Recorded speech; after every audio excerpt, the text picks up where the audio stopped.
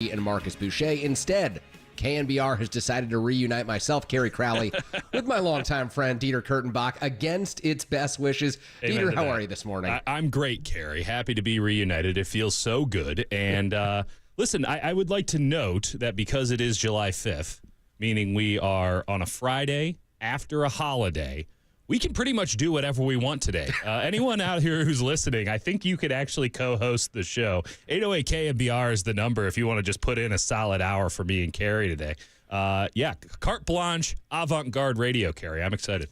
Yeah, I am too. Certainly brings me back to the days of 2021 when we did this regularly together, or at least a little more regularly, would fill in. More. And this partnership dates back a little while, and I think the last time we were talking, the Warriors still had hope to win titles. The Giants were amid a 107-win season, My God. And the 49ers were, still a really good team, which they are right now, but maybe had a better opportunity in their Super Bowl window. So things have changed. Joey Chestnut is no longer America's hot dog king, but I think that, it's great to get this partnership back, especially on July 5th. And how was your holiday? Survive in advance, Kerry. Survive in advance. That's how we operate. I have in-laws in from overseas. Wow. They have normal sleeping schedules. So actually, I was thrilled to be up at 4 o'clock this morning, and I'm not complaining in any way, shape, or form. I love doing this show. Get it up, get it out. And but yeah, when I got up this morning, there were other people up, and that was disconcerting. So we're going to see how I do over these next 4 hours because I was shook to the core this AM. Absolutely. Good stuff. Well, it's been an interesting couple of days in the Bay Area sports landscape, and we're going to get into all of that this morning. And as Dieter said, 415-808-KNBR is the number, 415-808-5627. Dial us in. Give us your thoughts this morning. Hit us up on the Golden State Lumber text line. We will rely on you, the audience, to help this show run smoothly for 4 hours. We got young Tony running the board this morning. We got John Curley producing a great show. And Dieter, we got a Giants team that's won 7 of its last 10, and for the first time in 6 seasons, taking a series in Atlanta against the Braves. I think the last time I covered a series in Atlanta was 2019. It was when Logan Webb had just come up, and he just made his Major League debut, and he threw 6 innings of one-run ball against the Braves. His ERA was still up above 5 at that point in his young Major League career, but 5 years later, Logan Webb comes in against the Atlanta Braves. Things look rough early. That game could have easily gotten out of hand, but he showed everyone why he's really an ace across Major League Baseball. He is one of the game's elite because when you go 7 innings, it's a rarity in this day and age, and Logan Webb continuously does that for the San Francisco Giants ball club. Where would this team be without Logan Webb? Wouldn't be anywhere. I mean, correct. And we're talking about a team that, let's be very explicit about what's just happened. We will get into the nuance and the detail, certainly, as the show goes along. But they just beat the Dodgers and the Braves in back-to-back series. I didn't see that one coming. I don't care how many guys are out for the Dodgers. I don't care if Ronald Acuna is out for the next 5 years for the Braves. I don't care who's out. I didn't see that coming. And so for Logan Webb to do what he did yesterday, to put the Giants in a position to take that game, immense, and frankly, par for the course for Logan Webb this season. There have been points, I talked to Dwayne Kuiper on the show on Tuesday, there have been points this season where this team has straight up not had a rotation. They've had Logan Webb, and then, I guess we'll figure it out from there, which doesn't seem like a lot of fun for Bob Melvin.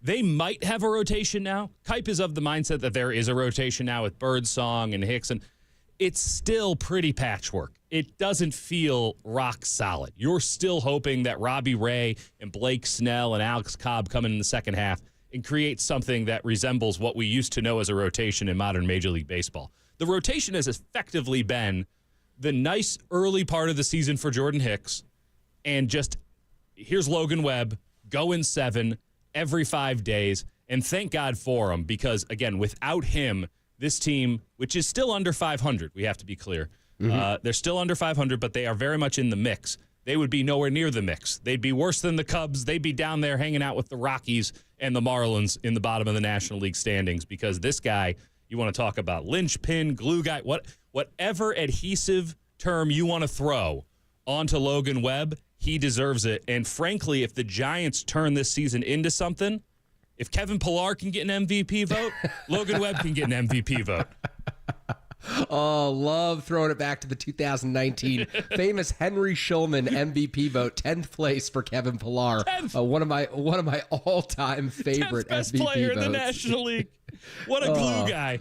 That was incredible. Kevin Pillar, by the way, having a renaissance down in Los Angeles with the Angels right now. So good on that Forever Giant for making some noise. But I think you touch on some important factors with Logan Webb. And it was interesting to me, Dieter, going into yesterday's start, I'd seen a lot of all-star projections for what this National League rotation could look like, what this National League pitching staff could look like. And there were a handful of projections that left Logan Webb off of the list. And it was interesting to me because this is someone who leads the major league in innings yet again. After doing so last year, after finishing second in Cy Young, the ERA hovering just above 3, he's faced more batters than any other pitcher in the National League. And at some point, that has to matter. Like at some point, Logan Webb's ERA could be 3.5 or 3.6, but if he's taken down 7 innings at start when the rest of Major League Baseball is struggling to get through 5 1/3, that has to matter because when Logan Webb starts, it sets the Giants' future games up for success. So take today's game, for example, in Cleveland against the Guardians.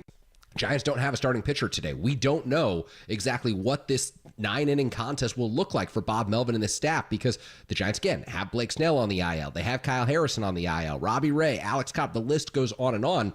But they have options today. They can go to Spencer Bivens. They can go to Eric Miller. They can go to Randy Rodriguez for multiple innings at a time because Logan Webb got through 7 yesterday. It wasn't struggling to get through 5 like Blake Snell will do, even if he's great when he comes back from the injured list. When Blake Snell's great, it's usually 5 1/3, 5 2/3, 110 pitches. And Logan Webb's just a completely different pitcher, and there's so much added value in what he does, and you saw it on full display on the 4th of July, so good on him.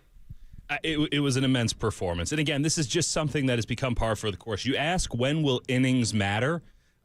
Sadly, I feel like Logan Webb is both ahead and behind the right time. He was born at the wrong time because you look at Major League Baseball, I mean, it is clear that they just do not value guys like Logan Webb when we're talking about sort of a macro overview of who is valuable and who is not. And I like that disconnect for the Giants. I like that the Giants are zagging a little bit, at least in one particular player when everyone else is zigging. Because, as you said, he sets up the bullpen, he sets up the team, he saves the team.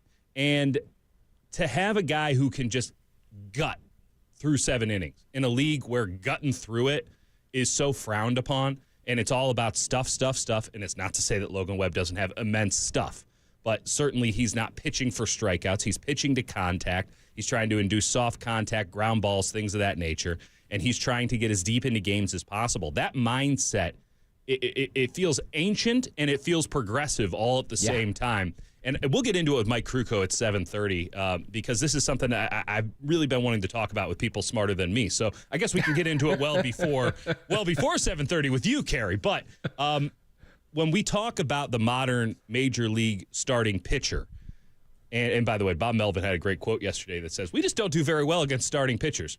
That might be an issue we want to address there, Bob. But when we talk about the modern Major League starting pitcher, they're just not being asked to do what Logan Webb's being asked to do. And that's Logan's MO. That's his ball game. And he can thread that fine line between being good enough but also gutting it out. And I'm fascinated to see if Mike Krukow thinks there needs to be a rule change or a tweak made to incentivize pitchers to be more like a Logan Webb as opposed to Jordan Hicks is a bad example, but as opposed to so many of these other great starting pitchers that we see who have this nasty stuff, 100-mile-per-hour fastballs, but are totally spent by the 5th inning and are getting pulled out and not even getting through the majority of the game. So we'll get into that with Mike Krukow at 7:30. But Logan Webb, I mean, just another immense performance. I don't care about the stats. I don't care about the swing and miss. I don't care about any of that stuff. Did he give you the innings, and did you win the ball game? You want to talk about a throwback mentality? There you go, right there. I sound like I'm in 1984 over here, Carey, but Logan Webb does that to me, and I'm happy he does. You can absolutely turn back the clock today. It's Crowley and Kurtenbach talking about how analytics have ruined the sport. I'm kidding. But seriously, this is going to be a lot of fun. Carey. We've got Logan Webb making the Giants better. We've got Logan Webb making baseball better. This morning, we're going to get into the Warriors' acquisition of Buddy Hield, get Dieter's thoughts on that. As Dieter just mentioned, you've got Krukow at 7:30, Susan Slusser of the San Francisco Chronicle at 8:30. Cannot wait 4 hours of live sports talk here on KNBR on Friday morning. Crowley and Kurtenbach in for Murph and Marcus. You're listening to KNBR 104.5, 680, the sports leader.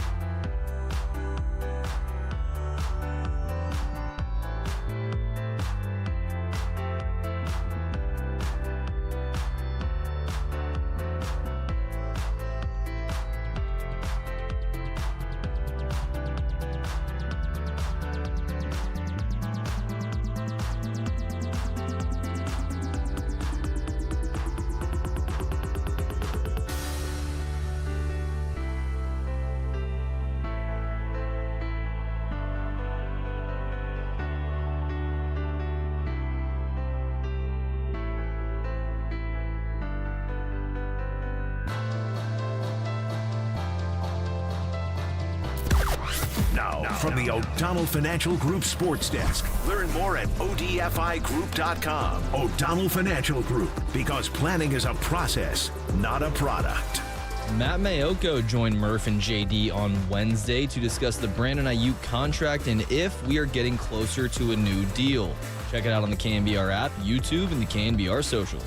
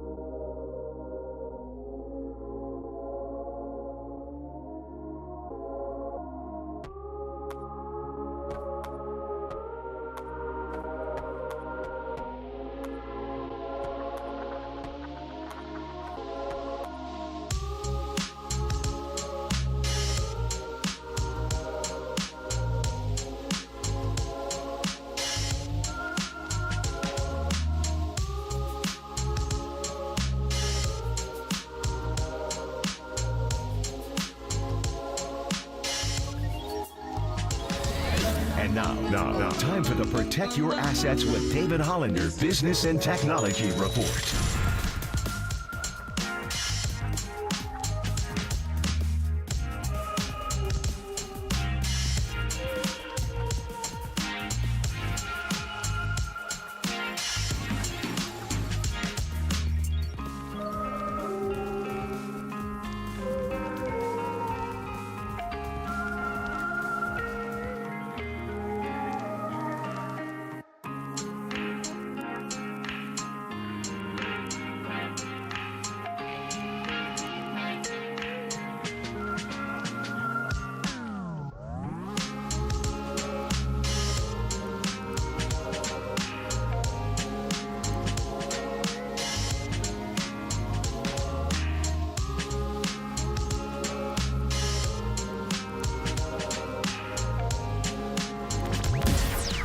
morning seam heads. Murph and Marcus keep rolling. Streaming live at twitch.tv/thesportsleader. A line drive over third. That's a fair ball.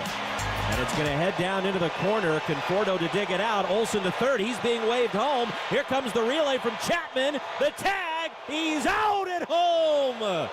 The Giants cut down Matt Olsen at the plate. Conforto to Chapman, the third baseman, who was far up the line, fires a strike to Bailey. And they got him. So right when that ball was hit, I had a feeling they were going to try to score him. Down the left field line, I've been going out there to try to take those relay throws. Michael made a great throw, and I heard the crowd start to get really loud, so I said, okay, he's going. So I just turned, and, he made a great throw, and it was kind of right into my momentum to home plate and was able to throw Ole out. So it was fun to throw, fun to save the run there. It was huge for momentum. Kept Webby maybe in the game a little bit longer, and he did a great job for us, and it's always nice to throw your friend out at home plate.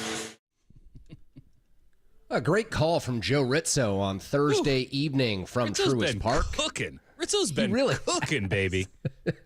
Joe Rizzo is, we need to talk about this. Before we talk about Matt Chapman, before we talk about Elliot Ramos, Dieter, we need to talk about Joe Rizzo and how well he's doing on these calls. Can we have a legitimate conversation? I was saying Logan Webb deserves an MVP vote. With all the assignments being thrown around on the Giants broadcast crew, Joe Rizzo's been tossed into he's had to become a bulk innings guy this season. Yeah. And I was listening to the game yesterday while cooking up some dinner. I think that's when I did it. I don't know. It was on at some point. Yesterday was a blur. But I'm listening. I listen to a lot of Rizzo. I'm a big Rizzo head. I'm that spring training. That makes two of us. Radio on. I'm a big Rizzo guy. And by the way, I don't even know if Rizzo's technically part of this station, so we could say whatever we wanted to about him. He's been killing it. He's been killing it. And a little bit more fire from a Joe Rizzo on these calls. He's given a little bit more punch. I think he's getting a little bit more comfortable, as kind of ridiculous as this sounds, because we've known Joe Rizzo forever. But being somebody, as you and I can attest to, kind of jumps in, jumps out, jumps in, jumps out. You don't want to push it too far. You want to make sure you make a good impression. Never want to make that bad impression. I think Rizzo's taking some more chances, and I'm loving it, baby. I'm loving the Rizzo. No, I 100% agree that he's taken more chances. The inflection is incredible, and you can tell when Matt Chapman goes out to get that ball, which we should talk about, the third baseman taking the relay from left field. The way that Rizzo calls it, throwing Olsen out at home plate, just textbook classic, exactly what you want from your announcer in a big moment. And I do think it's important to touch on this, Dieter. So the Giants win yesterday. We opened today's show, filling in for Murph and Marcus, with a long discussion of Logan Webb and what he's meant to the San Francisco Giants. But let's be honest, 2022, 2023, we've seen a version of the San Francisco Giants where Logan Webb is the best player and he doesn't have much help around him. And we saw that version of the Giants in the month of April, where it was Logan Webb and then Lamont Wade Jr. and then Patrick Bailey here and there, but there wasn't much help around him. The difference in the last 10 games, the reason you take 3 of 4 from the Cubs and 2 of 3 from the Dodgers, nearly sweep them, 2 of 3 from the Braves, is because you've got Elliot Ramos playing an elite level right now. You've got Matt Chapman playing his best baseball of the season at certain points of the last 10 games. And I think that with the supplementary additions of those two players, the supplementary contributions, I should say, of those two players, it makes winning a Webb start that much easier for the Giants. And Matt Chapman does it offensively with the go-ahead home run that turned out to be the game winner. And then defensively, taking that throw, that's an adjustment that the Giants coaching staff makes, because traditionally that's the shortstop making that throw home. Right. But you can't waste Chapman's arm just standing there. That man can throw a baseball. Honestly, if the Giants run out of all their relievers by September, which is a real possibility given the current state of the rotation, I wouldn't mind some Matt Chapman bulk innings there at the end of a blowout game. Probably not in anyone's best interest, but he'd get some over. We wouldn't be having like a Asadio situation where he's just throwing the ephus time and time again. He'd be getting in there a little bit of cut on a 90-mile-per-hour fastball. I'll take it. I wish I could do that. Matt Chapman, last 10 games, unreal. 4 home runs, 12 RBIs, 4 doubles, and you know I love a double. Slash line 368, 432, 789. I know these are all dastardly numbers ruining the game, but if you have an OPS of 112, you're doing pretty well. You're doing pretty okay. Elliot Ramos has been marvelous. He has an OPS of 877. Scratch that, 977. That's incredible. Matt Chapman's like 200 points higher than him over the last 10 games. And it's not just the last 10 games. This is obviously a longer stretch, but Chapman has consistently been one of the hardest hitters of the baseball in the game. And when we talk about modern baseball, it is about velocity, velocity, velocity, especially with the pitching side. It's about that, too, on the hitting side. How hard can you hit the ball off your bat consistently? And Matt Chapman is one of the elite barrelers of the bat, one of the elite bat speed guys in baseball, and one of the elite exit velocity guys. And we've been seeing that certainly over the last week or so. And I would even mention the month of June, where even when he gets outs, my God, he's leaving bruises on other dudes' hands with the velocity that the ball's coming off the bat. And now they're finding the gaps. They're going over the wall. It's making things happen. I mean, he is just absolutely smoking the baseball. You mentioned the glove. You mentioned the arm. His defensive acumen is second to none in Major League Baseball. When we're talking about a guy like Matt Chapman, we are talking about a guy who is legitimately one of the streakier players in the game when it comes to the bat. But when he is at his best, he is an MVP caliber player. He's not going to get any votes. He's not going to do it. But he is one of the few players in baseball, legitimately few players in baseball. I would say it's fewer than 25. It might even be only about 15 that can carry a baseball team nearly single-handedly. Not to discount anything that Elliot Ramos has done, not to discount anything that you're getting from Jorge Soler, who's been a lot better lately, or even Luis Matos or Patrick Bailey. There have been very good bats in the Giants lineup as of late. But when you have a guy who can affect the game the way Matt Chapman can in an all-around nature, my goodness, how good has this guy been? And we are actually kind of nearing the point where it might become problematic for the San Francisco Giants because he might decide that he can do a little bit better on the free agent market at the end of the year. He has been marvelous as of late. I think this was always to be expected given some of the underlying metrics that at least I count on that said, hey, these early season struggles, they're not going to last. They haven't lasted. And when he's got hot, the Giants have got hot. And when he's been down, the Giants have typically been down too. You want to talk about an impact player and a guy who can change the entire course of a season for a team. Not a lot of guys like that in baseball. This is a individual sport masquerading as a team sport. There's not a lot of guys like Matt Chapman, but Matt Chapman has been the full Matt Chapman, the guy that we saw in Oakland, the guy that we saw for just glimpses in Toronto for the San Francisco Giants as of late. He can't let up now, but my goodness, what a joy it is to watch on a night-in, night-out basis. Well, we talked about this at the beginning of the show, and we said that, hey, this is a different version of Kurtenbach and Crowley than you've heard before. This is our first time back in studio together. You're in studio, I'm remote today, since 2021. So getting us back on the air, we were no longer the analytics bros. We were going to become old school heads, talking about how much we love Logan Webb going 7 innings, how much value there is in that. And now I'm going to bring an analytic into play. Do it. Baseball Reference's WAR total. WAR, of course, B-WAR, a controversial stat, wins above replacement, how much value you're providing to your team on a daily basis. No idea how in the world they calculate this stat, but Matt Chapman leads the San Francisco Giants with 3.2 wins above replacement this season, which ranks 6th in the National League. Yeah. 6th in the National League right now because Matt Chapman's getting it done at the plate. He's getting it done defensively. And also, Dieter, he's running the bases well. Second on this list for the San Francisco Giants is not Logan Webb. Logan Webb is 3rd on the list. He's now behind Elliot Ramos, who's climbed up to 2.8 WAR, who I think should be representing the San Francisco Giants in the All-Star game after what he's done since May 8th, getting recalled from AAA Sacramento. After being optioned from spring training on March 10th, March 11th, he was 8th or 9th on the Giants'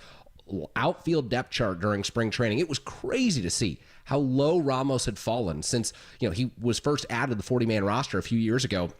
Ramos hits his 12th home run yesterday, tied for the team lead with Chapman, and this is someone who should be in Arlington less than 2 weeks from now, in my opinion, because you look at the National League outfield, Ronald Acuna Jr.'s hurt, Mookie Betts plays the infield, Corbin Carroll not having the season anyone expected, Jurickson Profar and Christian Yelich are starting in the outfield. You can't tell me that Elliot Ramos doesn't deserve a spot. Christian Yelich has won an MVP, and he has been very good this year. Yeah, he's been very good. I draw the line at Jurickson Profar for sure. I'm with you on that one. Elliot Ramos, last 30 games that he's played, 309 batting average, 383 on-base percentage, and a 600 slugging percentage. Okay? That's 30 games. This is not a small sample size.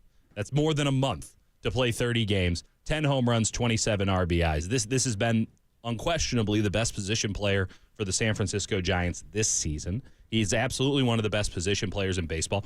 And as I was mentioning with Chapman and some of the stuff that we talk about when we go like under the hood, right? You go deep into the StatCast. You dive on. You dive off the analytical diving board here. all of the metrics, save for maybe strikeout stuff, all of the metrics say, yeah, this should keep going. This is not a fluke. This is not just a one-off. He's going to have the greatest month of his career, and now he's going to fade away. Another thing I think we should mention with Elliot Ramos, they have thrown him into center field, and I don't think they had much of a choice at the time, obviously, because they had to send down Luis Matos. He was struggling so immensely at the plate. He needed to get right down at the AAA level. But they threw him in center field, and I thought that was going to be a disaster. And it has been anything but. Now, I'm not saying he's going to win the Gold Glove or anything, but I don't worry with him in center field. That is a big deal, especially when you still have an Austin Slater on the roster. I think Yaz, whether Yaz is in or out, when he's in, I still think that he could go out there and play center for you. And now you have Matos back on the team, and it's like, well, you could have just put him back in center. He was fine. He made some highlight catches. I wasn't terribly thrilled with a lot of what Matos did in center, especially coming off of Jung-Hoo Lee, who was just a beaut. Just a joy to watch. So fun to watch. I mean, if you love just perfect routes, Jung-Hoo Lee was your guy. And I'm looking forward to having him back on the team next year because he is worth the price of admission to watch him just patrol center field. A weird thing to say, but something I said nevertheless. They threw Elliot Ramos out there, and you go, Elliot Ramos is kind of built like a linebacker. Like, what the hell is he doing out in center field? And he's been great. He's been really, really good. And everything is expectations versus reality. I say that ad nauseum, and I guess the expectations were low, and he has been just fine. So he's far exceeded them. But, I mean, I think it's even a little bit beyond that. I think he's been maybe even a marginally plus defender in center field. You never worry about it. You never think, oh, it's going to center. It's going into the gap. No one's getting that one. It's not a problem. And for that to be the case on top of everything that he's giving you at the plate, hell yeah. In this National League, he's absolutely an all-star. And, I know that people will allege that we're just being homers, but they should look at the fact that the man has 10 home runs and take that homerism into account. Yeah, exactly. And you look at this National League outfield picture, and again, it's muddled down. It's very different than it has looked in the past. So there's an opportunity for Elliot Ramos to break through on Sunday when the full rosters are announced. And plus, they send like 64 guys to the All-Star game now. Half the guys don't go, and then they get replaced. So at like some the Pro point... Bowl. At some point, Derek Carr's starting for the AFC. It's something like that. You talking about AFC quarterback Tyler Huntley in the Pro Bowl? It happened. Exactly. It happened. Oh, it did. It absolutely did. So the point is, Elliot Ramos is playing great baseball. Matt Chapman's playing great baseball. The Giants won 7 of their last 10 ball games. We'll get into it at 7:30 with Mike Krukow. On the other side, we have Golden State Warriors news to discuss. Buddy Hield is coming to Chase Center next season. We'll get Dieter's analysis on that move and more on what the Warriors can do this offseason. You're listening to Murph and Marcus, Crowley and Kurtenbach in for the morning, guys, here on KNBR 104.5 680, the sports leader. First of all, I've always believed analytics was crap.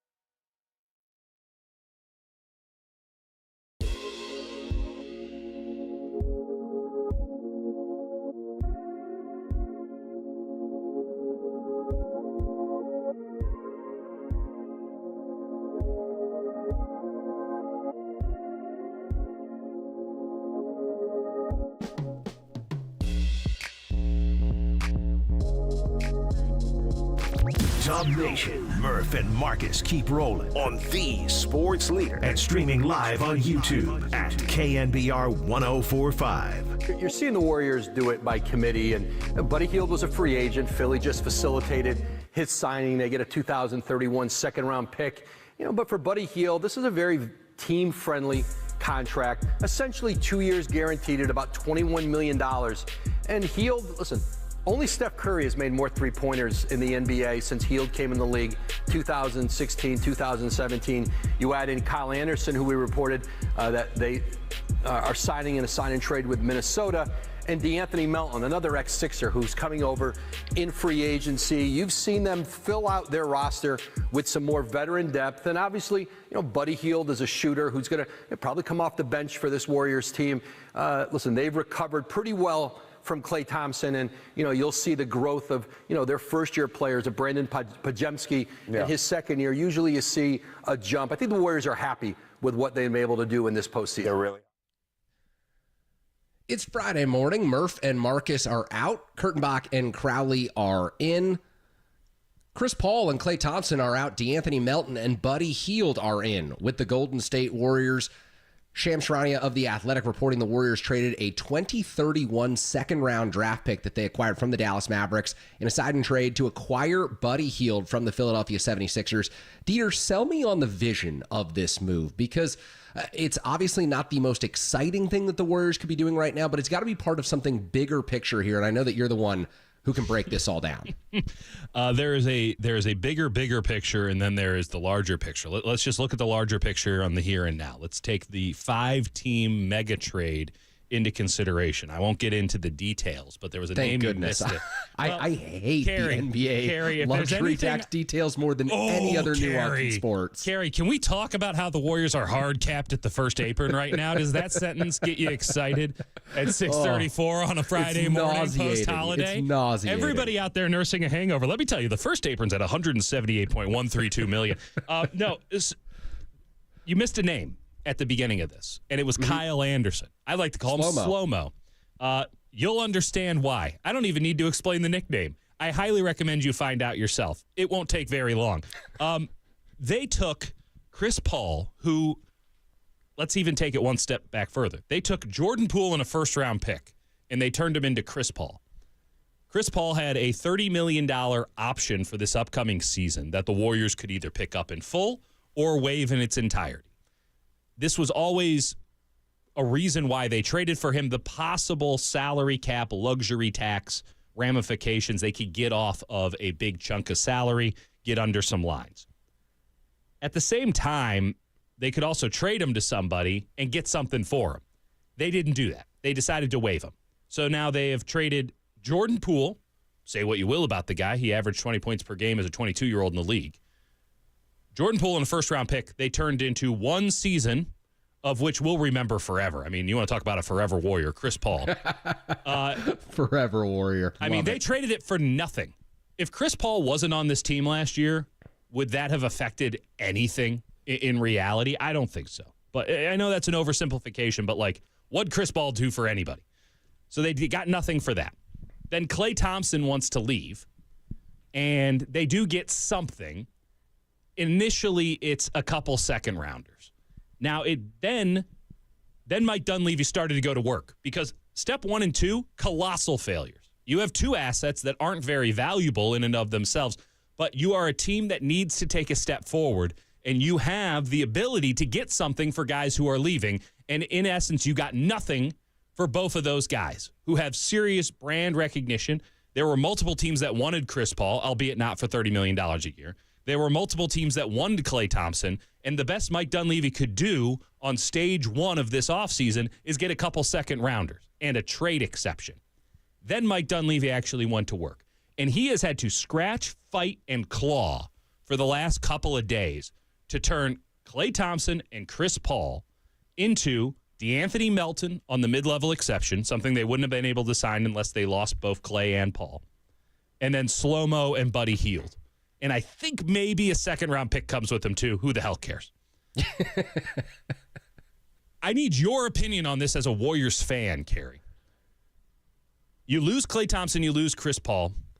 You get DeAnthony Melton, a premier perimeter defender. Say that 3 times fast. Mm-hmm. Buddy Hield and Slow-Mo. How much? I think we can agree that's about even. How much better is that than what you just had? Had you just stayed status quo, remove the money from it, had you just stayed status quo, are you any better than the 10th seed that you were last season with these new guys? So it's a really interesting dilemma that you present as a fan, because obviously there's such a history with Klay Thompson. 13 seasons in a Golden State uniform, one of my favorite Warriors to ever watch. And this is a franchise that I grew up watching when they were winning 17 and 19 games a season. That's right. I mean, I was watching Warriors games when they were the laughingstock of the NBA. So the appreciation, the deep appreciation that I'll feel for Steph Curry, Klay Thompson, and Draymond Green coming in and turning this franchise around and turning it into really the hallmark franchise of the 2010s for the NBA is remarkable. It's beyond belief. It's beyond anything that a young Warriors fan growing up in the Bay Area 20 years ago could have ever envisioned. It's for ludicrous. This franchise. They were the laughing stock of the league, and they got turned into the most valuable franchise in the league. I mean, it's stupefying. It's exactly. Stupefying. And so you get to this point where things break down and Klay Thompson wants out, and that's sad. It's sad as a Warriors fan to know that someone who meant so much to you watching this sport and someone who meant so much to this franchise, and we'll have a statue one day, wants out. And that's disappointing. And you understand that Chris Paul, look, he's not someone who Warriors fans were ever going to care deeply about, but he's Chris Paul. He's had a solid NBA career at this point. He's a Hall of Famer. You know, he's someone who I think, look, there is credibility in having Chris Paul on your roster, even at 38, 39 years old, because he understands the fundamentals, how to run that second unit. There's certain value that he brings to the team. Now, the question I have for you is, am I too optimistic in saying that, you know, Klay Thompson's past his prime, Chris Paul's well past his prime, no doubt, and bringing in Buddy Hield and DeAnthony Melton and Slow-Mo, Kyle Anderson, to play roles for this team, the Warriors could be better off. They might not be much more than a play-in team, but I think they could be better off in terms of the talent they've surrounded Steph Curry with, and just the overall abilities of this second unit moving forward to, you know, make sure that they're not a net negative. And obviously you need huge jumps from Kuminga and Podziemski, and Trace Jackson-Davis needs to continue to look the way that he did during his rookie season. But you know, if I took the fan element out of this, if I said that, you know, take the names away and just look at the resumes and what they're giving you at this juncture of their NBA careers, it's hard to believe that the Warriors would actually be worse with the moves that they made. Well, if we're taking the names away, we're going to have to start looking at some numbers. And I know that that's not the MO of this show because we're some old school dudes. But, like, exactly, let's just run down some of the wars. Not baseball reference wars. These would be E-Raptor wars, Kerry. Oh, goodness. Which I'm a big fan of Raptor wars. 6:40 a.m. Can't wait to get into this topic. Let's just be blunt about this. Buddy Hield was the 3.3 win player last year. Slow-Mo was a 3.3 win player last year. DeAnthony Melton was a 3.4 win player last year. Chris Paul was a 3.8, and Klay Thompson was a 3.4. So I guess the argument is they are better merely strength in numbers, right? Yeah. To co-opt the term. They got an extra guy, therefore they are better. They should be deeper. I'll give them that. I do think that there is the knee-jerk reaction is, oh, Buddy Hield's coming in to replace Klay. And that a lot of the copium that's being smoked right now as Klay Thompson leaves the Bay Area, which I think should go official any minute now. It had been a minute because they turned, again, a trade exception. Technically, it's now a 5-team trade. Yeah. I think a lot of it is, well, Klay was declining. Well, let me tell you about a guy who has declined. His name is Buddy Hield. And the theory of Buddy Hield that we hold in our heads as some folks in the Bay Area that don't watch him on a night-in, night-out basis is that this dude is just a sharpshooter of the highest order. That's not the case anymore. And, in fact, Indiana found out last year, they had traded for him the year before, Indiana just dumped his ass for nothing. They just dumped him. And Philadelphia picked him up, and then they're like, we can't play this guy in the playoffs. Now, everyone's entitled to a bad year. I'm not going to say that this is a permanent thing, but I just want to note a very important stat here. Klay Thompson can't play defense anymore, not at a high level. People say, oh, he can guard in the post. Well, good luck with that in the NBA in 2024. Like, no one's, unless he's playing center, I don't care. He doesn't dribble. He shouldn't dribble. He does dribble. He shouldn't dribble. He can't create off the bounce. He's not a passer. He doesn't rebound much. But what the man does is he catches and he shoots. and he is arguably the second greatest shooter in the history of the National Basketball Association. And you go, well, he's declining. Well, Klay Thompson last year had 13 games where he made 6 or more threes in a game. And, wow. if you're a catch-and-shoot guy, that's all you're at. You're looking for the thermonuclear game, okay? Not every game's going to be good. We've seen the last game Klay Thompson had, he went 0 for. So clearly not every game's going to be good. And you're dealing with more bad games. But you still have the upside of a Klay Thompson where he can just take over, demand double teams, and just go Klay, right? As we've seen so many times. When he was at his peak, it was happening a lot more. It's still happening at a very high clip. 13 games last year with 6 or more threes. Buddy Hield had 3 games like that last year. And you go, well, Buddy Hield had a bad year. Everyone's entitled to a bad year. Last season, or 2 seasons ago at this point, Klay had 18 games with 6 or more threes. Buddy Hield had 9. Yeah. So if we're talking about Buddy Hield being a strict Klay Thompson replacement, because neither of them can play defense and neither of them can pass or rebound or dribble, really. If we're talking about a strict replacement and you say, well, Buddy Hield shoots 38% and Klay Thompson shot 38%, it's not the same. It's not the same because Buddy Hield does not have that upside. He doesn't have that ceiling that Klay Thompson still has. He still has it, as we saw the last 2 years, 13 and 18 in the past 2 years, 6 made threes or more in a game. Buddy Hield has 12.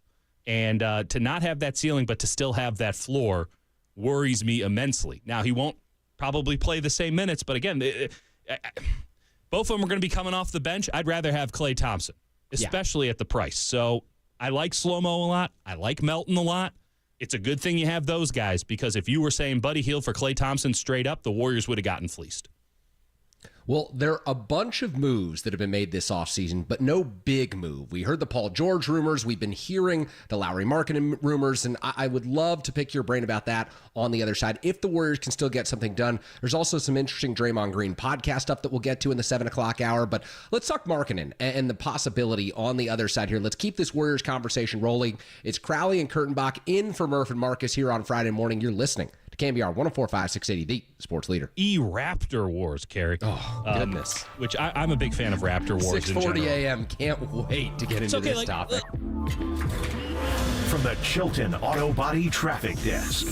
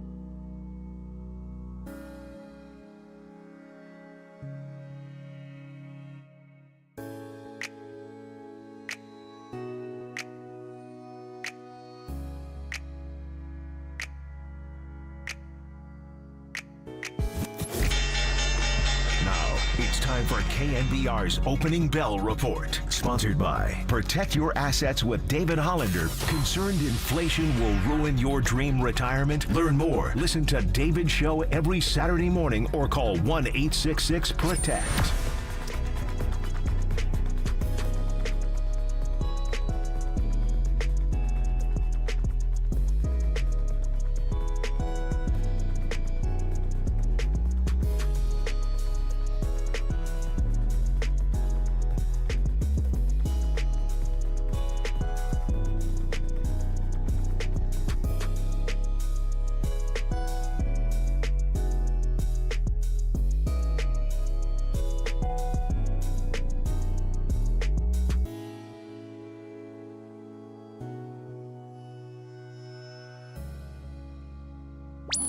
Murph and Marcus continue live from the KNBR Casino Matrix Progressive Jackpot Studios. Casino Matrix. Progressive jackpots are here. Where are you? Just drop in. Please play responsibly. 1-800-GAMBLER. The next big guy that, not just the Warriors, people around the league are monitoring as an executives, across the league is Lauri Markkanen of the Utah Jazz, because Utah's been trying to add pieces around him and improve the team. They tried to do it with Mikal Bridges. They've looked at other players, but they haven't been successful. They, took a glance at Damian Lillard when he was available as well. I'm not sure if people, had known that, but it's not for lack of trying from Danny Ainge and Justin Zanuck, the front office executives in Utah.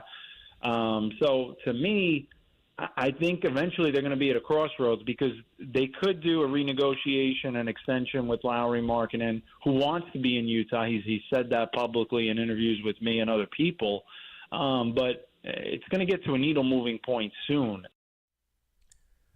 Back here on Murph and Marcus, Kurtenbach and Crowley in on this Friday morning post July 4th. Giants in Cleveland starting a 3-game set, but Warriors still the focus of the conversation. As you just heard a USA Today columnist talk about Lauri Markkanen and how he could be the next domino to fall. And Dieter, we discussed in our last segment about the Warriors' moves so far this offseason, about Buddy Hield coming in, about DeAnthony Melton, about Slow-Mo, Kyle Anderson joining the squad. It all feels like it would be a massive letdown if there wasn't a bigger move. And look, I've read you in the Bay Area news group, the Mercury News. I know the way that you feel about it, but I think that the audience should hear about how you see Mike Dunleavy Jr.'s offseason to date and why Lauri Markkanen has to be the guy. Well, Kerry, it's a pretty simple question. Are the Warriors content with being a play-in team? Because right now that's about their ceiling. I know it is very fashionable and in to pretend as if this Warriors team from last season was any good, that they were, in fact, a team that left a lot of meat on the bone. I've heard a lot of people tell me over the last couple of days, last couple of weeks, but it wasn't the last couple of months, that, Draymond got suspended, and, that really messed them up. The Draymond suspensions prevented this team from winning 51, 52 games. Draymond Green was healthy for the play-in tournament game against the Sacramento Kings. I was there. I saw him play. Klay Thompson was healthy. Steph Curry was healthy. Andrew Wiggins was healthy. And they got absolutely smoked off the floor by the Sacramento Kings, and the beam was lit. They got into a play-in tournament game. Chris Paul was there. They got smoked. And so any argument that this team was, in fact, unlucky or underachieved by bad circumstance last year holds no water with me whatsoever. It just does not resonate at all. This team looks like it is falling between 7 and 10 in the Western Conference. That's the play-in tournament as currently constructed. Because as I said in the last segment, what have they done to markedly improve? Pardon for the slight pun there. But, what have they done to take Klay Thompson and Chris Paul, who we can both agree are declining players, their best basketball is behind them, but provided just as much value as a DeAnthony Melton, who missed half of last season with a spinal injury, by the way. Not back injury, a spinal injury, Kerry. Buddy Hield, who has been now dumped by 3 different teams in the past 18 months. And Slow-Mo, who I really, really like Slow-Mo. He's one of my favorite players in the league. But Slow-Mo averaged 6 points per game last year, and his nickname is Slow-Mo. I remember when, Klay Thompson's coming off of his 2 catastrophic injuries, and a lot of folks were saying, well, it's not going to be an issue because Klay Thompson's game has never been predicated on athleticism. And I go, well, what happens when he doesn't even have the baseline requisite athleticism to be Klay Thompson? What happens when he loses the little that he had? What happens when slow-mo looks too slow? I'm not sure when that day comes. It might be immediate. But that dude already takes 2.5 seconds to load up a three-pointer. What happens in a game where you have no spacing and you have nobody else? And it's just like, I guess you're just going to get a lot of corner threes blocked. I don't know what it looks like. I'm fascinated to find out because he is a unique player, and I love unique players. But Slow-Mo's not fixing anybody's problems here, right? His nickname is Slow-Mo. I'm just looking at a team as it stands right now that is somewhere between 7 and 10. And frankly, I can't make an argument that they're better than 9th in the Western Conference, an absolutely loaded Western Conference where you're going to have San Antonio making a push, you're going to have Houston making a push, and then Memphis probably coming back into the fold. And, like, yes, there are some teams that are worse, but they're falling from a much higher platform. Exactly. And I'm just looking at this Warriors team, and I'm like, I can't buy that this is a top 6 seed unless they have Lauri Markkanen. And, again, you look at the rest of the available players to the Golden State Warriors, some names that have been thrown out, Zach LaVine, a Brandon Ingram. Jimmy Butler's not coming. Let's just go on Ingram and LaVine. Neither of those guys work for the Warriors. Those guys are mid-range merchants. They are guys who absolutely can score off the dribble, but that's really all they want to do. They get their points at the detriment of the offense. And there's a reason that New Orleans is trying to move off of Brandon Ingram, who is an immensely talented scorer. It's because he doesn't run their offense. He gets the ball, and then he just does whatever he wants to do, which is dribble 12 times and pull up from 17 feet. A very fun thing to do, but ultimately not the Pelicans' offense run by Willie Green and Jaren Collins, former Golden State Warriors assistants. Lauri Markkanen would fit the Warriors' offense. He provides exactly what Steph Curry needs next to him, exactly what Draymond Green needs next to him. Those are the anchors of your team. You need someone who can space the floor, shoot the three if you're playing next to Draymond, because heaven knows we don't want him doing that anymore. And you need somebody who's going to give Steph Curry the space to penetrate and dribble if he wants, or at least stay double-teamed at the max on the perimeter if he wants to shoot. Lauri Markkanen doesn't give you a lick of defense.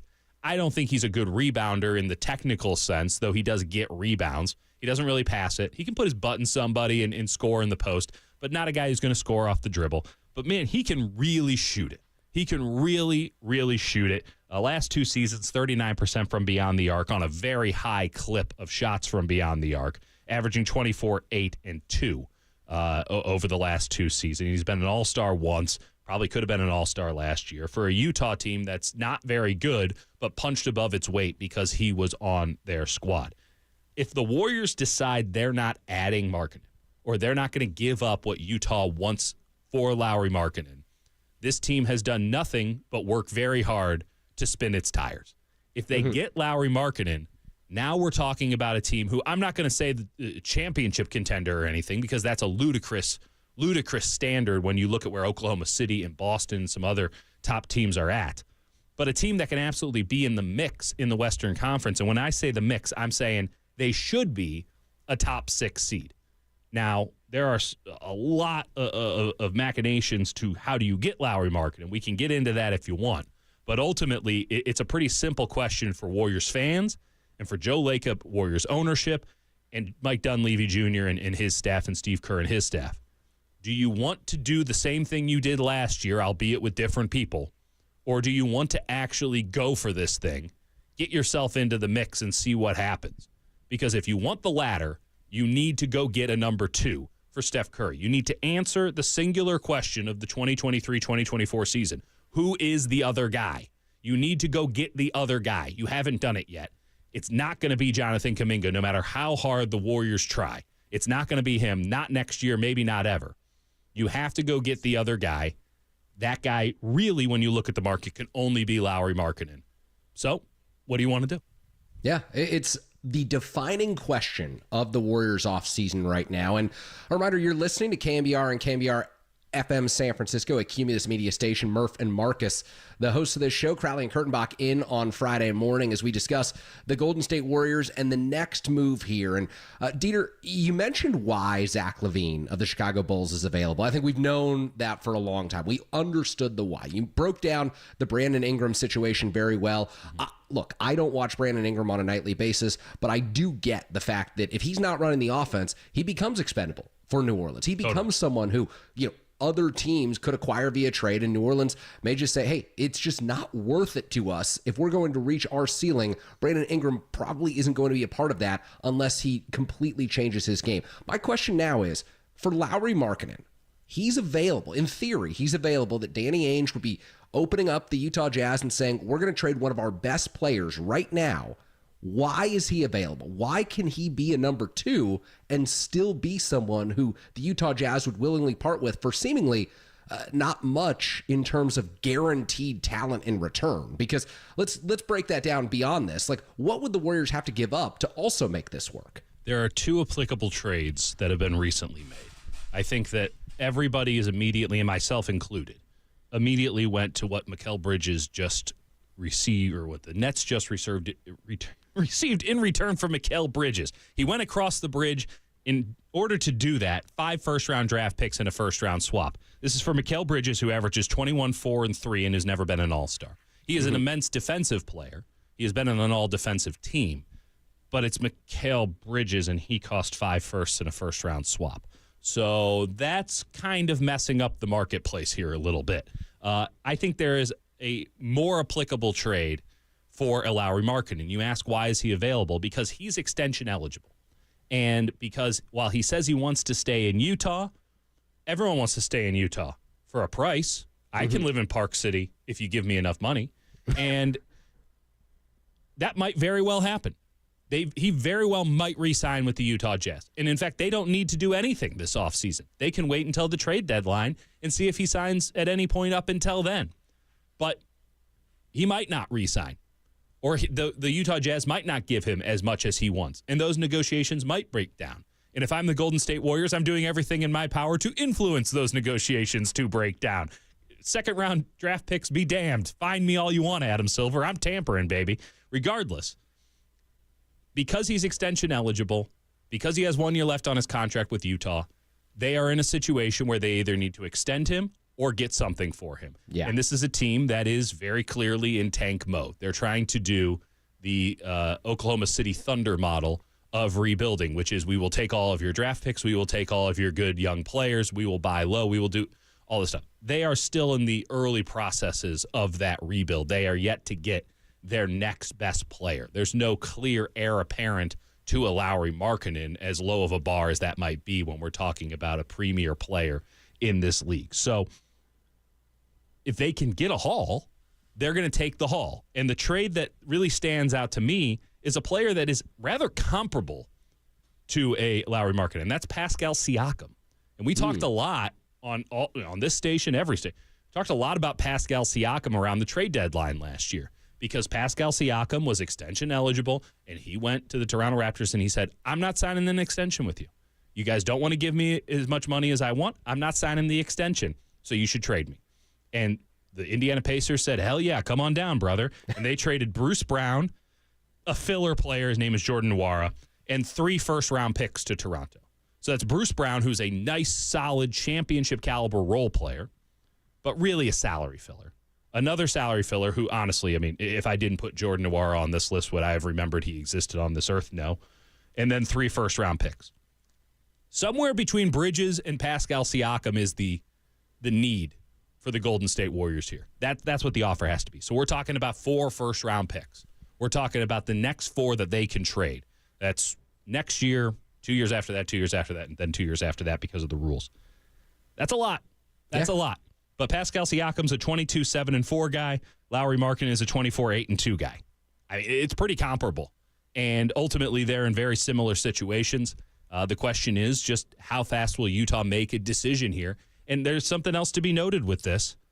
It's not as if the Warriors are the only team in on Lauri Markkanen. I know for a fact that the Warriors have an offer out to the Utah Jazz that is significant as it pertains to Lauri Markkanen. I think the Sacramento Kings do too. I think the San Antonio Spurs have a framework of something, and it sounds like the Miami Heat are interested as well. When it is so clear that you're the best option available on the market, every team is putting in an offer for you, even just hoping it gets accepted. It might be a lowball offer, but that's an offer. And so the Warriors might have to be closer to a Mikal Bridges deal than a Pascal Siakam deal. It's all enough to make your head spin. I don't envy Mike Dunleavy Jr., but again, it comes down to the fundamental question. What are you trying to do here? Are you just trying to be mediocre and average and go to the play-in tournament? Are you trying to be the Lakers? Or are you trying to maybe on an outside chance repeat what happened in 2022 and surprise everybody and win a championship because you're a team that's in the mix? And again, the only way to get to that latter point, which is the only option that I accept from the Golden State Warriors, is to really push the vast majority of your chips, save for Jonathan Kuminga, into the middle of the table and say, give me Lauri Markkanen. Let's do this thing. Well, you say it's the only option for Dieter Kurtenbach, and I agree with that. It's the only option for me as well because it's the only option to maximize Steph Curry. That's right. If you put this Warriors picture into a bigger context, the reason there's this sense of urgency, the reason there's this sense of desperation, the reason the Warriors may do a deal that sacrifices their future, and it certainly sounds to me, Dieter, like all of these future draft picks would sacrifice a lot in the potential post-Curry era of Golden State Warriors basketball. The reason that you punt the years 2028 and 2029, the reason you do all that is to make sure that Steph Curry is happy and to make sure that Steph Curry feels as if he has the opportunity to win next year. Because regardless of whether the Warriors legitimately have a title shot, you have to give Steph Curry the belief that he thinks he has a title shot, that he thinks he can do this one more time. And Markkanen seems like the one guy around, if you're comparing him to Levine, if you're comparing him to Ingram, who can make Steph Curry feel as if he's entering this 2024-2025 season with a shot to shock the world. Because that's really what it would be. After finishing 10th in the play-in and then, being bounced by the Sacramento Kings, it would be shocking to see the Warriors ascend up this Western Conference that you just mentioned is hugely talented and filled with teams that are getting even more competitive, like the Spurs and the Rockets. Well, and again, Memphis is going to get back into the mix with John Morant this upcoming season, and I think Oklahoma City has made themselves the title favorite, not just the Western Conference favorite, the title favorite this offseason with some of the moves that they've made. But it should be noted that the Dallas Mavericks, who, as much as we don't like them right now, and as much as I've generally disliked their style of basketball, they were scrapping in the final weeks of the season to get into the real playoffs. And then they were the representative out of the Western Conference. As much as we say the West is loaded up, that's very true. There's a lot of parity in the Western Conference. Maybe Oklahoma City blows that out of the water now. But even if I'm over-enthusiastic about the City Thunder, which is what I properly call them, it's not just Thunder, it's City Thunder. If I'm overly enthusiastic about the Thunder, it's really not so much that the West is impossible to get through. It's just that it has a lot of parity. And as of right now, the Warriors are not one of the many teams that is in that mix. They're just not. And say what you will about Phoenix and what they've done, and say what you will about Dallas with the addition of Klay Thompson. I mean, are they even that much better? There's a lot of question marks up and down. Denver's coming back to the mix. Denver has lost key players in back-to-back seasons because of the luxury tax. I look at the West and I go, it's gettable, but not for the team that I currently see. Not for a team where your 10-man rotation, your starting lineup is Curry, Melton, Wiggins, Kuminga, and Green. Okay, you're not winning playoff series with that starting five. You're not winning it with a bench. I mean, your bench is better. You got Pods, Moody, Hield, Slow-Mo, and Trace Jackson-Davis. So you're a little deeper. You're a player deeper. Was that the difference between the Warriors beating the Kings last year? Was that the difference between the Warriors being the 10 seed or being the 7 seed? No. It's not, oh, well, here's DeAnthony Melton. Everything's A-okay. Like, they need to make a big leap. And luckily there is one, I mean, there are multiple avenues, but there's one true avenue available for them to get to where they want to go. And you're right. It's all about maximizing Steph Curry. And I'll be the first one to tell you, I don't feel terribly comfortable going all the way in. if I'm the Golden State Warriors. I don't feel terribly comfortable trading my 2025, my 2027, my 2029, my 2031 first-round draft pick, and probably throwing in the swaps in between all of those just to get Lauri Markkanen? Like, what? This is the game changer? This is the game breaker? But when you look at it, Steph is probably going to give you more than 2 years. Right? We had Marcus Thompson co-hosted with me on Tuesday. He says, Steph's not just 2 and going to go play golf, right? There'll probably be another deal or 2 on the back end of that. Draymond Green has 2+1. And when you're just thinking about your core in there, okay, those guys will eventually go. I don't think it's a 2-year window. It's probably a 3 or a 4-year window for that dynastic core, sans Clay now. When that's all said and done, you're going to have a Lauri Markkanen who's 30, 31 years old, and a Jonathan Kuminga, who, by the way, is extension eligible himself, at like 25, 26. They're all in on Jonathan Kuminga.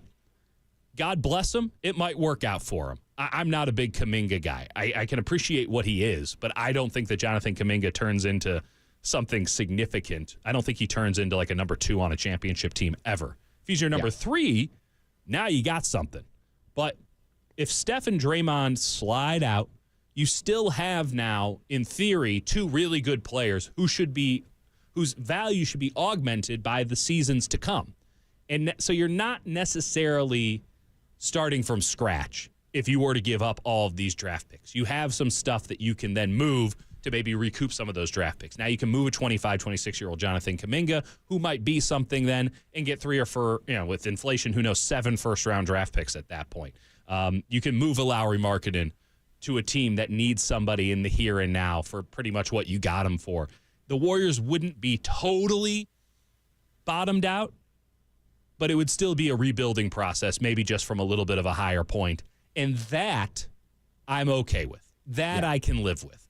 It's the total bottom out, the Brooklyn Nets bottoming out, that really bothers me, because I don't think anyone's trading the Golden State Warriors, the equivalent of a Shai Gilgeous-Alexander, which is really what has made the Oklahoma City Thunder rebuild worthwhile. That the Clippers traded Shai Gilgeous-Alexander for Paul George and a bunch of draft picks, and it's like, well, the Thunder got the better player and all the draft picks. So that worked out pretty great for Sam Presti in Oklahoma City. I don't think that's going to happen again for any team in the league. So that's where the Warriors are at. They have to they probably got to take out a second mortgage here, and sometimes you just got to do that. Well, it's an offseason of big picture questions for the Warriors. We could see more rumblings in the next few days. On the other side, let's talk San Francisco Giants baseball. We got Mike Krukow joining us at 7:30. Giants took a series from the Braves, take 2 out of 3, their 3rd consecutive series win. Let's take an early look at this rotation and how the Giants can patch things up with Kyle Harrison, Blake Snell, Robbie Ray, all set to rejoin the rotation in the near to somewhat near future. Crowley and Kurtenbach in for Murph and Marcus here on Friday morning. You're listening to KNBR 104.5 680, the sports leader. I really, really like Slow-Mo. He's one of my favorite players in the league. But Slow-Mo averaged 6 points per game last year, and his nickname is Slow-Mo.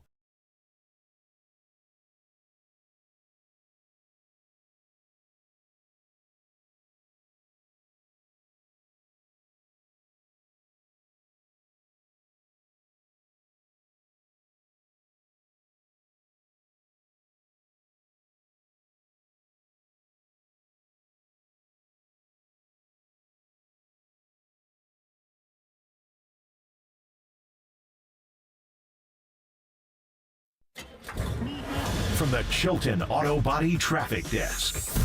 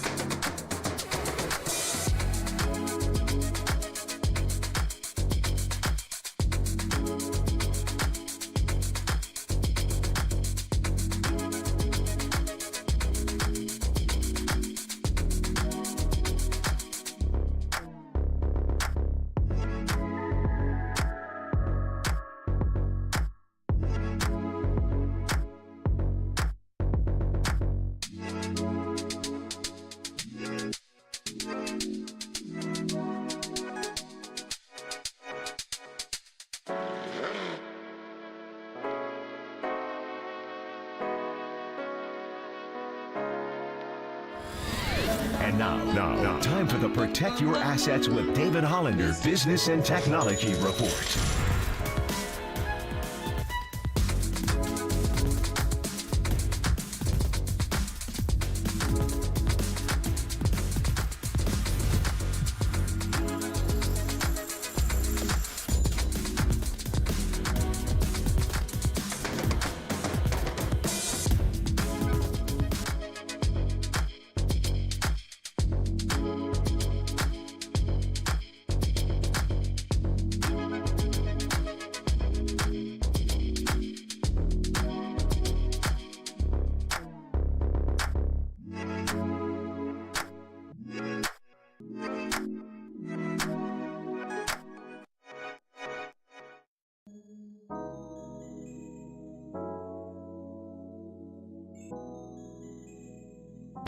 Giants gamers, Murph and Marcus keep your morning moving on the sports leader and streaming live on KNBR.com and the KNBR app. 1 ball, 2 strikes. The ball set. Here's the pitch, and it is swung on and missed. He struck him out with the slider, and the game is over. Camilo Doval gets the save. Happy birthday, Camilo. Happy birthday, America. The Giants win 4-2. Absolutely. He just keeps getting better. I think he's somebody that, once he gets into his rhythm, you know what to expect from him night in and night out. I know he wasn't satisfied with how he maybe started the season, but there's a lot of baseball left, a lot of meaningful baseball. He keeps us in the game. Unfortunately, when he's going up against somebody, it's usually another top dog on the mound on the other side. So we haven't given him the run support we'd like, but he keeps us in all the games. And even when teams jump out early on him, he stays composed, keeps us in the game, and finds ways to pitch deep into the game no matter what the situation is, what the score is. So he gives us innings, keeps us in the game, and, I love playing defense behind him, and, that's why he's our ace. This is Giants third baseman Matt Chapman breaking down Logan Webb's excellent outing against the Atlanta Braves. Giants pick up a series win at Truist Park for the first time in 6 years with victory on Thursday evening. Back here on the morning show, Murph and Marcus are off. Crowley and Kurtenbach are in. And Dieter, Logan Webb will be getting some help here soon. Kyle Harrison slated to return to the Giants rotation on Saturday in Cleveland. Blake Snell theoretically coming back next week. Robbie Ray potentially after the All-Star break. This is a Giants team that's in a very interesting situation because I zoom out and I look, okay, about 25 days until the trade deadline right now. The Giants are under 500, but I don't see any scenario in which they sell because they've got all of their pitchers coming back. But it's also kind of difficult for this team to kind of consider buying right now, or at least buying in a major way, because they have so many pitchers coming back and all of these roster spots are going to be taken. They just don't have much to trade in terms of prospects who can go. So this is a Giants team that when it gets its pitchers back, it might just look this way for the remainder of the season. I think that's a fair assessment. I'm going to throw a log on the fire here, Kerry. I think they should sell. And interesting. This isn't a binary, you sell it all or you keep it all scenario. But, you look at the National League standing. Hell, you look at the entire standings of Major League Baseball. I mean, even there's some parity in the American League this year. But the Giants, 2 games under 500, 3 games back in the wild card as of this morning. Maybe we call the Cubs out of it. They're 6 games back. There's only 2 teams in the National League that aren't in the playoff hunt right now, if we say that the Cubs are still in it at 6 back, which I think they are. They're 1 series away from being right back in the mix, like where the Giants are at currently. So you have all of these teams fighting to be the most mediocre. That's Rob Manfred's ideal, and he is getting to see it in fruition this season. And it's an incredible seller's market. Yeah. An incredible seller's market. And if we know one thing about Farhan Zaidi, it's that he is trying to play the arbitrage game.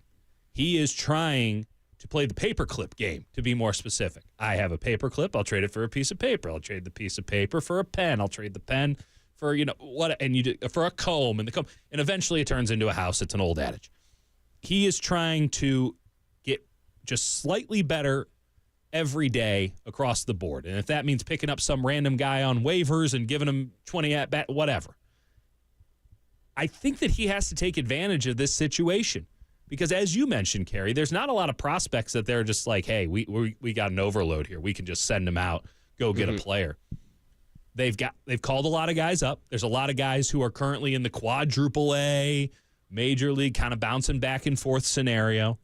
I'm not saying the farm system's bad, but I'm not saying it's so great that they can actually use it to go get the kind of player that I think every fan would want them to go get. And the opportunity to trade a position player, specifically a position player, say a Lamont Wade Jr., for a prospect that has some pedigree, I think is too good to pass up if you're the San Francisco Giants. The entire premise of the Giants' position player crop is that, save for maybe Ramos and Chapman right now, they're all replaceable. I mean, how many shortstops has this team had? How many first basemen has this team had? Has it appreciably made any difference whatsoever to their wins or losses? Like, I can tell you, like, Lamont Wade's having a tremendous year. He's a wonderful player. When he was out, were the Giants any worse? They were significantly worse. Oh, come on. Significantly worse. What's They went changed? 10-16. They went 10-16 during Lamont Wade Jr.'s absence. Lamont Wade deserves Since that he's come MVP back, vote, Kerry. Yeah, you know what? Lamont Wade is the most underrated offensive player in baseball because he doesn't put up home runs. He doesn't hit a whole lot of extra base hits. But what he does do is get on base at a higher percentage than any other player in the National League. No doubt about that. They would be significantly worse if Lamont Wade Jr. was off this roster. They're just a different team when he's in the lineup. What is the upside of keeping Lamont Wade other than just maintaining the status quo? What's the upside of keeping a Michael Conforto around in this situation? If you can use the seller's market to get more than those guys are worth, I think you have to take it because there's just not that much of a downside. I have to disagree with you on this, Kerry. Like, yeah. When Lamont Wade, if you trade Lamont Wade, it doesn't do anything to your season. You might be a little bit worse, but in the long run, you're better off. And again, it's not as if we're talking about a guy like Chapman who can affect the game so appreciably on both sides when he's going right. And he's been right on defense the entire year, and now when the bat's going, it's cooking. It's not like you have a guy like Ramos who's an all-star. Lamont Wade probably could garner all-star votes. If he was healthy for that 3 to 4 week stretch where he was out with the injury that kept him out of the Rickwood game and kept the Giants' record down in June, I think Lamont Wade Jr. would be getting very serious all-star consideration right now. But he also might not have been as good during that stretch. I mean, you're right. You're right. If all things stay the same, he absolutely deserves all-star consideration. But we also can't say that he wouldn't have gone into a slump during that stretch. And that, just the larger denominator wouldn't have made him look less valuable. But again, I just look around baseball and I look at the fact that there's no one selling. I don't know who wants any of these Miami Marlins. Not me.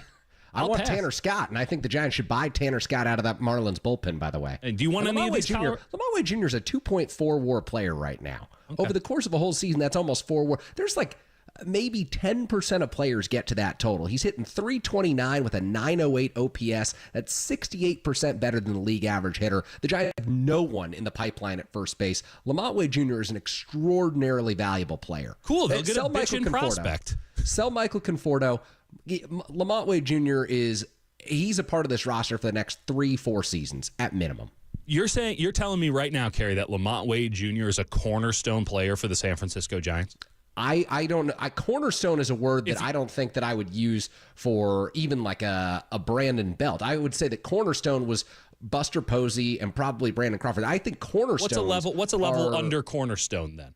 Okay, then a core player. I think he's a core player for the San Francisco Giants. Who else Absolutely. is a core player on the Giants roster? Patrick Bailey at catcher. You've got Matt Chapman at third. You've got Logan Webb as your cornerstone player right now. Okay. Logan Webb, Camilo Doval. You've got great homegrown starter, great homegrown closer right there. I think that at second base, you could either have Tyro Estrada or Brett Wisely conceivably play that position for the next 2-3 years for you. I don't disagree with that, but we're throwing Brett Wisely into the conversation. You're making my case for me here. Brett Wisely has been if you look around Major League Baseball right now, offense is down in a way that we've almost not seen since 1968, the year of the pitcher. It's spiking lately. But the average OPS is around 700. Brett Wisely is 19% better than the average hitter right now in Major League Baseball. 287 average in a year where the batting average is below 250. Brett Wisely is a solid player. He's a solid player. No one's arguing that Brett Wisely isn't a solid. I'm not saying he's a scrub. I'm just saying you just used him as a core player. You just insinuated that. I think he can be a part of the core. I don't think he's there yet, but I think that he can be a part of the core. who are the untouchables on this team then? Maybe that's the better term. And I think you can't trade Elliot Ramos and Patrick Bailey right now. Logan Webb, Camilo Doval, I would throw those guys in there. You're not trading Ryan Walker or Tyler Rogers because of the value that they give you out of the bullpen. Yep. And I think that you can win with that group, especially in a mediocre National League. I think that that's the big picture conversation is you can't give up on a season if you're the San Francisco Giants, and that's what they would be doing by trading guys at the deadline. But you did They'd be giving up on this season. I'm being very specific. This would be a judicious process of, hey, we wouldn't be losing so much that we would be tanking a season or giving up on a season, but we would be taking advantage of an incredible, maybe this is the permanent state of Major League Baseball thanks to Rob Manfred, but like we would be missing out on an incredible opportunity to get more than what we currently value for a player. And ultimately, if you're the GM of a team, if you're the director of baseball operations, your job is to always, when the opportunity comes, take more when it is given for you. And every player on that team has a value. I don't know how it's calculated. Maybe they have a dollar value on it. Maybe it's a certain quotient, whatever. But every player on that team has a number next to his name. That's his value. And if some team in this seller's market comes in and says, I needs me some Lamont Wade Jr. I gots to have him. Here's a prospect that is worth more than Lamont Wade Jr. You cannot, just under the guise of, it's about this. You cannot turn that down. You can't do it, Kerry. And you did not mention Lamont Wade Jr. when we talked about the untouchables. So why wouldn't you take the trade if it's there? And I think it would be there. Well, we'll have this discussion after Mike Krukow. There's a lot more lot more to get in here. We're going to have Mike Krukow on the other side talking Giants baseball. They've won 7 of their last 10. They've won 3 consecutive series. The great Giants broadcaster will join us here. Kurtenbach and Crowley in for Murph and Marcus on Friday morning. You're listening to KNBR 104.5 680, the sports leader.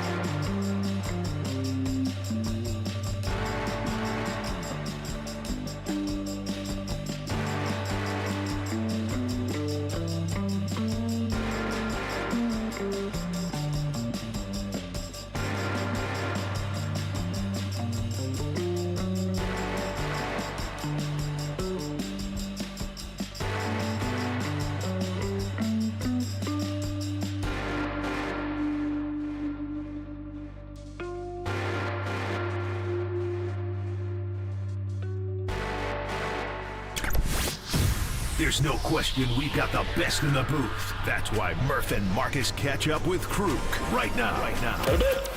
On KNBR 104.5 FM and 680 AM. All right, we are back here on Murph and Marcus. Carrie Crowley and Dieter Kurtenbach filling in for the guys on Friday morning. Almost forgot my own name there, Dieter. Mike Kruko's going to join us in just a moment. But looking forward to more of this trade deadline discussion. After Kruko joins us, we're going to get into this buy-sell debate because I think there's also a combo path that the Giants could take where we may be able to reach our own compromise there. I think that there's a lot to unpack here with regard to the way that this roster is setting up. But the one thing that I did want to mention is Harrison coming back. Snell, in theory, is going to be a boost to this rotation that has had TBA in his place for the last 4 weeks. Right. And then Robbie Ray has looked great during his rehab assignment. He's looked far better than most pitchers coming off of Tommy John. It's a really difficult surgery to come back from. I think that that's big for the San Francisco Giants. I'm with you 100%. Now, listen, Braden Birdsong has done really well in the stead, but you just look at what the Giants rotation actually is at this moment. It's Logan Webb, and then it's Jordan Hicks, who has gotten into the 6th inning one time in his last 12 starts. So, I mean, he's basically a long reliever at this juncture. Frankly, they probably should have been putting in openers for Jordan Hicks, just given the fact that they cannot push him past that 5th inning no matter what. And there's a lot of traffic on the bases when Jordan Hicks is out there. He has done a marvelous job, but the Jordan Hicks that we saw at the beginning of the year, the book's out on him. And teams are hitting him a little bit harder, and he's putting himself in tougher situations. I'm not saying it's all going to blow up or anything like that, but it hasn't been dominant. You know, that promo that we constantly play of Dave Fleming being like, just dominant stuff from Jordan Hicks. He hasn't said that in a while. And that's your rotation. It's 2 guys. I like what I've seen from Bivens, but he's not somebody who's competing for the playoffs as a member of your rotation. I have some serious questions about Harrison I want to get into with Kruko here and what we can see from him after this little bit of rest, which might have been good for him. And I like the temperament and I like the stuff from Birdsong, but it was still a surprise that they called him up. I mean, I knew that was something that might happen this season, but now we're talking, August, September, and here we are in June, and they're calling him up and basically being like, good luck, kid. We really need you.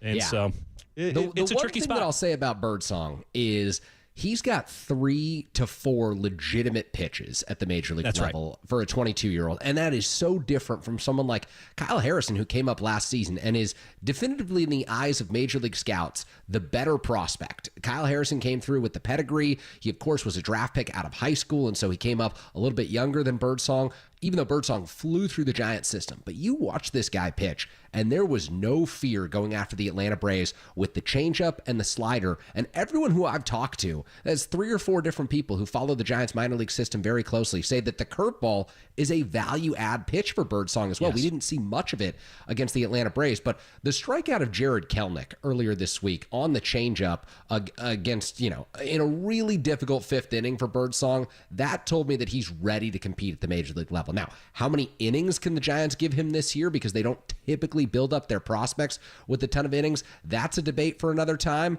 But I do think that his stuff is legit and can help the Giants down the stretch. I'm with you 100%. And, the thing that stands out to me when we talk about Harrison, we talk about Birdsong, and I think they're going to be compared here a little bit, and certainly they're being compared in this moment, is that temperament that you just mentioned. Neither of them is afraid.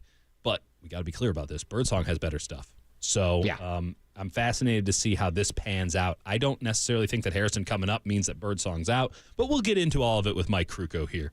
I'm really excited for this conversation. Absolutely. We've made the connection. Mike Kruko joins us every Friday morning here on KNBR, sponsored by your Northern California Honda dealers. Honda is value. Get a great deal now at your NorCal Honda dealers. Krug joining us courtesy of the UMA guest line. How are you this morning? Yeah, I could be happier with what I'm watching with this club.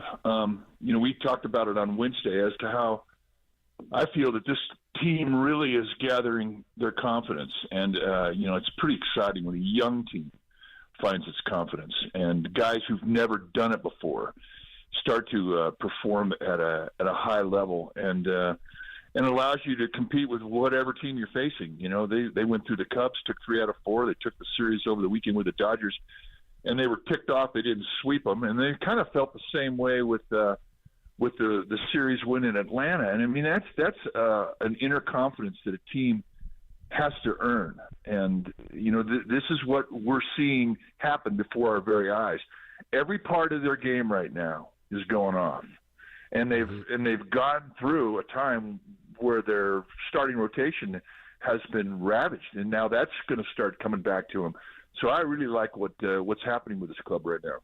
Absolutely. And Mike, you mentioned that starting rotation, and they're getting a number of guys back, but in the interim, Logan Webb and the job that he's done. I know that, 1980s, 1990s, early 2000s, 7 innings was an expectation, but that's not the case in 2024, and Logan Webb bucks that trend. The way that he's able to go out and consistently work deep into ball games, it's just tremendous to me, and I think that you can't really overstate the value that he brings the San Francisco Giants every fifth day. Well, you're absolutely right. And leadership is earned. It's not something that you can bring in a master's degree or a PhD and say, well, I'm the leader. In that clubhouse, you have to do it on the field. And the only thing that really allows Logan Webb to go deep into a ball game is his management of the pitch count. That's your biggest opponent as a starting pitcher when you're going out there. I mean, these guys want to complete games. They want to go the distance. But the pitch count just won't let them do it. But if you are a sinker baller, if you're a guy that gets a lot of quick outs, then more often than not, your pitch count's going to allow you to do it. The new complete game is 7 innings, and the fact that he's had 11 7-inning outings this year has been critical to this team's success because of how many times they've had to use the bullpen, where they've had to use an opener because they don't have a guy in the rotation due to injury. So the bullpen picks up those games. And, you can do that as a team if you've got 1 or 2 guys that can get you deep into a game. In essence, when he goes out there and gives them 7 innings, that's a day off. And that's really been, I think, the biggest key of them being able to play consistent baseball, with him being the anchor that has given that bullpen a breather. So, his significance on this team, I think he's the MVP right now. Well, we were talking about that earlier. If Kevin Pillar can get an MVP vote for the San Francisco Giants, Logan Webb, if the Giants can see this thing through, should deserve an MVP vote as well. He's been absolutely immense, and there's obviously been some great hitters on this team as of late with Ramos and Chapman. But I want to ask about Kyle Harrison, and he's had, almost a month off now. Obviously, he's been getting healthy. The weight room injury couldn't have come at a worse time for the Giants, and then that's how baseball goes. Sometimes there's bad luck. This guy has the temperament to be a kind of top end of the rotation starter. The stuff hasn't really been there every game. He's a young pitcher. You expect that. What can a little bit of time off do for Kyle Harrison? Because since he's been thrown into the mix with the Giants, I can only imagine it's been a whirlwind for the guy. Having a bit of a breather has to be a big bonus for him, no? Well, it is something that they had planned along the way, and I think that they really were very conservative as to how much time they gave him, because the pitch count was the innings pitch was starting to mount up, and that was going to handicap him as he got into the later parts of the season. And if this is a team that's going to contend, and I think they will, for a spot in the playoffs, he's going to be a critical part of it. So his role may change because of all the innings that he's thrown. He may have to go into the pen. But I argue with you in regards to the consistency of his stuff. Okay. He's not a guy that's going to just blow you away with a lot of high velocity. Right. But he is going to blow you away with deception. His 93 in the batter's box looks like it's 96, 97. It's very similar to what Madison Bumgarner used to do. And I didn't think I'd ever compare anybody with Bumgarner. But the low three-quarter release and the deception of his fastball, and the fact that he can pitch up in the strike zone and he can pitch in to right-handed hitters gives him an edge. I think those are his biggest weapons. But now he's got a changeup that he has full confidence in. That's something he didn't have last year. So he's a 3-pitch guy, and I think that plays. I think that plays. When you have a changeup and a fastball, then you have enough to get big league hitters out, even when you don't have a breaking ball that doesn't show up on a start. Curveballs and sliders, they can be temperamental. But whatever fastball you have, even if it's not a high-velocity one, even if you're throwing 2 or 3 miles per hour below what you normally throw, if you have a changeup that you can throw off that fastball, you can effectively take the timing out of a hitter's at bat, and you can get them out. And he has this, and he has a confidence in him. But the thing that he does, as good as anybody on that team, and better than anybody I've ever seen at age 22, is the ability to wipe the slate clean. And that means when you are in the middle of a ball game and you have a base hit go against you, a sun double or an error or a missed call by an umpire or whatever, so many young players, their mind stays on the misfortune. It stays on the error. It stays on the missed strike you didn't get. It stays on the wind-blowing home run or the sun double. But he doesn't. We watched it. I mean, there was a start in Boston earlier this year that stands out to me, where he had just a terrible strike zone. He was getting pinched just unmercifully, and it just was a horrible day for the plate umpire. And he did not show one bit of emotion. He just got the ball and committed to the next pitch and moved on. And that's difficult for anybody, but especially for a 22-year-old pitcher. And so I really like the makeup of this guy, and he's going to be an essential part of their second half. Giants broadcaster Mike Krukow joining us courtesy of the UMA guest line this morning. And Mike, you mentioned Kyle Harrison and his ability to wipe the slate clean. And I want to talk about that with regard to maybe the Giants' best position player going at the moment. Elliot Ramos really struggled over the last few seasons to try and come up and make a difference at the major league level. He didn't want to be at AAA Sacramento, but he knew he had to make some adjustments. And now he is on the brink of potentially earning an all-star nod. What do you think it would mean to a 24-year-old Ramos, after all he's been through the last few seasons, to make it to the all-star game? And what would it mean to the Giants to have a homegrown outfielder in the game for the first time in 40 years? Well, it would validate everybody involved with the pick, number one. It would validate the reality of his journey, and it would make him feel like he truly belongs here, which I don't think he's even essential anymore. I think he knows he belongs here. The story of Ramos has always been, can you stay in the strike zone? Can you get good pitches to hit? I mean, they saw early on he always had a right field approach. He always had the ability to use the whole field in his at-bats. And that really is one of his true strengths, his ability to drive the ball with power to the opposite way. But it's affected all parts of his game. His base running has improved, his ability in the outfield. I mean, he would take pitches off, as young hitters do, because they're thinking about their at-bats. They're not giving their mind 100% to their defensive assignments, and they don't become as good defensively because of it. Well, those days are over.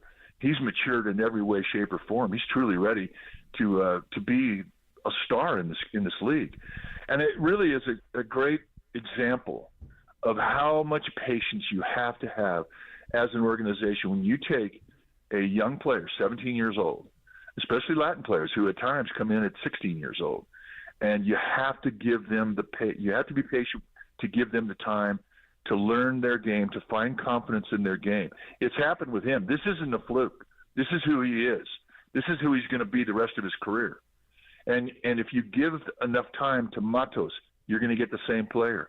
With Luciano, you're going to get the same player. You just have to give them enough time to where they can find the discipline in their pitch selection, and they stay in the strike zone, and let that overall confidence affect every part of their game. The story from Elliot Ramos is such a great story, and we've been waiting for him. Giants have been waiting for him to come out and be this guy. He's this guy. This is who he is. This is not a fluke. This isn't going to go away. This isn't something that the league can react to and adjust to, and then you're going to start to see his production decline. This is who he is, and he deserves to be on that All-Star team.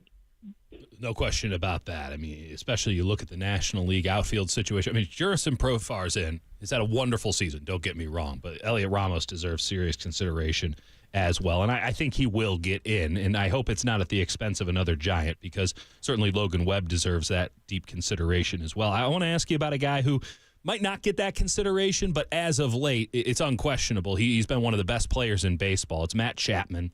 And I'm just I'm just in awe watching this guy. I mean, we watched him with the A's. We saw him at moments look like this for the Toronto Blue Jays, and it did not get off to a great start in San Francisco. But as of late, he's been as good as any hitter in baseball, and we know that glove can play any time of the week and twice on Sunday. In terms of his all-around game and his ability to impact winning for the Giants, does he remind you of anybody? I mean, this is a pretty special player here. Well, I think that he reminds me of Matt Chapman. We saw him succeed in Oakland, establish himself. He's never really hit for a high average, but his production has always been the type of production you get with a guy who has power. I think it took him a long time to get going because he wanted to impress early. I mean, he cares about the Bay Area. He thinks of himself as a Bay Area guy. He wanted to come back to the Bay Area. He never wanted to leave the A's. You know, he loves it here, and because of that passion you have for a town and a region like he has, you know, he put a lot of pressure on himself to produce early, and I think that really stunted his growth as a Giant. Well, those days are over. I mean, now he feels like, yeah, you know, I've let these people know that I can play, and I can succeed here, and that's such a deep-rooted thing now. I mean, and it's not an easy thing to obtain. I think that you know, we've been waiting for him. We've been waiting for him and Soler, but I think both guys suffer from the same thing. They want to impress. They love this team. They love this city. They love this history, and now that they're a part of it, they want to produce. And now that they've really taken off a lot of the pressure that they put on themselves off. And I think as you go forward, I think these guys are going to have a really, really profound effect on the second half. Absolutely. Looking forward to that second half. Looking forward to this weekend against Cleveland. Mike Krukow, thank you so much for joining us here on Friday morning. In a bit. All right. He is Giants broadcaster Mike Krukow. Of course, that's sponsored by your Northern California Honda dealers. Honda is value. Get a great deal now at your NorCal Honda dealers. Big hit on the other side. Crowley and Kurtenbach in for Murph and Marcus. You're listening to KNBR 104.5 680, the sports leader.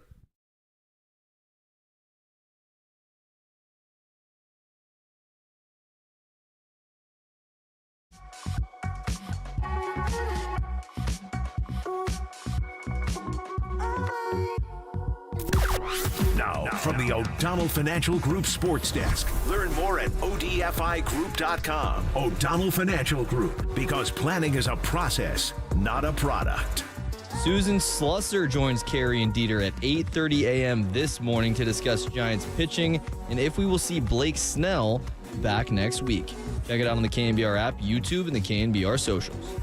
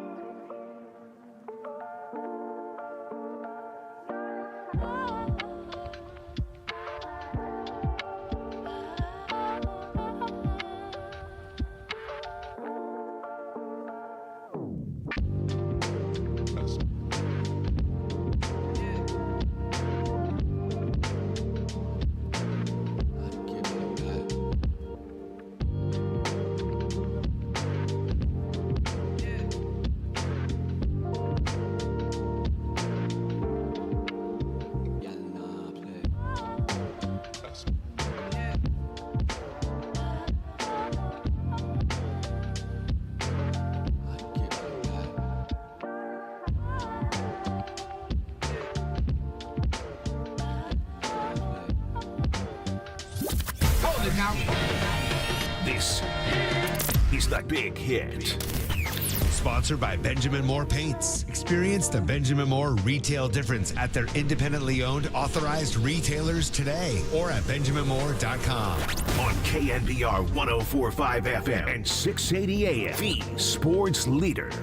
Trade deadline is coming fast. Will the Giants be buyers or sellers? What's their biggest need/asset? My current thought here on July 3rd, July 4th, is I think it's probably a little bit of both. And I think that's probably the best path. Like, I would like to see Matos play every day at this point. He had his slump. He went down to the minors. He's come back. He looks like he's made some adjustments to me. And I think at this point, I'd like to see it. So could they trade one of their veteran outfielders and let Matos and Ramos play every day? Yeah. They probably hate that. Yeah. Would they be any worse off in any respect? I don't think so. All right, it's time for the big hit. That was Alex Pavlovich and Cole Kuiper talking on the Giants Talk podcast about the direction the Giants take at the trade deadline. We're back here on KNBR on Friday morning. July 5th, the trade deadline this year is July 30th. Dieter Kurtenbach, Kerry Crowley in for Murph and Marcus today. And Dieter, before we had Mike Krukow on, we were kind of having our own internal debate about the trade deadline. Even though the Giants are just 43 and 45, I say, you make a few additions, you keep this team intact, you see what can happen, and you're on the opposite side of the spectrum. You think the Giants should take advantage of a seller's market. Let's explain that a little more. Well, essentially, you have all of these teams in Major League Baseball playing to be the best 84-win team in the game. I mean, everybody in the National League right now is playing to be the sixth wild card, and there is so little separation between outside of the top 3 teams, and maybe even Atlanta's not in that conversation. Maybe it's strictly the Dodgers and Philadelphia at this juncture. But outside of those 2, maybe 3 teams, maybe Milwaukee's in there if you want to get real fancy with it. Anyone below that, outside of the bottom 2, so basically 10 out of the 15 teams in the National League are playing to get the exact same record, which is like a couple games over 500, and hopefully that gets them a wild card, one of 2 reasonable wild card spots in the National League. And every team wants the same thing every year, right? Everybody wants more relief pitching. Everybody wants another starter.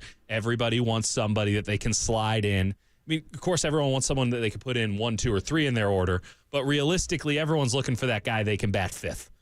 God, no one loves a 5th batter more than a team making a deal at the trade deadline. And I'm looking at the San Francisco Giants, and they got nothing but guys who can bat 5th. I don't know if they have outside of, with Ramos and Chapman hitting the cover off the ball. I feel pretty good about, 1 and 2, I suppose, or 2 and 3. Maybe Jorge Soler's in there as well. But they got a lot of guys who are just middle of the order. And I look at where the Giants were at when Lamont Wade went down. The Giants had just lost to the Dodgers at home. They were a couple games under 500. Lamont Wade's gone for like a month. And he comes back, and the Giants are a couple games under 500. So while I do acknowledge that Lamont Wade has been exceptional this season, has he changed anything for the Giants? When Matt Chapman is playing well, the Giants are really good. When he plays like crud, the Giants look like crud. There's a direct correlation between when Matt Chapman plays well and when the Giants play well. And it's not as simple as that, but it kind of is sometimes. And you look at a market where everybody is just looking to get a little bit better. Everybody is trying to just be a little bit better than the next guy. And I think the Giants have a surplus to needs with sort of middle of the order bats and an opportunity to get more than they could have possibly ever imagined for one of those guys. And I think they'd be fools not to take it. And it doesn't have to be Lamont Wade. We're talking to Michael Conforto. Maybe a Mike Yastrzemski has some interest beyond what anyone would have thought. Just go down the line. And I think that outside of Ramos, Matos, Chapman, and Bailey, have at 'em.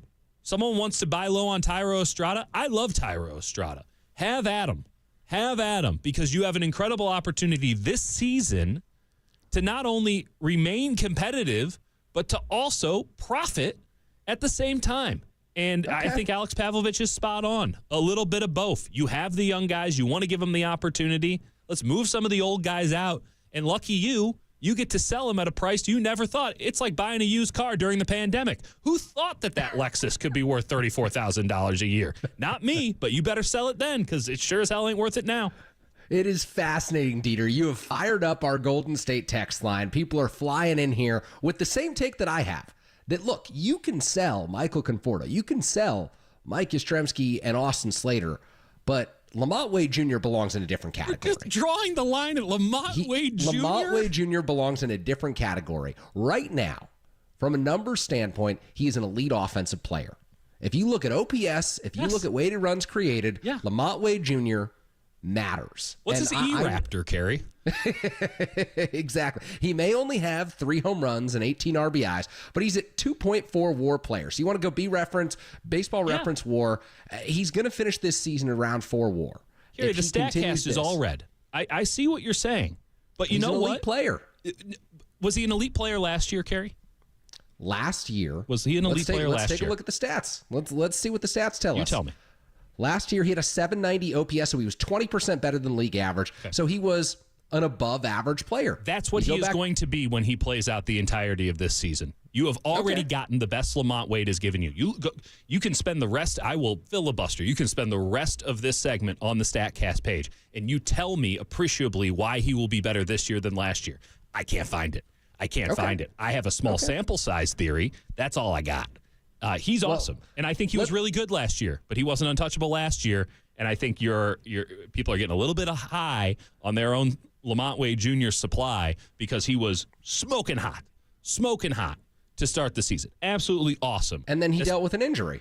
No doubt. And that's when he fell off. And so if you keep Lamont Wade Jr. healthy, You're dealing with someone who is consistently better than the average first baseman in Major League Baseball. That's right. And the issue for the Giants is, look, they can trade for a prospect, but there's no one who's guaranteed to give you above average production. The Giants have someone locked into that 2 spot in the order who gives them that. He's 20% better than league average last year from an OPS standpoint. He's 68% better this year from an OPS standpoint. He's incredible in terms of making this Giants lineup deeper and better. I think he is a core player for this Giants squad. That they're real. Look, if they got, let's go to the text line here. The Golden State Lumber text line 415 says, has Dieter seen the Giants play without Lamont Wade? Giants are significantly worse without him in the lineup. I wish I could live in this magical world where the Baltimore Orioles trade Gunnar Henderson for Wade. Whoa, that's not what Dieter's saying. No one's That's not what suggesting Dieter's that. saying. I'm saying if you can pry some team's number 3 prospect for Lamont Wade, you'd be a fool not to. And we don't know who the hell that guy is. And honestly, that guy might never turn into anything. We're talking about a 30-year-old Lamont Wade who was a platoon player pretty much up until this season. I'm glad that he's not a platoon player anymore, but whose underlying metrics all indicate that he's the exact same player as he was last year, which is a very good baseball player. And frankly, if the market wasn't a seller's market to the extreme level that it is currently, I would say keep Lamont Wade. You need him. You got to get to 84 wins somehow. But when someone is going to come out here and dramatically overpay for Lamont Wade, for the betterment of the franchise, you have to take the offer. You have to do it. Okay. 415 on the text line. This is a different 415 number saying trading away late night Lamont would hurt like the Zach Wheeler trade. Well, I would argue that that's a different situation when you're trading away a first round draft pick who's at single A. He's we can watch this group. He's a 30-year-old platoon player, Kerry. He is a 30-year-old elite offensive player. Oh, that's what he is. Yeah. 3 home runs, Kerry. Yeah, he's an elite offensive player with 3 home runs. It's a different world that we live in. What will we do without Lamont Wade Jr.'s walks and lack of base running? Whatever no one would be on we base. No one would be on base for Elliot Ramos and Matt Chapman to knock in right now. Yeah. Well, it'd be nice if he would knock in some runs. I mean, we're talking about Lamont Wade Jr., and I hate this. It's the Overton window. It becomes so binary. Lamont Wade Jr. is awesome. I really like Lamont Wade Jr. And it has to be a haul for Lamont Wade Jr. There is a value being placed on Lamont Jr. by me, by you, and by the San Francisco Giants, and by every other team in baseball. There is a number next to his name. You and I aren't smart enough to actually quantify it, but everybody else has a number. And ultimately, this is a guy who I think has already played his best baseball this season because the numbers indicate that he should be the same guy as he was last year, and that means regression is coming. And ultimately, what changed? What changed for the San Francisco Giants when he was gone? Were they a little bit worse offensively? Sure. Yes. Okay. They're in the exact same position. They're in the exact same position that they were when Lamont Wade left. This is not a situation like with Matt Chapman or Elliot Ramos when they're kicking ass, the Giants kick ass. He is not he's just not at that level that people want to put him up. And I'm telling you right now, he's a 30-year-old first baseman. If we want to make this guy a core player, the franchise isn't going to get any better. The organization isn't going to get any better. And you have to keep up with the Dodgers. You have to keep up with the Padres. You have to keep up with a lot of teams in the National League. And you have an opportunity to get a serious win right now. And I hope it's Conforto that we could have this conversation on, because no one holds Conforto in any esteem, apparently, even though he's been pretty good. He's been pretty good for the Giants. But no one likes Michael Conforto, apparently. So everyone's like, oh, trade him. I don't know when Lamont Wade became a forever Giant, but I guess I missed that day. I don't know what's going on. It was in 2021 when he had 7 game-winning hits in the 9th inning or later. That's probably when he became. There's a lot of guys who are on that 2021 team who were great who are no longer with us. I mean, I don't know why we're holding them in exaltation. Okay, that's fair. So let's change the tune of this conversation a little bit, because I think look, you don't want to read more texts about how we clearly Lamont value Wade Lamont Wade Jr. differently. We clearly value him differently, but here's I think the bigger picture that we're having right now. 43-45 is the record of this Giants team. That's not acceptable. It's not where the Giants should be after all of the spending that they did this offseason. I think it's reasonable for some fans to say the Giants should sell. And I think that you're in the right in saying that this is a path that they should consider long and hard over the next 3 weeks, even though I'm of the belief that they should be a soft buyer and that they should add a piece to their bullpen and maybe add a right-handed bat because Wilmer Flores and Tyro Estrada hadn't been the same players this season that they were a season ago. But I think that the bigger picture issue here is that the Giants as an organization are on a drought that's almost 10 years since they've won a playoff series. The last playoff series this team won was the 2014 World Series, and Madison Bumgarner isn't walking out of that bullpen in Kansas City again anytime soon. And so I don't fold the cards on a season where you have all these pitchers coming back, where you have Elliot Ramos and Matt Chapman hitting their stride, where Jorge Soler has been a different player over the last month than he was the first 2 months of the season. I say you go for it, because if you miss the playoffs, if you're a president of baseball operations or a GM in this situation, if you miss the playoffs in the extended playoff format that we currently have for a third straight season, what can you realistically say? Like, what can you say to defend your job status and your job title? Nothing. That's why I say you go for it. Well, by the way, Farhan Zaidi can't defend himself against anybody these days. I mean, the fate has already been written with the fan base, and I don't think that anything the Giants do this year will change anybody's mind about him. You are entrenched one way or another. It's modern-day politics with Farhan Zaidi. No one's mind's being changed about anything. So I think the question for Farhan Zaidi is, does he want to cover his own ass, or does he want to do what's best for the team? And what's best for the team right now, in my opinion, and I think I've made this pretty clear, and I'm talking in circles here, but like what I think is best for this team is to take advantage of a seller's market in the situations where you're actually taking advantage of it. I'm not saying wave a white flag. I'm not saying do a fire sale. Gary, I have a very specific stat. I have been bloviating about this number. I now have it specifically. When Lamont Wade went out, the Giants were 28-27. He came back, and they were 43-45. So you can make the argument, as you have, that Lamont Wade was worth, 4 or 5 wins there. That's your argument. I would say that they've basically been a 500 team with or without him. Okay? And if someone wants to give up something big, just as if they would for Conforto, just as if they would for Yaz, just as if they would for Estrada, whomever, someone want to get in on Nick Ahmed, come on down. I don't think anyone's getting in on Nick Ahmed. You're asking to go all in. Yeah. Is the team that currently exists an all-in premise? I don't understand how the Giants could buy. I can understand. You've made some good points as to why they shouldn't sell. Fair enough. Not conceding it. We can agree to disagree on selling. But how can you reasonably ask this team to go buy with the state of the farm system, with what the costs would be to buy? That is something I cannot jive with. And it sounded to me as if you were saying it there, Kerry. I'm saying it's a soft buy where you bring in a reliever, not a closer, because at some point Jordan Hicks is going to become a reliever for this Giants team because he's already surpassed his innings threshold. So he joins this bullpen, and then you bring in someone like Tanner Scott, a left-hander from the Miami Marlins, to throw the 7th or the 8th inning from time to time to ease the burden on an Eric Miller and a Randy Rodriguez and stretch out this bullpen.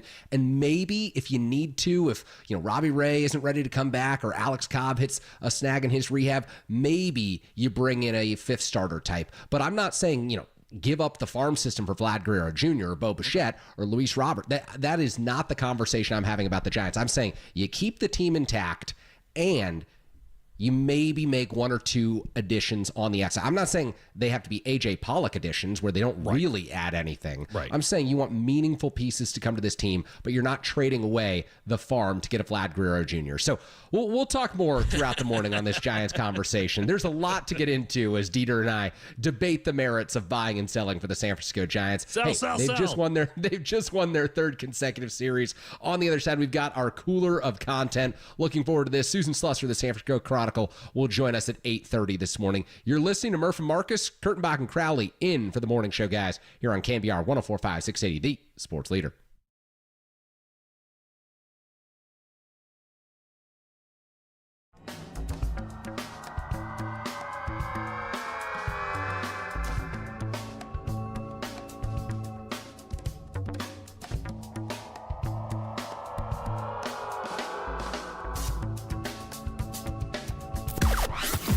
From the O'Donnell Financial Group Sports Desk. Learn more at ODFIGroup.com. O'Donnell Financial Group, because planning is a process, not a product.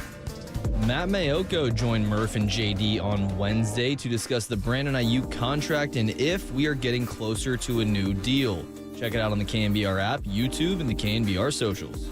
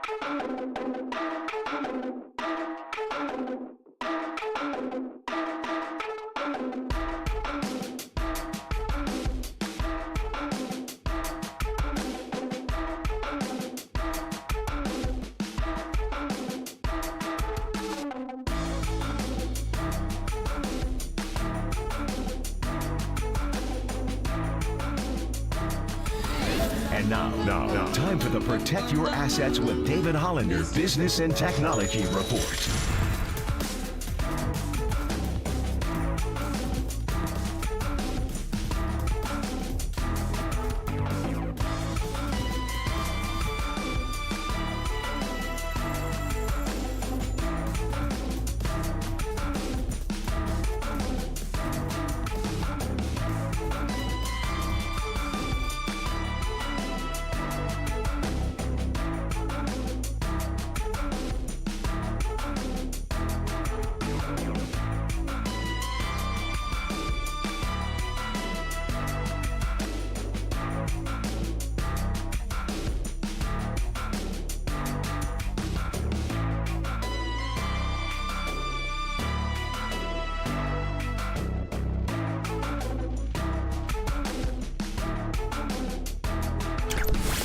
All right, everyone, chill. This is the cooler. You're not sending me to the cooler of content. Sponsored by Mancini Sleep World. Sleep better, live better. Visit sleepworld.com. And by Marin Health. Marin Health Medical Center and Marin Health Medical Network world-class care. Closer than you think. On the Sports Leader.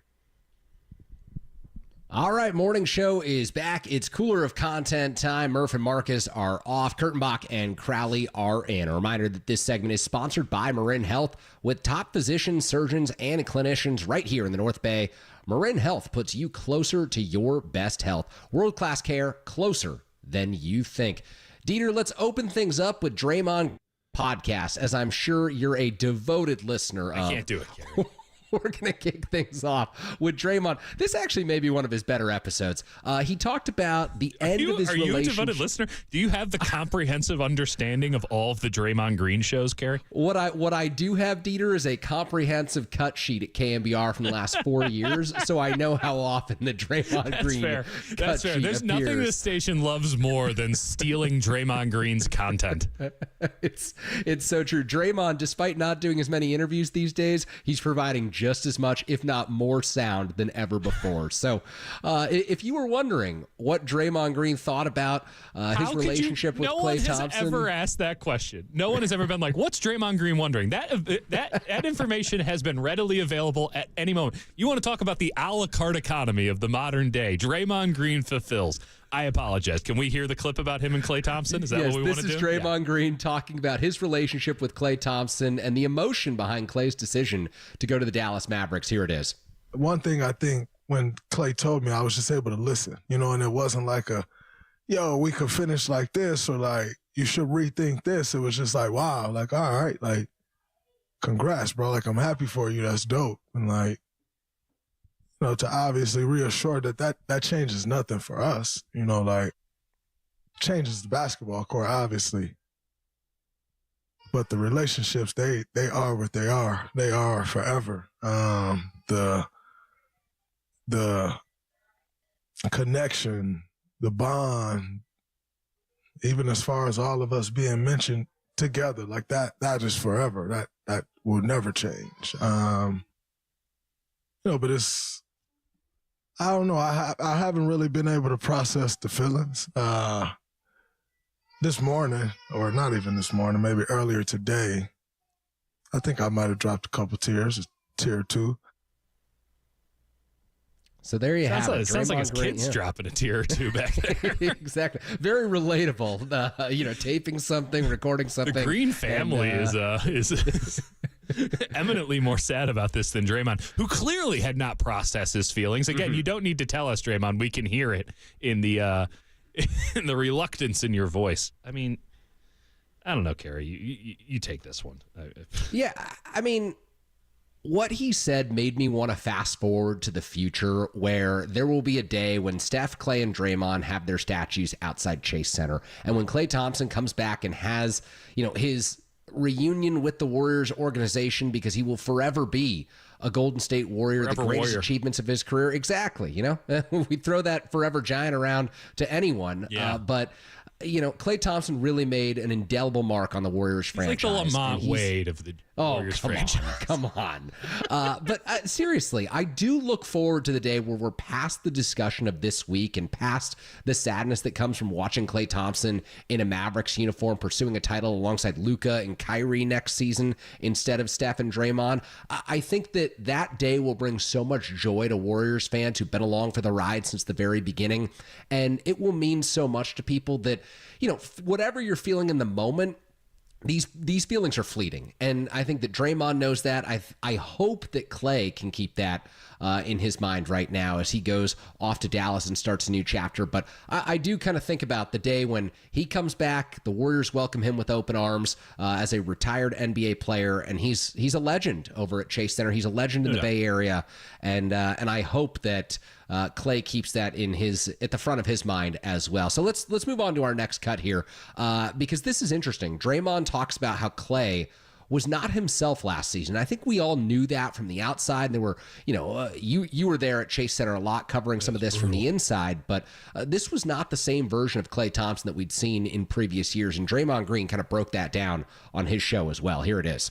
I do know the joy that basketball brings him, and it brought sadness, it brought unhappiness last year for him. And again, if you ever care about someone's well-being, go through the struggle with somebody and you only care, your number one goal for that person is to see them happy and enjoying what they do because you care about their well-being, then like a part of me wanted Klay to leave.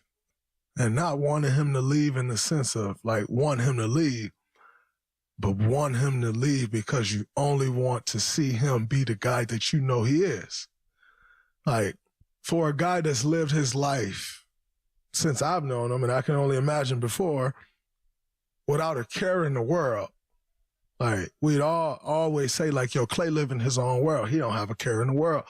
And, like, for a guy that you know lived their life that way, and then all of a sudden it's not that, like, something's wrong.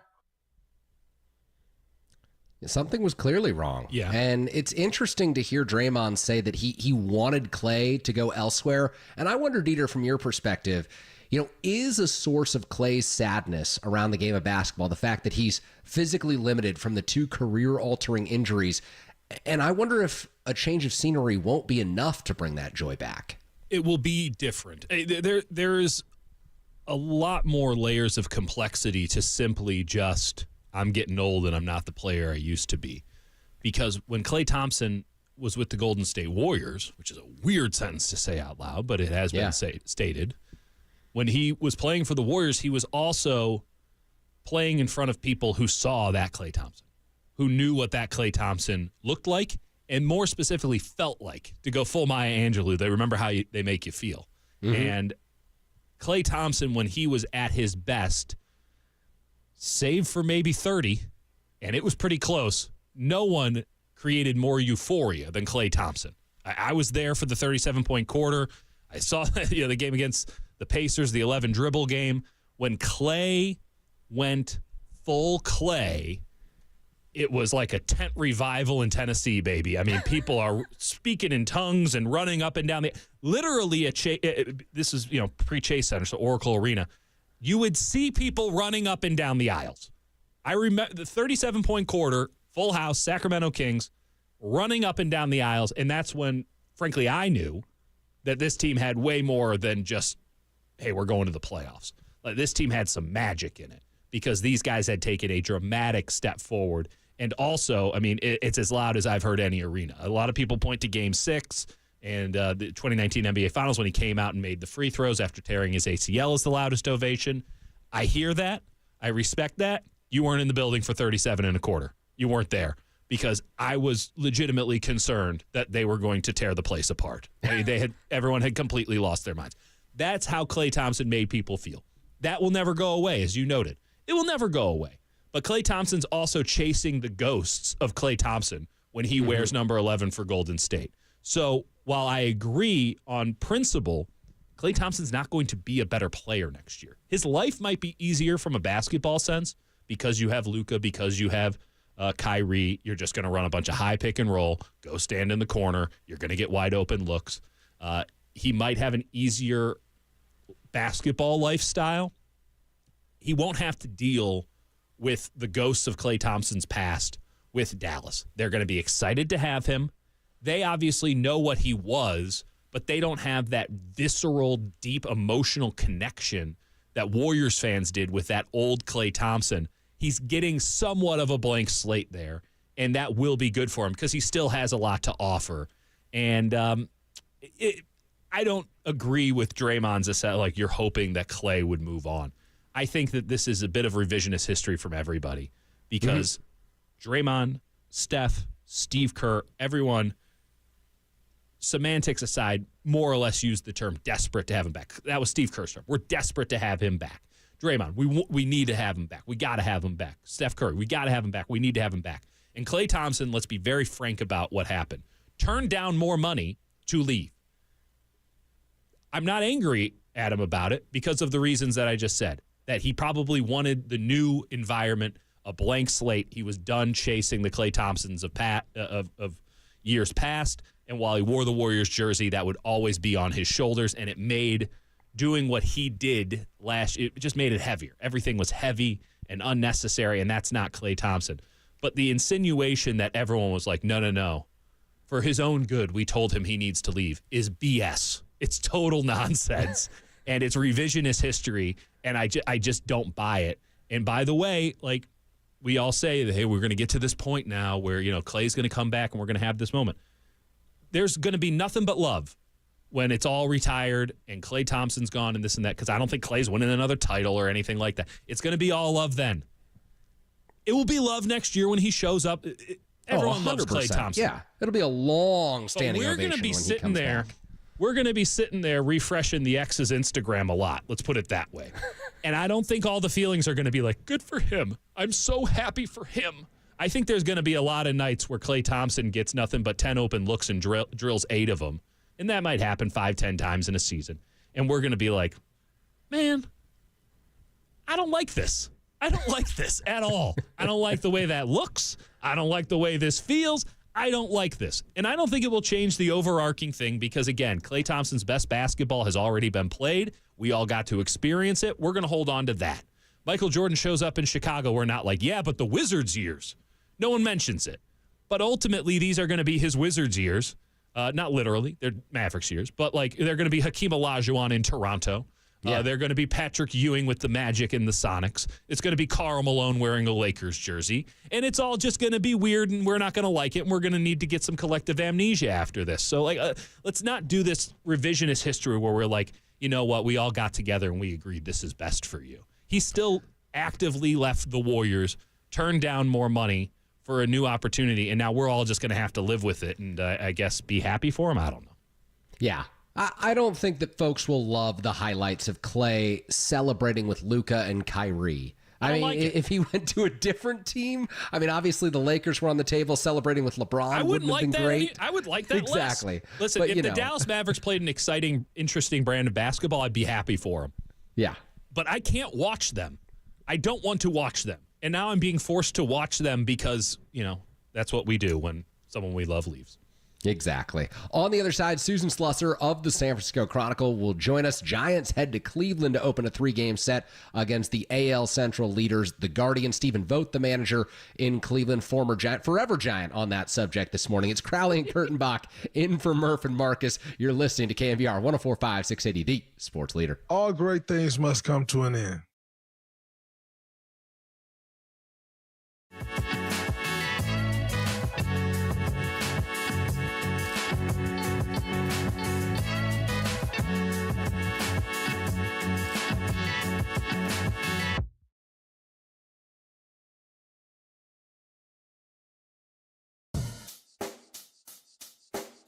Check the mic and make sure it sound right, boys.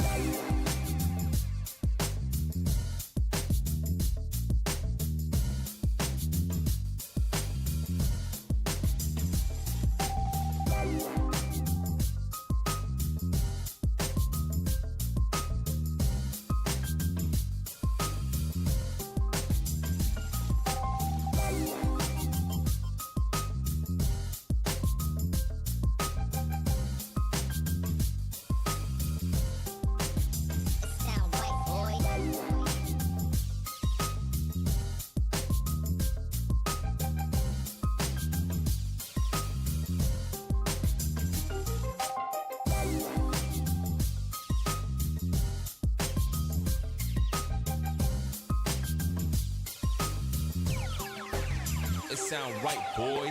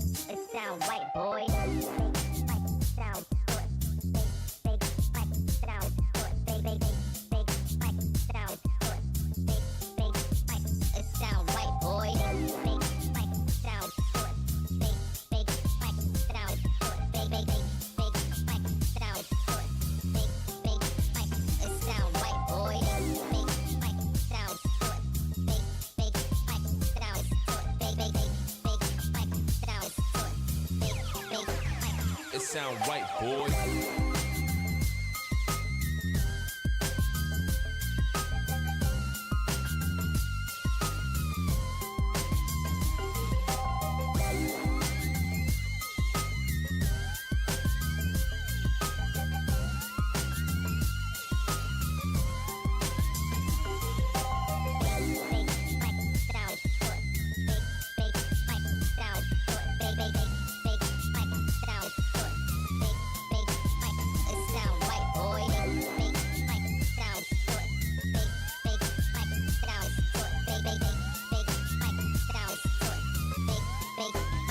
it sound right, boy.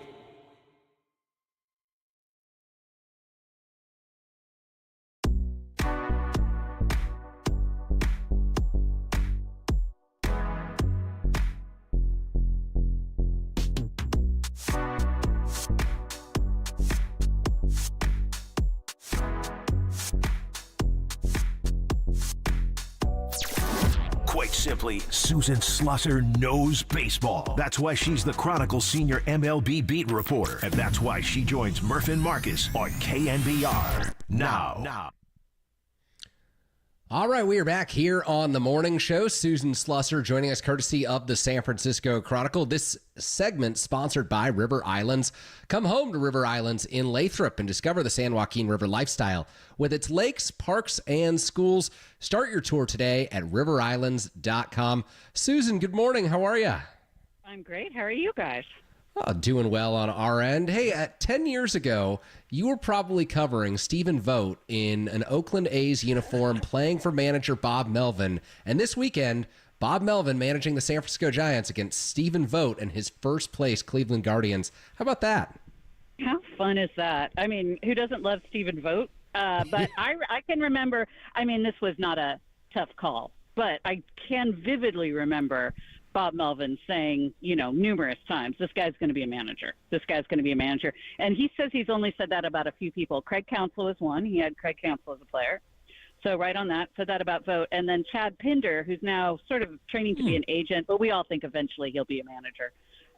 Those are the guys that he's really pointed out and said they'll be managers. He's been right to 2 out of the first 2, so we'll see with Chad Pinder. Yeah, I'd get Chad Pinder on the coaching staff right now, just based on that recommendation. I'd bring him in somewhere. I need to buy low on Chad Pinder. It's a player that anyone could have bought low on if we're talking fantasy baseball. Jorge Soler had a really tough start to the season for the Giants, and that's not terribly shocking. New team, new environment, all this stuff. You want to give some deference there. But he has come along, and I know it's not perfect yet. It's not maybe the full Jorge Soler experience, but he's not a hole in the lineup anymore. He's really starting to pound the baseball around. What's changed for Jorge Soler? Is it just he needed some time? I think, he's had a history of kind of being a slow starter. I talked about that. And then also, you're right, with a new team, sluggers tend to run kind of hot and cold. But if you have a slugger that has essentially a pretty cold first half, you might be looking at a really big second half because the numbers tend to kind of even out over time. And certainly the powers are, the ballpark's not going to probably be helping him a ton either, but he's not complaining about it. I like the fact that he's kind of started adding in a lot more extra base hits when they're playing at home. But the weird thing was just not driving in runs at all early. The fact that, now we're seeing him hit leadoff now and then, I know a lot of people are kind of scratching their heads about it. I liked it, He does get on base. He'll take his walks, and if he's not driving in runs, hey, have him be the guy that either walks or hits a double and is on base for somebody else. Love it. Well said. Susan Slusser of the San Francisco Chronicle joining us courtesy of the UMA guest line. And Susan, one of the things I've been thinking about a lot over the last week is with Kyle Harrison coming back and starting on Saturday, with Blake Snell and Robbie Ray and potentially even Alex Cobb slated to get into this mix, what will the Giants rotation look like a month from now? Because Jordan Hicks is up against his innings threshold. Hayden Birdsong looked really good on Tuesday night. What could this become in the month of August? Well, the good thing is they have depth no matter what, and we certainly know that rotations have more than their fair share of injuries these days. So they're kind of covered there, which is great. I think, both Cobb and Ray will probably be a little limited with their innings initially, and Ray might be throughout. Hicks is a perfect guy to be kind of a swing man in the bullpen. He can cover. He's stretched out. He can cover as many innings as they need. And when you're talking about a guy, like Robbie Ray, who's probably going to be a little limited with his pitch count, They could even consider going to a 6-man if they wanted to, which solves a lot of problems there. You put Logan Webb basically on his regular rotation, and then everybody else gets an extra day. But they've got all sorts of options. But I think the thing that makes most sense, as you mentioned, with Hicks kind of coming up against it with the innings, and he's talked a lot about his legs have been kind of tired. I could see him kind of moving into a little bit more of a swingman role. Susan, the Giants are liking what they're getting from Brett Wisely. They're liking what they're getting from Nick Ahmed. But Marco Luciano went back down to AAA and is just hitting the cover off the baseball. I mean, 552 slug, 42 slugging percentage over his last 15.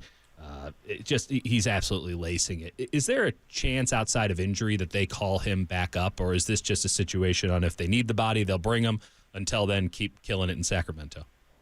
I have not heard any indications that he's a guy that would come up for anything other than an injury. And I do think that they're probably nearing the point where they have to make a decision on him position-wise. He does not look necessarily like he is an ideal fit as a major league shortstop. I think, second might be better, maybe even the outfield. I think that is one of the big question marks. I think they lose a little bit when he's at shortstop. And he hasn't been consistent, which is, he's still so young. He's gotten a little bit of a taste. Look how long it's taken Elliot Ramos to really get comfortable. Sometimes that's what it takes. But I think more than anything, just kind of maybe finding him a better permanent position might work out really well for him. And take a little, I think he will perform better offensively at the big league level when he's not playing shortstop. That's a position that is very taxing. And you'd love to see that bat up at the major league level, too, and just have him get kind of the reps that, we've seen Luis Matos at his best, what he can become. We've seen Elliot Ramos for 2 months now just dominate the major leagues and turn into the Giants' maybe most valuable offensive player over the last few months. And speaking of Ramos, Susan, the All-Star rosters are going to come out on Sunday, and I know that it's a long shot for a guy who's called up on May 8th to make the team, but what do you give Ramos in terms of his chances here? Because the National League outfield pool doesn't include Mookie Betts anymore. It doesn't include Ronald Acuna Jr. Corbin Carroll's not having the season that anyone thought that he would have. What are the chances here for Ramos to eventually get into this squad? Still pretty slim, I would say. And it's not just the fact that he came up late. I think the Giants are a team that's probably only going to have, maybe 1 or 2 All-Stars, and they would probably be pitchers, in my opinion. Pat Bailey really, really deserves consideration, too. I'd be surprised, given that, if Ramos got the help. But, honestly, he potentially could slide in if there's injuries. I think he'd be a really nice choice. I just don't. I think when it's announced, he's pretty unlikely. That makes total sense. Susan, with this bullpen, it's been so immense, and obviously it's been leaned on so heavily over the last month, even month plus. With getting these starting pitchers back, I mean, I'm kind of stating the obvious here, but I want to get your thoughts on it. Like, how much better can this bullpen, which is already good, be when they're not having to fill in as a starter collectively every other day, it seems like? Yeah, there's never – it seems like there's never anything perfect for bullpens, right?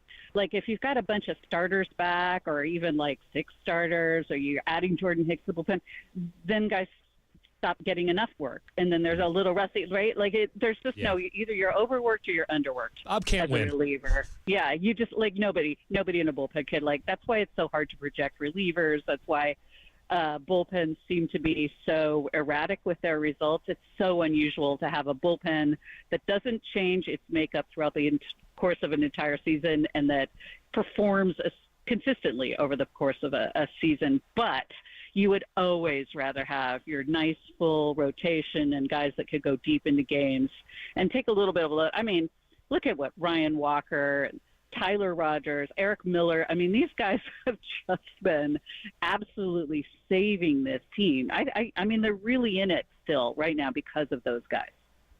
It's been amazing, specifically to watch Walker and Rogers come in every other day and deliver the consistency that they have. It's really amazing to me. And Susan, one of the things that I brought up earlier in discussing the Giants and the trade deadline with Dieter is I think that this Giants team could benefit from another reliever. I know that Jordan Hicks could eventually become a swingman, like you mentioned. I wouldn't mind them adding another lefty at the deadline if it's not too much of an ask. But it reminded me a little bit. A few weeks ago, after the Rickwood game, you ran into Reggie Crawford at the airport, and this is someone who the Giants think of really highly. And I know that he's dealt with a few injuries over the last year, and they're being cautious with him.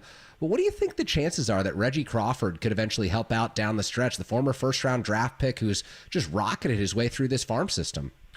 I thought that it was basically a lock. And in fact, when I saw him at the airport, the first thing that flashed into my head was like, oh my gosh, he's coming to join the team in St. Louis. And then I thought, that doesn't make sense. Why would he be in Birmingham and not on the team plane?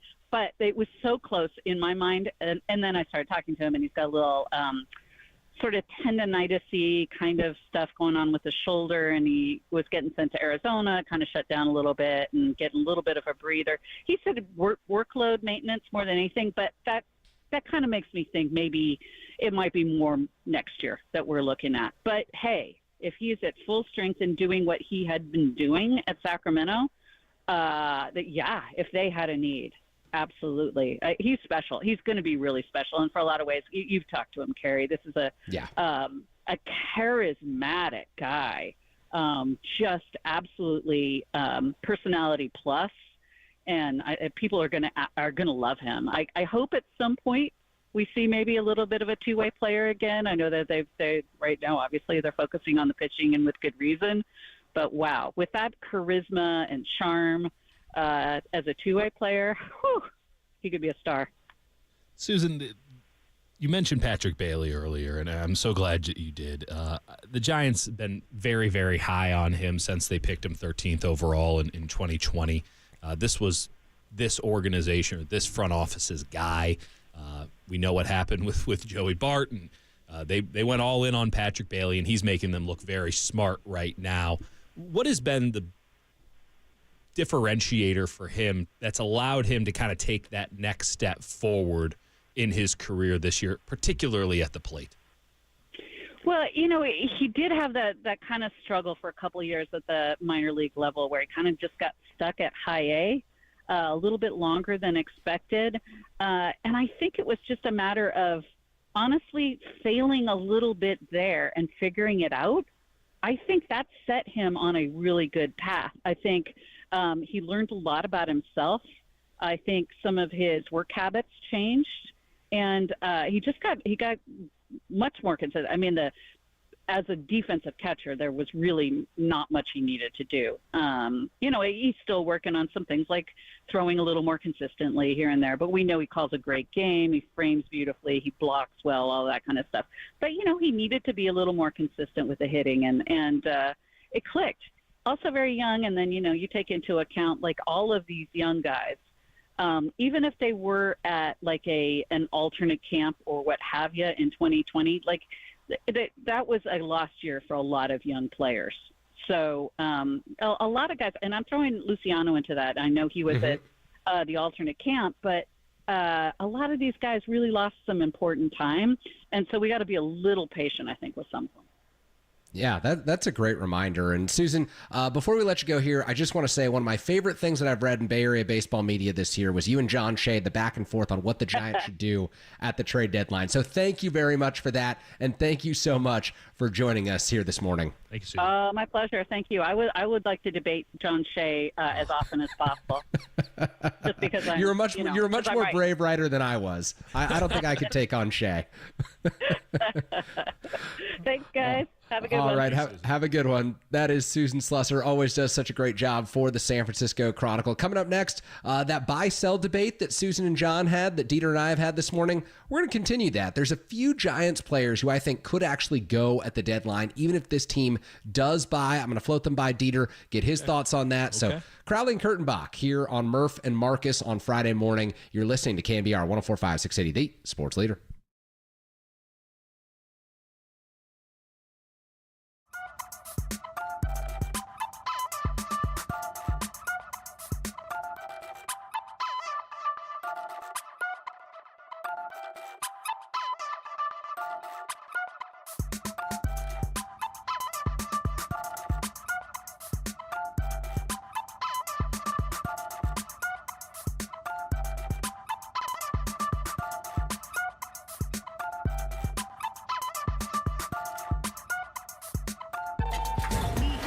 from the Chilton Auto Body Traffic Desk.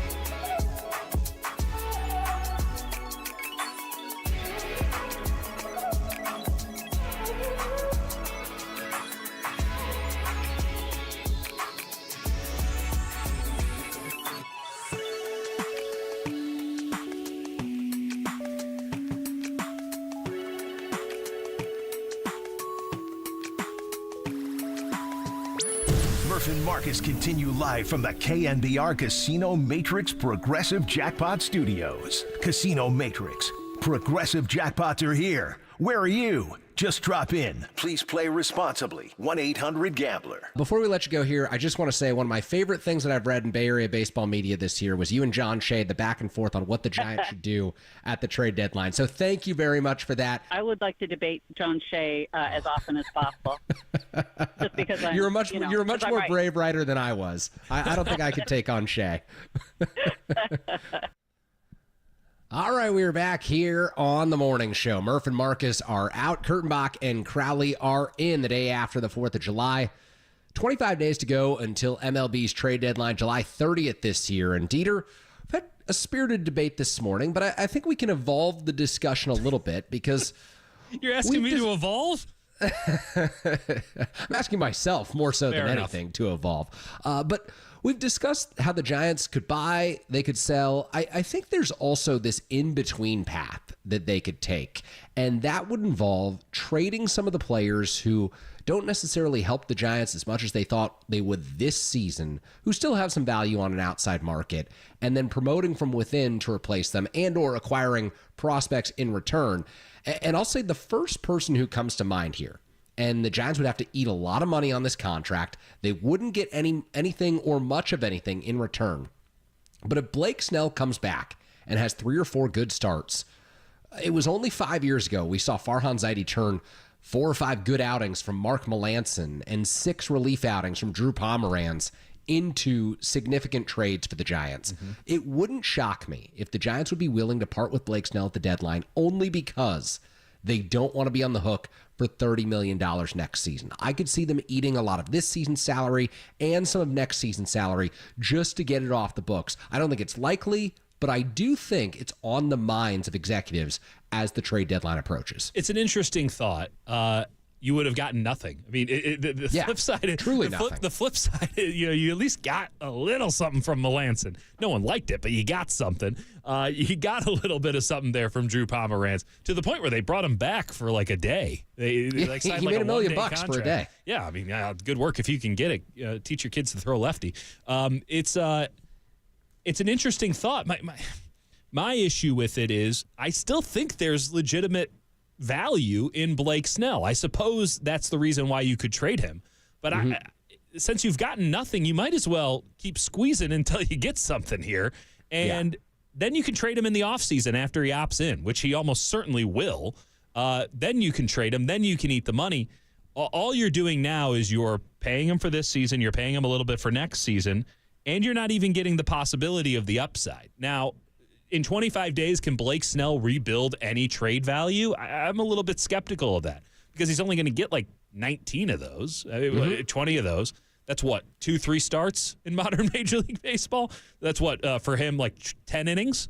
So how much value are we getting here out of Blake Snell? How much can we extract out of Blake Snell? It just feels like that's a real sell low, like an all-time sell low.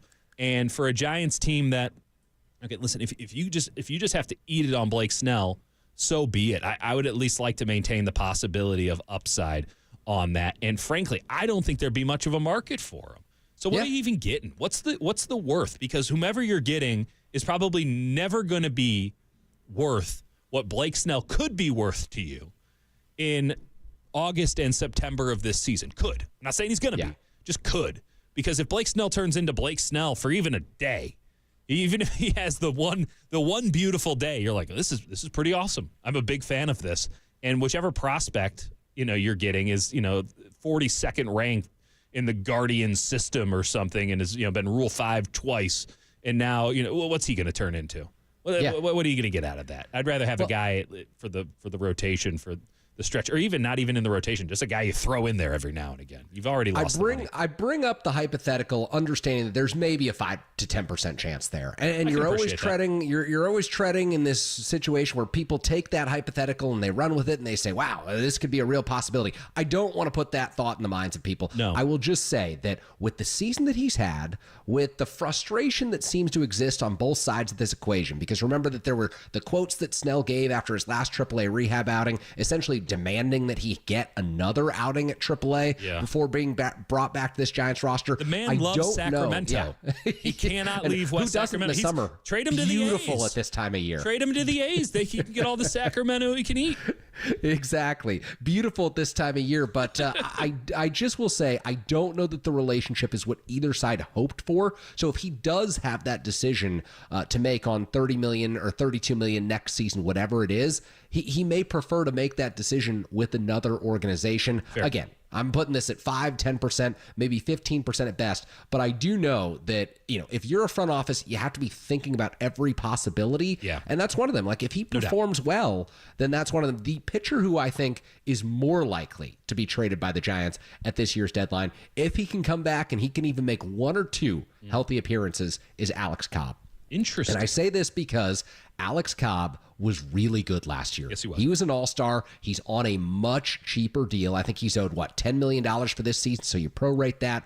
Around the trade deadline, it's probably $3 or $4 million. The Giants could legitimately get a prospect, maybe not a really good one, but Brett Wisely wasn't considered a really good prospect when they got him, and he just hit a walk-off home run against the Dodgers. There's valuable players you can bring to your organization, and if they believe in Birdsong, and they believe in Ray, and they believe in Harrison riding this out, I could see Alex Cobb being someone that they dangle at the deadline and say, we'll see what's out there, and if the offer's good enough, let's take it, because his health has been an issue all season long, as evidenced by the 0 starts to his credit so far. Listen, I like where your head is at, but we are now dealing with a scenario of maybe overdoing it when we're talking about a seller's market. This is perhaps Blake Snell, Alex Cobb. Cobb is a more reasonable expectation in that the track record, I guess Blake Snell just won the Cy Young, so it's not as if he doesn't have a track record. But we saw what the market was like for Blake Snell this offseason. Not a lot of teams clamoring to get themselves some Blake Snell at the price. I can't imagine he's done anything to make anyone more interested. With Alex Cobb, you can blame the injury. I remember not that long ago when people were saying that Alex Cobb might be back like a couple of days after opening day. How's that looking? So you can make the argument, hey, Alex Cobb, it's an injury. He was outstanding last year. Very valid. I'd like to make the point, though, that if I try to trade in my 2007 Honda CR-V, that doesn't mean I'm getting anything worthwhile for it. That car is worth a lot to me. That car has some value. That's my beat-up car. That's the car I drive into the city and park in dodgy neighborhoods. That's how we operate in the Kurtenbach household. We got a nice car, we got a crappy car. And if I'm just trying to sell all my crappy stuff, you're like some of those bums on Facebook Marketplace. No one's paying $5,000 for your beater car. No one is going to give you the list price on all this baby stuff you bought that's already been used and pooped on. You cannot just say, oh, it's a seller's market. Anything I want to sell is going to get value. There's still a threshold, and I'm not sure that Snell or Cobb gets over the threshold right now. So try me on a third name, Gary. Okay. Well, before I do that, I want to remind everyone that you're listening to KNBR AM and KNBR FM San Francisco, the sports leader, a Cumulus media station. It's Murph and Marcus, but the voices you hear on this Friday morning, you'll only be subjected to us for one more hour. Dieter Kurtenbach and Kerry Crowley. The hell you will. Is that a threat? I'll make it 2. Wilmer Flores is the third name that I'll throw out there. True Honda CR-V from 2000. Yeah, he's not someone who I've seen come up in trade discussions yet, but I do think that, given the season that he's had, it's been really bad. And the Giants feel confident in Lamont Wade Jr. over at first base, as evidenced by every single texter on the Golden State Lumber text line this morning. Can I quickly interrupt you here? The 619 is out here impugning my honor on the text line, implying that I am, outside of the family of this gentleman, the only person on the planet who is clamoring and enjoying the Trenton Brooks experience. I want to make something abundantly clear right now. I will defend my honor. No, I didn't. And no, I am not calling for Trenton Brooks to be called back up. Just because I think you should trade Lamont Wade does not mean that Trenton Brooks needs to be subjected to major league pitchers or we to Trenton Brooks ever again. I take offense, good sir or madam, in the 619, that you would think that I am the sole number 61 Trenton Brooks fan out here. The man, I feel bad, but then again, he wasn't real. That wasn't a real person that they played at first base. So I can't even feel that bad about picking on Trenton Brooks. By the way, you mentioned trading Wilmer Flores, to bring it back to the subject at hand while I go off on our texter from the 619. Everybody's big on Lamont Wade. Well, Lamont Wade, just forever giant. Looking forward to the plaque. Regardless, you can trade Wilmer Flores because you like Lamont Wade. The reason you can trade Wilmer Flores is because you like David VR. That's the reason you trade Wilmer Flores. Yes, that is 100% the reason. And you know the reason that I like David VR? Because I like him not as much as Lamont Wade, but just enough to make it worthwhile to trade Lamont Wade. Goodness. We're all in agreement on David VR, baby. We're all in agreement on David VR. No chance. There is zero chance that that is just far-fetched. We did have a few textures. Okay, let's hear them. David VR this season, small sample size, right? Much like Lamont Wade.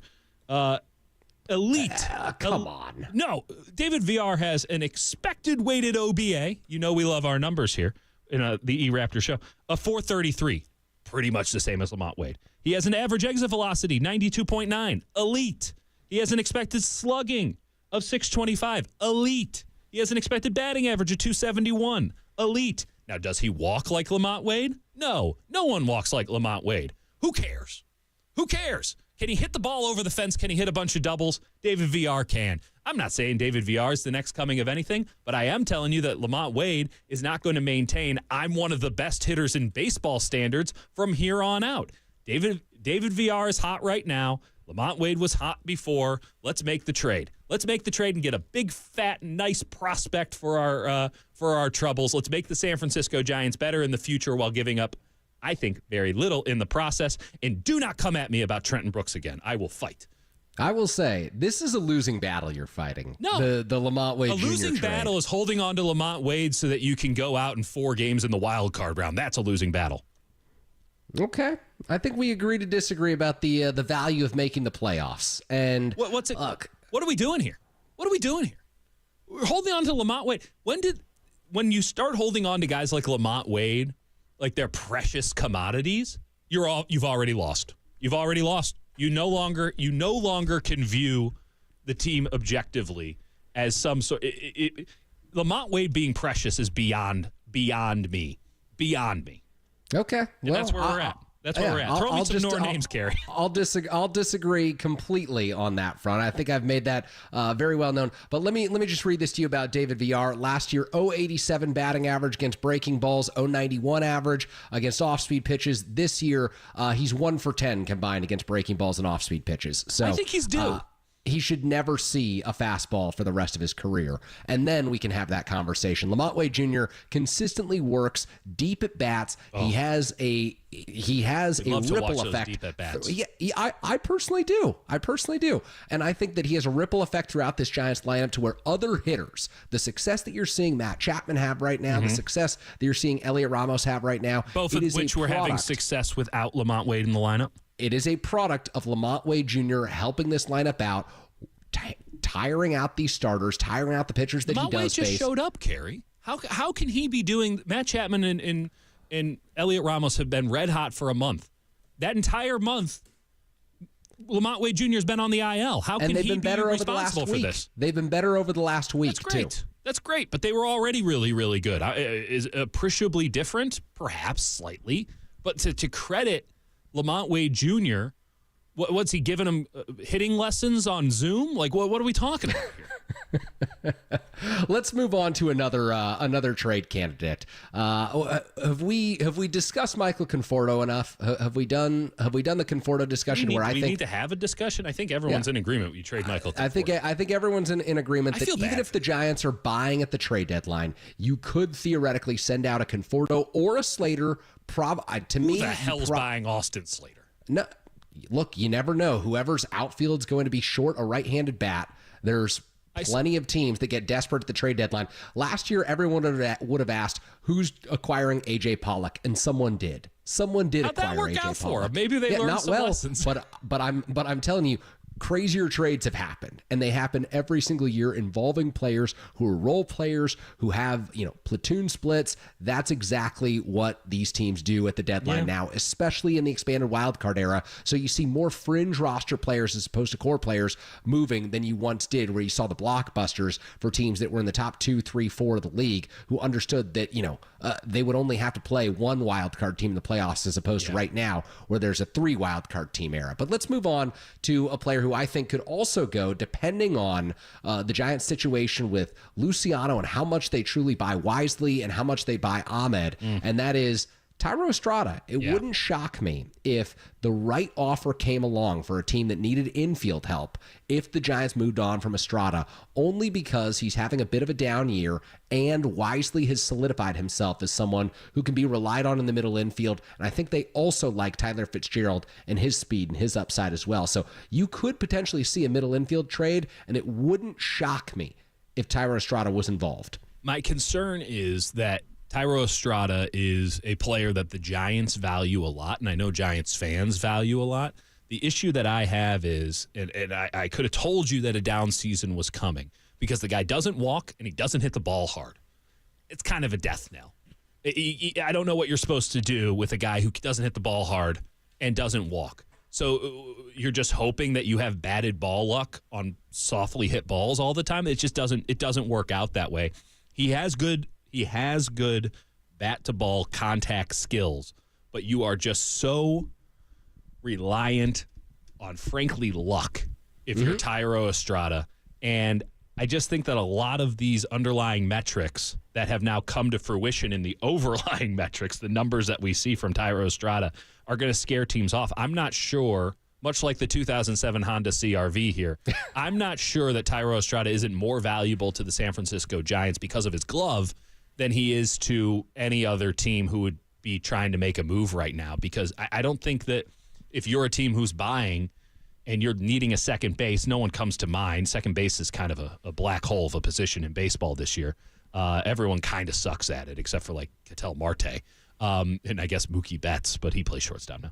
I'm not sure anyone's going to feel like that's the piece that they need. Let's go out there and get a guy who doesn't walk and doesn't hit the ball hard. That's kind of a death sentence. Yeah. So 707 on the text line, the Golden State Lumber text line says, why would you sell, especially Lamont Wade? Go get Vlad Jr., move Wade to left. I don't want Farhan selling anything. If you're selling, Farhan is finished. Here's what I'll say to all of this. Farhan's already finished in everyone's mind. We discussed the hypotheticals here. We're not saying any of this is likely. We're just discussing guys who could be moved if the Giants were doing a combination of buying and selling, which right now feels a little bit more likely than a true buy or a true sell. Right. The issue with moving Lamont Wade Jr. to left field is he's had injury issues throughout his career. The knee, the hamstring. I don't think you can suddenly run him out to the outfield every day and expect that to work for the San Francisco Giants. And I don't think that they have the prospect capital to acquire Vlad Guerrero Jr., so I don't see that sort of a thing happening for the San Francisco Giants. A few others on the text line that I want to get to. Most of the takes around Lamont Wade Jr. have been, why would you trade him? Much agreeing with me. I do want to point out 415 Dieter says, I don't agree with Dieter on much, but I do on Lamont Wade Jr. So, 415, we ride. 209 says trade them all, which of course, if you do that, you just become the Colorado Rockies for the next 10 years. You know what? There are some good players on the Rockies. Maybe you go buy some of them. Go get a Nolan Jones. I don't know. Elias Diaz could certainly help behind Patrick Bailey if the Giants wanted to split some reps behind the plate. Ezekiel Tovar interests you. There we go. Let's go get a Cal Quantrill while we're at it. We're way too in-depth on the hypothetical trade situation, so let's talk hypothetical trades for the Golden State Warriors on the other side. What does Mike Dunleavy need to do as the general manager in the next few days to make this a successful offseason? Crowley and Kurtenbach back on the other side, filling in for Murph and Marcus this morning. You're listening to KNBR 104.5, 680, the sports leader. But then again, he wasn't real. That wasn't a real person that they played at first base. So I can't even feel that bad about picking on Trenton Brooks.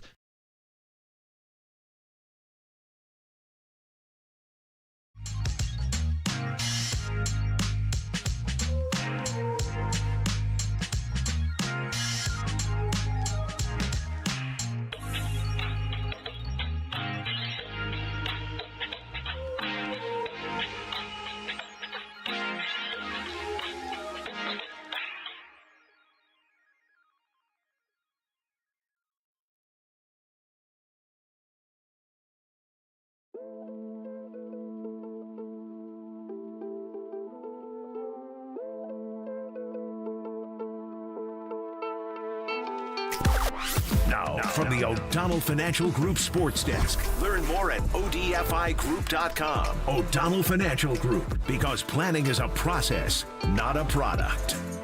Matt Mayoko joined Murph and JD on Wednesday to discuss the Brandon Ayuk contract and if we are getting closer to a new deal. Check it out on the KNBR app, YouTube, and the KNBR socials.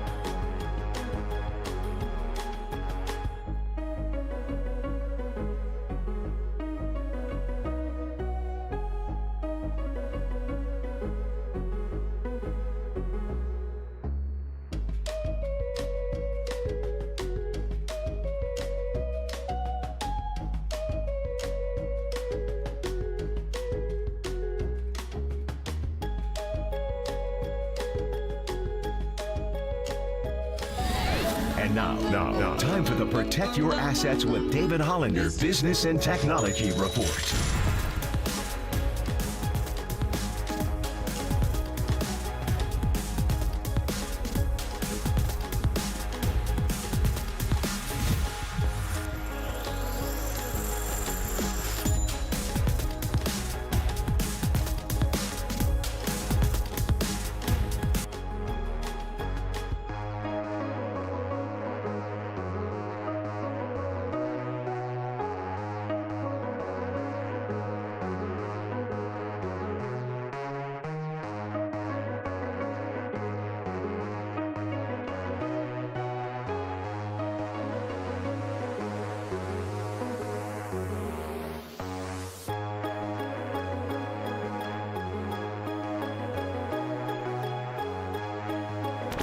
Dub Nation, Murph and Marcus keep rolling on the sports leader and streaming live on YouTube at KNBR 1045. The Warriors, to me, I think they're in a position now where they have to do something like that. Like maybe to get DeRozan You don't have to give up Kuminga, but I mean, we're in fantasy land to think that the Warriors are going to get a star player for scraps, right? Or for Wiggins, who nobody wants, right? Like, they don't want to trade Podziemski, obviously, either.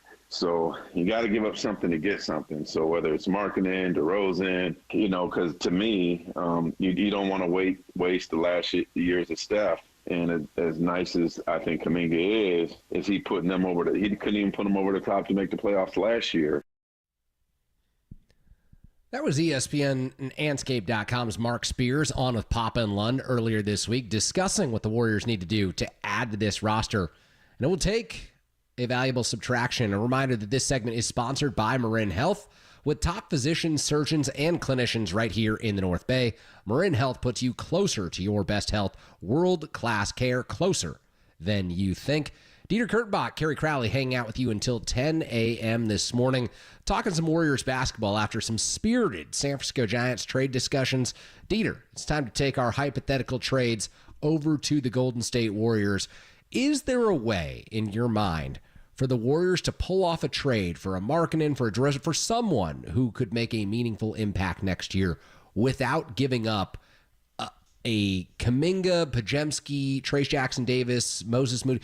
Is there a way to just do this? We're drawing the line at Moses Moody and Trace Jackson-Davis now. I'm not really drawing the line at those two players. They're the Lamont Wades of the Warriors. What I really am saying is, can they do this with just picks and marginal pieces as opposed to giving up a Kuminga? Yes, if they throw in all the picks. Yeah, so it's every pick here. Maybe not every pick, but like more than you're willing to look at as a fan and feel comfortable with. Like, take whatever the number you feel comfortable trading and like add one or two to it. That's what it would take. Let's be very clear about where the Warriors stand on this. I mean, what we say means nothing compared to where Mike Dunleavy Jr. and Joe Lacob stand on this. They are not trading Jonathan Kuminga for anybody other than an all-NBA player. Full stop. He's not on the table for Lauri Markkanen. It won't happen. They won't do it. Jonathan Kuminga, we can all agree to disagree on what he's going to be. I think the Warriors overvalue him personally, but they will give him $30 million here in a couple of months. They will give him a $30 million a year contract before the season starts. That will happen. And again, we can agree to disagree on if he's worth it. We can go down the line. They value Jonathan Kuminga, who is exceptionally young and has been productive statistically in the NBA. They believe that he's the next one. That's a bold stance. He might be the next two. He's probably in a good situation, the best three. They think he can be a one when Steph Curry and Draymond Green are gone, whether that be 2, 3, 4 years down the line. That's the ball game they're going to play. We'll see if it works out for him. So they're not trading him for anybody other than somebody who is, by nature of being an all-NBA player, a one. And there have been many reports, I can't corroborate them one way or another on this front, that the Clippers, as you would expect when they were discussing a trade for Paul George, said, well, we would like Jonathan Kuminga, because that's kind of where you start the conversation. Yeah. Paul George is an all-NBA player, and the Warriors said no. So, yeah, they're not giving him up for Lauri Markkanen. I think that Brandon Podziemski is more vulnerable than folks out there might initially expect. There are some salary machinations with a Lauri Markkanen trade that cannot be avoided. Before they went and got Buddy Hield in slow-mo on the trade exception, there was some salary cap space. But because they used the full mid-level exception, and because this is now a 5-team trade with Klay Thompson and stuff, they cannot go over the first salary cap paper. They cannot do it. They are not allowed to legally to do it. They have hard capped themselves at $178 million. They currently have $743,000 of salary cap space. Okay? So any notion of like the initial concept of a trade for Lauri Markkanen only had to be within $7.5 million. So that's like just Gary Payton II and draft picks, and you can get it done. That is no longer the case. What is going out has to be the same as what's coming in, and Lauri Markkanen is worth $18 million. Now, I'm sure there are some ways that you can get around that to a degree, But ultimately, they are about $1 million to $900,000 short if they were to give up Looney and GP2 to match the salary of Markkanen. It's not going to work. It puts them over the hard cap. So you have to throw in another player. Maybe that's the kid they just drafted in the second round post. You sign him to a deal. You send him over to the Jazz. That might be able to get the job done. But Brandon Podziemski only makes about $3 million. Danny Ainge runs the Utah Jazz. If there's a comp for Brandon Podziemski, it's Danny Ainge as a player. I don't know how he would do for the Toronto Blue Jays, but Danny Ainge, I'm not sure if I can say this on the rail. Let's try it out. He was kind of a rat bastard on the court. There's no nice way of putting it. Danny Ainge once tackled Tree Rollins, whose nickname was well-earned. He was 7'1", and he made Shaq look small. He tackled him, Danny Ainge, who was about 6'2", 6'3". This guy had no fear of anybody. He was an SOB on the court. If he was on your team, you loved him. If he was not on your team, you hated him. I have nicknamed, this has not caught on, much like my Lamont Wade Jr. takes, I have nicknamed Brandon Podziemski the Rat because he's kind of annoying to play against. He's slithery. He's constantly on the ground. It's just a rat out there. And it's not a pejorative term in my sense. I say it with glowing admiration. But, yeah, you think if Danny Ainge is looking for a player in this deal, he's definitely looking at Brandon Podziemski, about $3 million, some potential there. Definitely a grit and grind kind of guy. Utah needs something out there. I can see Danny Ainge really, really liking Brandon Podziemski, and not saying it's a deal breaker or anything, but when push comes to shove, the Warriors got to be able to throw in a little bit of extra money here to make the deal functionally work. And I think Brandon Podziemski might help them with some draft picks, right? Because he was just a first-round pick. He saves you maybe a first-round pick because he's a known entity now.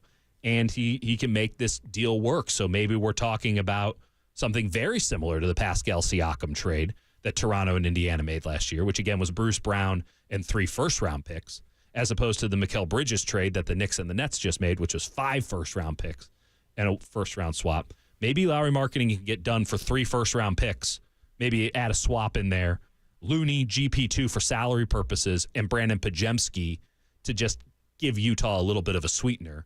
And now you got something, except for a backup point guard. Yeah. That's a huge issue for the Golden State Warriors. You can't run Steph Curry at age 37 out there for 48 minutes a game. In fact, he's probably going to have his minutes come down a little bit over the next few seasons. I mean, the Warriors... One thing I'll say about Steph Curry is I've never seen an athlete in the physical condition that he's in. Right. He is like 11 out of 10. The one player who might be able to define the aging curve in the NBA. There's two guys. There's two guys in the history of the NBA. It's Stephen Curry and it's LeBron James, and they were both born in that hospital in Akron, so that's where I'm getting my next guy from. Exactly. It's amazing to me the distance that he travels over the course of a game, how he maintains his stamina over the course of an 82-game season and deep into the postseason. One of the reasons the Warriors were so successful during their dynastic run was because of the way that Steph Curry wore teams down. Yes. You get to the third quarter, you get to the fourth quarter, and Steph's ability to stay in the game and stay at that high level in his 37th or 38th minute on the court, it's second to none in terms of what an NBA player can do. And yet they're reaching the point where a backup point guard is going to become more and more important. So my question for you, Dieter, is if the Warriors had their way, if it's Brandon Podziemski on his way out or throwing in an extra pick, it sounds to me like you'd rather give up the extra picks as opposed to trading Podziemski, correct? I think that's where it would stand today, but I do think that can change because the Warriors have a little something that they can use called the biannual exception. And no one ever thinks about the biannual exception, but it's pretty valuable. It's worth a little bit more than $4 million, and it can give somebody who would otherwise sign a minimum value contract with the team a little bit of extra something. Right? And it's just a smidge below what a luxury tax team would pay in the mid-level exception. So it's pretty comparable in that regard, far more comparable to a mid-level exception than it is to a minimum contract. And there's a guy out there who did not have a good year last year. Let's be clear about this. But it's a name you know, Spencer Dinwiddie. Oh, and he's being bandied Colorado's finest. That's right. Being bandied about a bit to go to Dallas on the minimum, go to the Lakers on a minimum. Well, I think San Francisco can be pretty attractive on a biannual exception for about twice the league minimum. I know that sometimes it's a little tough to get people to come to Northern California as opposed to Southern California. And I know that Dallas loves to mention they have no state tax, just don't buy property there. Like, I know that loser mentality loves to come out when they're trying to win. But I think the biannual exception could be valuable there. And we mentioned DeMar DeRozan about a trade. DeMar DeRozan does not have a market, and it should be clear, DeMar DeRozan is a free agent, right? So when you're talking about where's DeMar DeRozan going to sign, most of these chairs have already been filled, and now we're talking about mid-level exception or league minimum for DeMar DeRozan. Now, I think he's interested in going back to Southern California, playing for the Clippers or the Lakers on something rather cheap. I get that. No knock, go back home, all that. But again, biannual exception, the Warriors still have it. Not that much for a guy like DeMar DeRozan, who has made a tremendous amount of money. And I'm not saying DeMar DeRozan is a tremendous fit, right? I'm not out here implying that the mid-range god is somebody that you want there for the same reasons that I'm not big on Zach LaVine, the same reason I'm not big on Brandon Ingram. I'm not big on DeMar DeRozan with the money removed. But if we add in the money of all those guys, well, you can have DeMar DeRozan for 1/10 the price of a Zach LaVine, and probably he'll play twice the amount of games. I'm willing to roll the dice on that. So just keep an eye. The biannual exception, the Warriors might only be $700 under this hard cap that they have for themselves, $700,000 under the hard cap.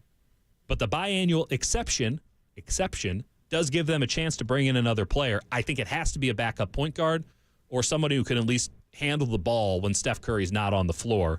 And by the way, I mean, you look at the roster, Pods, Melton, Curry, those are your three guards. Not one of them's a true point guard. Not one of them. They're all combo guards. Steph Curry plays the two. Draymond Green's the point guard. Like, I think we can all acknowledge that by now. I don't think it's any knock on Steph Curry to say that he's not actually the one. He's more of a two, and that Draymond Green is the one, and is just a unicorn out there doing crazy Draymond Green things. Brandon Podziemski, if you're going to ask him to be the one on the second unit, I'm not sure how that's going to go. I'd like to bet on the kid.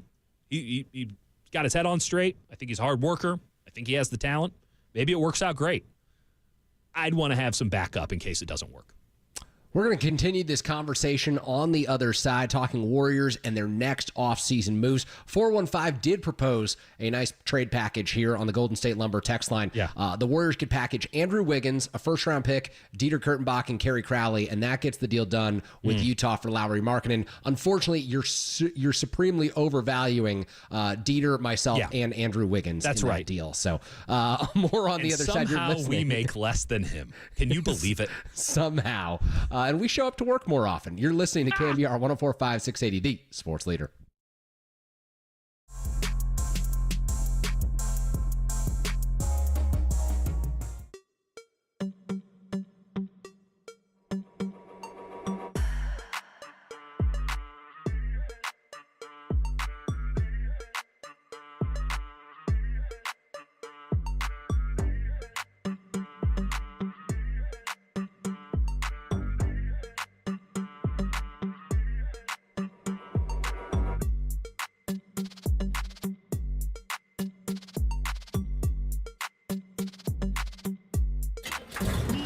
From the Chilton Auto Body Traffic Desk.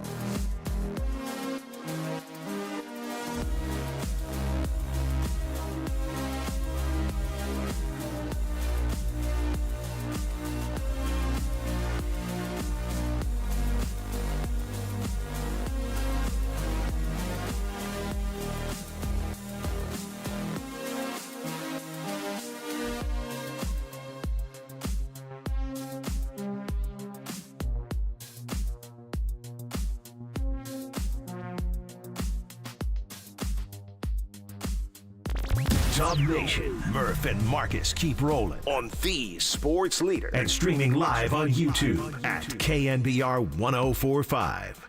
I don't know, man. I just think the Warriors front office is in a really precarious position, but they have to hit some kind of home run quick. And I mean, there's still time. They have to be creative, but if they just walk into the stadium next season with this team, I think there's a lot of reason to be disappointed by Warriors fans, and a lot of reason to kind of keep an eye on Steph and see how he likes being in mediocrity.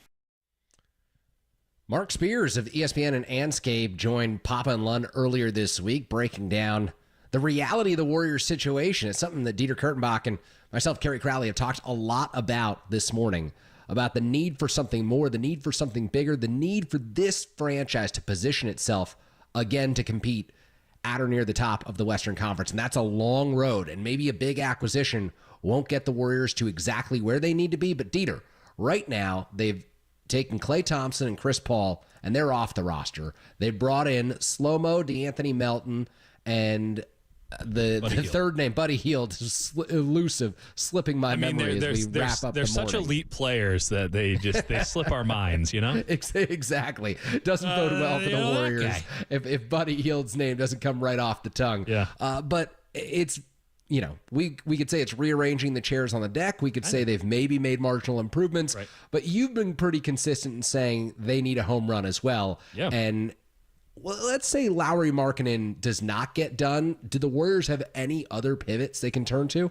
Well, they're lucky in that the NBA is such a ridiculous and frankly unhinged league that certainly other things will develop over the course of the next couple of months.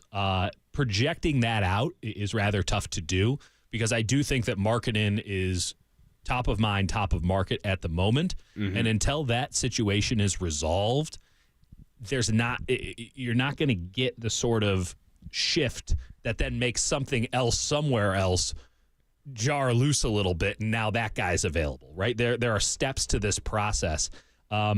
Listen, if you want to play the absolute what-if game, I can tell you there's one team that resides in a place that's Algonquin for the good land, which is Milwaukee, Wisconsin, that absolutely exploded the future of their franchise with a terrible trade last year for Damian Lillard. We talked earlier on the show about the Paul George trade that they made years ago. Not this most recent Paul George trade, but the one that they made years ago when the Clippers brought him in from Oklahoma City. And out they sent Shai Gilgeous-Alexander. A pretty similar situation might have happened there with the Portland Trail Blazers and the Milwaukee Bucks when Bucks traded for Dame Lillard, and the Blazers got Drew Holiday in that trade. And I remember at the moment being like, well, the Blazers got the better player. What are we doing here? Yeah. I know Dame Lillard gets a lot of highlights. Anyone who watched the Milwaukee Bucks last year now understands what the hell I was talking about.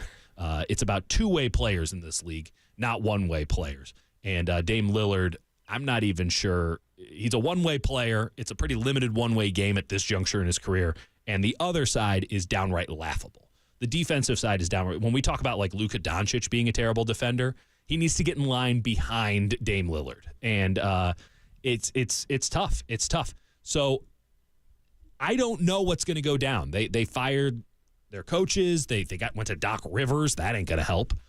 Milwaukee feels like somewhat of a tinderbox right now. You also have ownership that I don't think is keen to go up against any sort of luxury tax lines for what they have going on. Dame is unmovable at this juncture.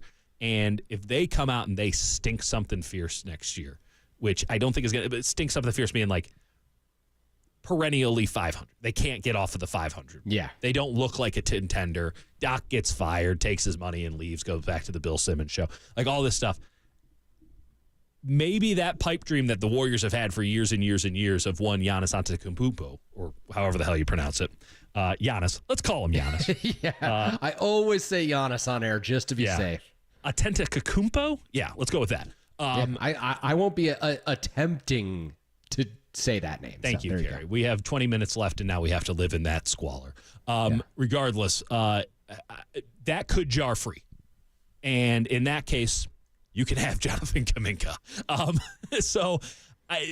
Again, we're just exploring the space of possibility here, which are some good teams. I mean, Kevin Durant this time by the trade deadline could be very expendable. Now you get the big three back together. Sorry, Clay, we're not going to do four again.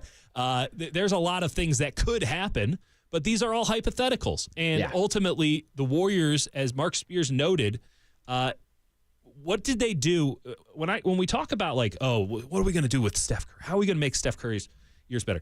I think that's maybe shooting a little bit too high. I think we all understand that where the Warriors roster is, and with the aging of Curry and Draymond. I mean, Curry showed his age last year. It's still an exceptional basketball player, but he's not the same guy that he once was. And I can't imagine that that's not going to be a trend from here on out. It's still good enough to get you in the mix. And I think that's all we're really talking about here. What did the Warriors do to get themselves out of the play-in tournament this offseason? Nothing. Yeah. They might have moved up a seed or two. And that's if everything works out wonderfully, right? That's not good enough. It's not good enough for this organization, for the bills that they have due at Chase Center and everywhere else. It's not good enough. And the only way to get themselves into that top six mix to where anything less than being truly in the playoffs is a disappointment is to go out and get number two. And the only number two that I see really work for this team right now is Lauri Markkanen. And the longer they wait, the more the need to have a number two increases. And maybe that works out very well for Utah and Danny Ainge in that they actually get the Warriors to toss in more than they wanted to because they get desperate. But I would try to get on this as soon as possible, and I would be all up in Lauri Markkanen's business, right? Tampering like you know what to get Lauri Markkanen to say, I don't want to sign with Utah. You need to move me right now. You need to trade me somewhere. And at least then you have a shot at getting this thing done before training camp starts. You go into the season with those expectations, and then you got to live up to them. But right now you are selling to a fan base that is as price gouged as any in the league. Hey, we've done nothing but add DeAnthony Melton, right? You know you loved Klay Thompson. You know how everyone has these 11 jerseys, and we love Klay Thompson so much. We got rid of him, but in exchange, we got you DeAnthony Melton. On the defensive end and Buddy Hield on the offensive end. Yeah, and then slow-mo's there just to make everyone feel like they're in some sort of they all took acid sometime between the second and the first quarter. And it's like, how is this guy moving so slow? I'm freaking out, man. I don't think you can sell it. I don't think you can sell it. And the Warriors, as much as they deserve an opportunity to rest on their laurels because they won so much, and we can all take a breather, right? That's not how they operate, and it's frankly how they can operate. They got bills due, man. They got to pay the mortgage on a building they paid for. They cannot be overtly mediocre to start the year because they're still in sell mode to a fan base because it's pretty expensive to go to those games, man. You got to do some convincing to get me to buy a $20 beer, Kerry. I'll tell you this. In covering the San Francisco Giants in 2017, it was 2.5 years removed from their 2014 World Series. The expectations that come when you're a dynasty, they don't suddenly disappear. People don't forgive you for mediocrity or losing. They don't say, because we had those great years, it's okay that you're bad for now. The fan base doesn't say we're going to all get together before the season starts and just lower the floor for you. Yeah. You know, that's exactly what it is. We know it's really stressful being successful, you guys. So, we're just going to give you a year off. That's not how it works. Yeah, it's if you kept prices low, maybe. If you kept prices low, maybe. But that's just not how modern business works. No, not at all. And so the expectation that Joe Lacob and Mike Dunleavy now inherits and Steve Kerr has set is the Warriors have to be great every year, or else people will be very frustrated with the state of this franchise. Right. And that's a good thing, by the way. Totally. You would rather have those expectations than you would sitting in the middle or bottom of the Western Conference on a year-after-year basis. Right. In baseball, I always say it like this. You could just be the Colorado Rockies. At some point, fans in Denver decided they're going to show up anyway. For whatever reason, the Colorado Rockies draw fans to that ballpark. It's great. It's a great ballpark, but it makes no sense because that organization does nothing to improve on a year-in, There is a perfect example of this problem. It's the Chicago Bulls.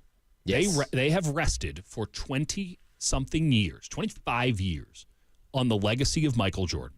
And Steph Curry has that kind of legacy in this market, if not everywhere. He is that kind of a player, a generational, all-time, possibly top 5 player of all time. We all know Jordan's number 1. I'm not going to have that debate either. Regardless, they have, outside of a couple of years with Tom Thibodeau and Derrick Rose, and there was some young Jimmy Butler in there too, they have perennially stunk to the point where now they lock in mediocrity. They actively seek the play-in tournament because it's just enough to keep people coming through the gates, but not enough to where they're not losing money. And ultimately, that is what it will come down to for Warriors ownership, whomever, any ownership, right? In the modern NBA, when they have now priced, they have made sure that a guy like Steve Ballmer or a guy like Joe Lacob can't just spend as much money as they want, and they've effectively put in a hard cap, it will always come down to making, a little bit of profitability. We would like to be profitable. And so I'm petrified of the possibility that the Golden State Warriors just become the Chicago Bulls 2.0. I'm petrified of it. It's an unacceptable option to me. And I think that the notion of, okay, you're trading away your future to go get a Lauri Markkanen, your future, what? It's going to suck as much as the present sucks if you don't get Lauri Markkanen?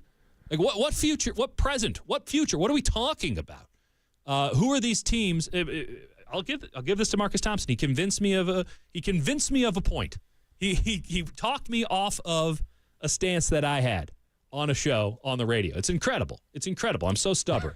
But Marcus Thompson, wizard with the words that he is, talked me off of it. What are we talking? You cannot.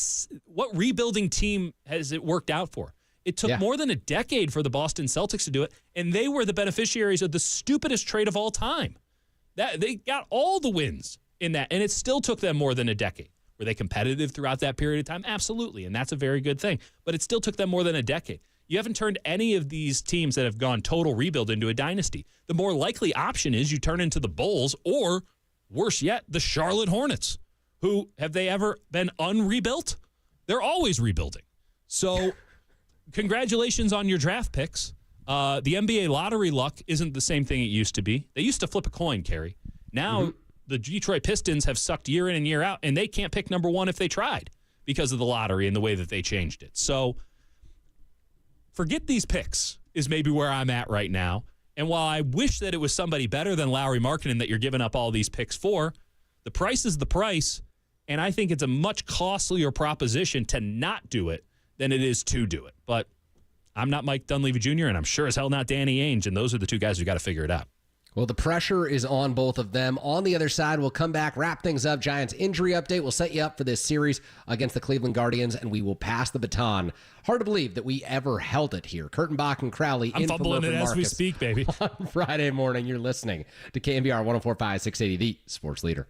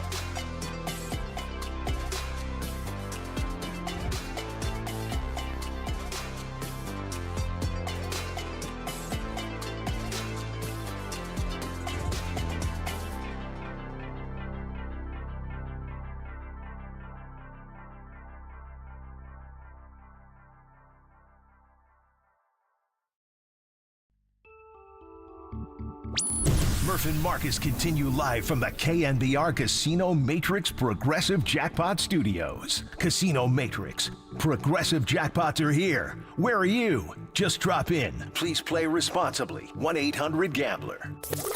I feel like I'm a doctor in baseball. Time now for your Giants Health Report. Sponsored by Sutter Health.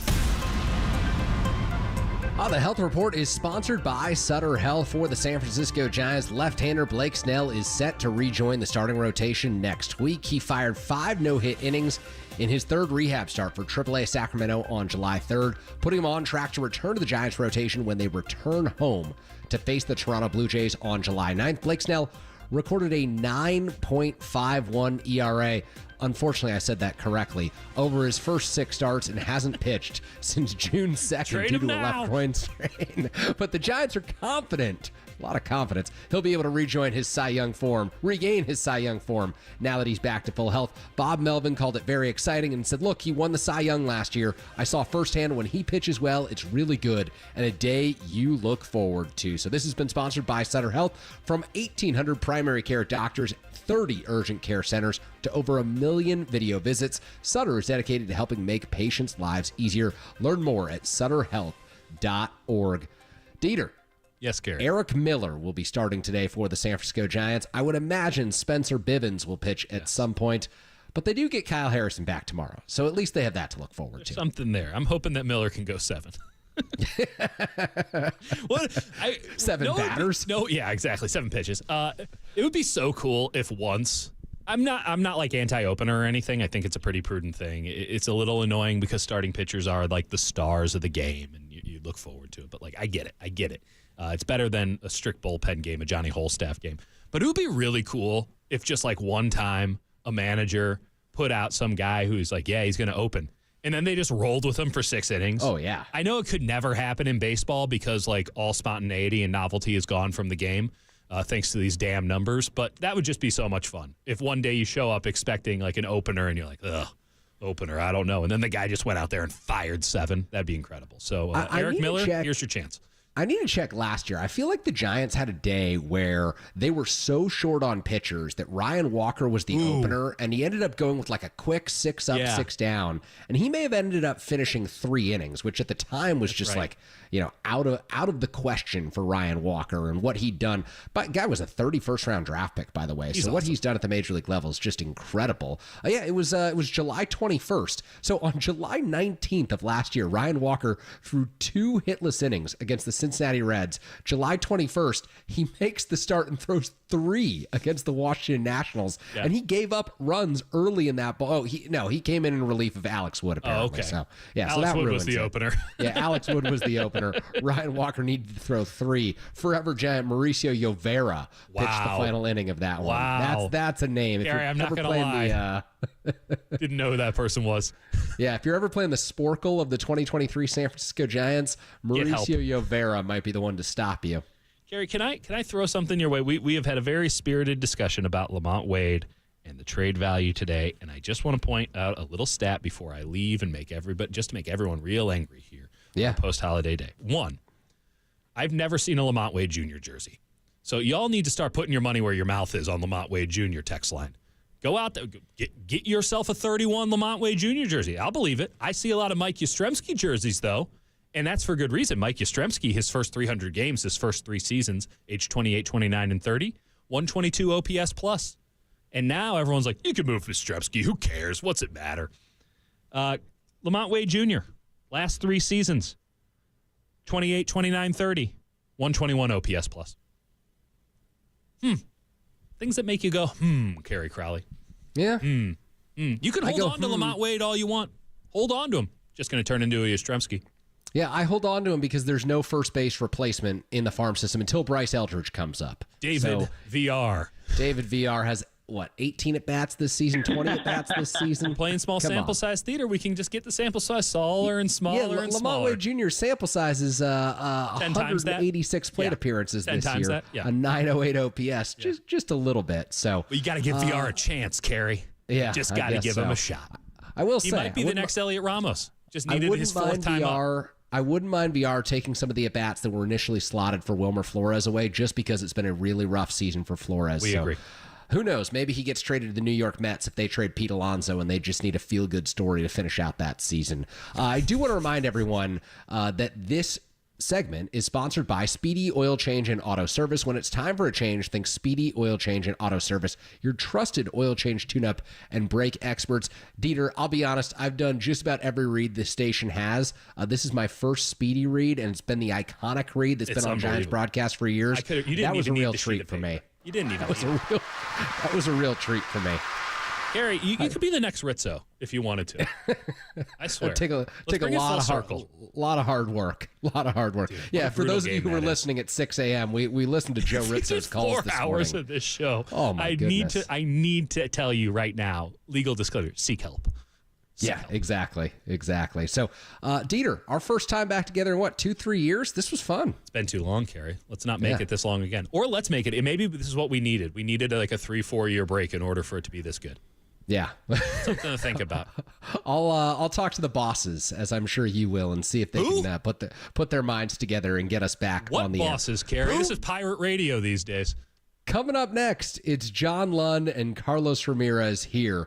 Reminder that you're listening to KNBR AM and FM San Francisco, the sports leader, a Cumulus media station. Papa and Lund with Carlos sitting in for Greg Papa. Coming your way, you're listening to KNBR 104.5 680, the sports leader. Happy birthday, America. I really, really like Slow-Mo, but Slow-Mo averaged 6 points per game last year, and his nickname is Slow-Mo. That's the end of the game.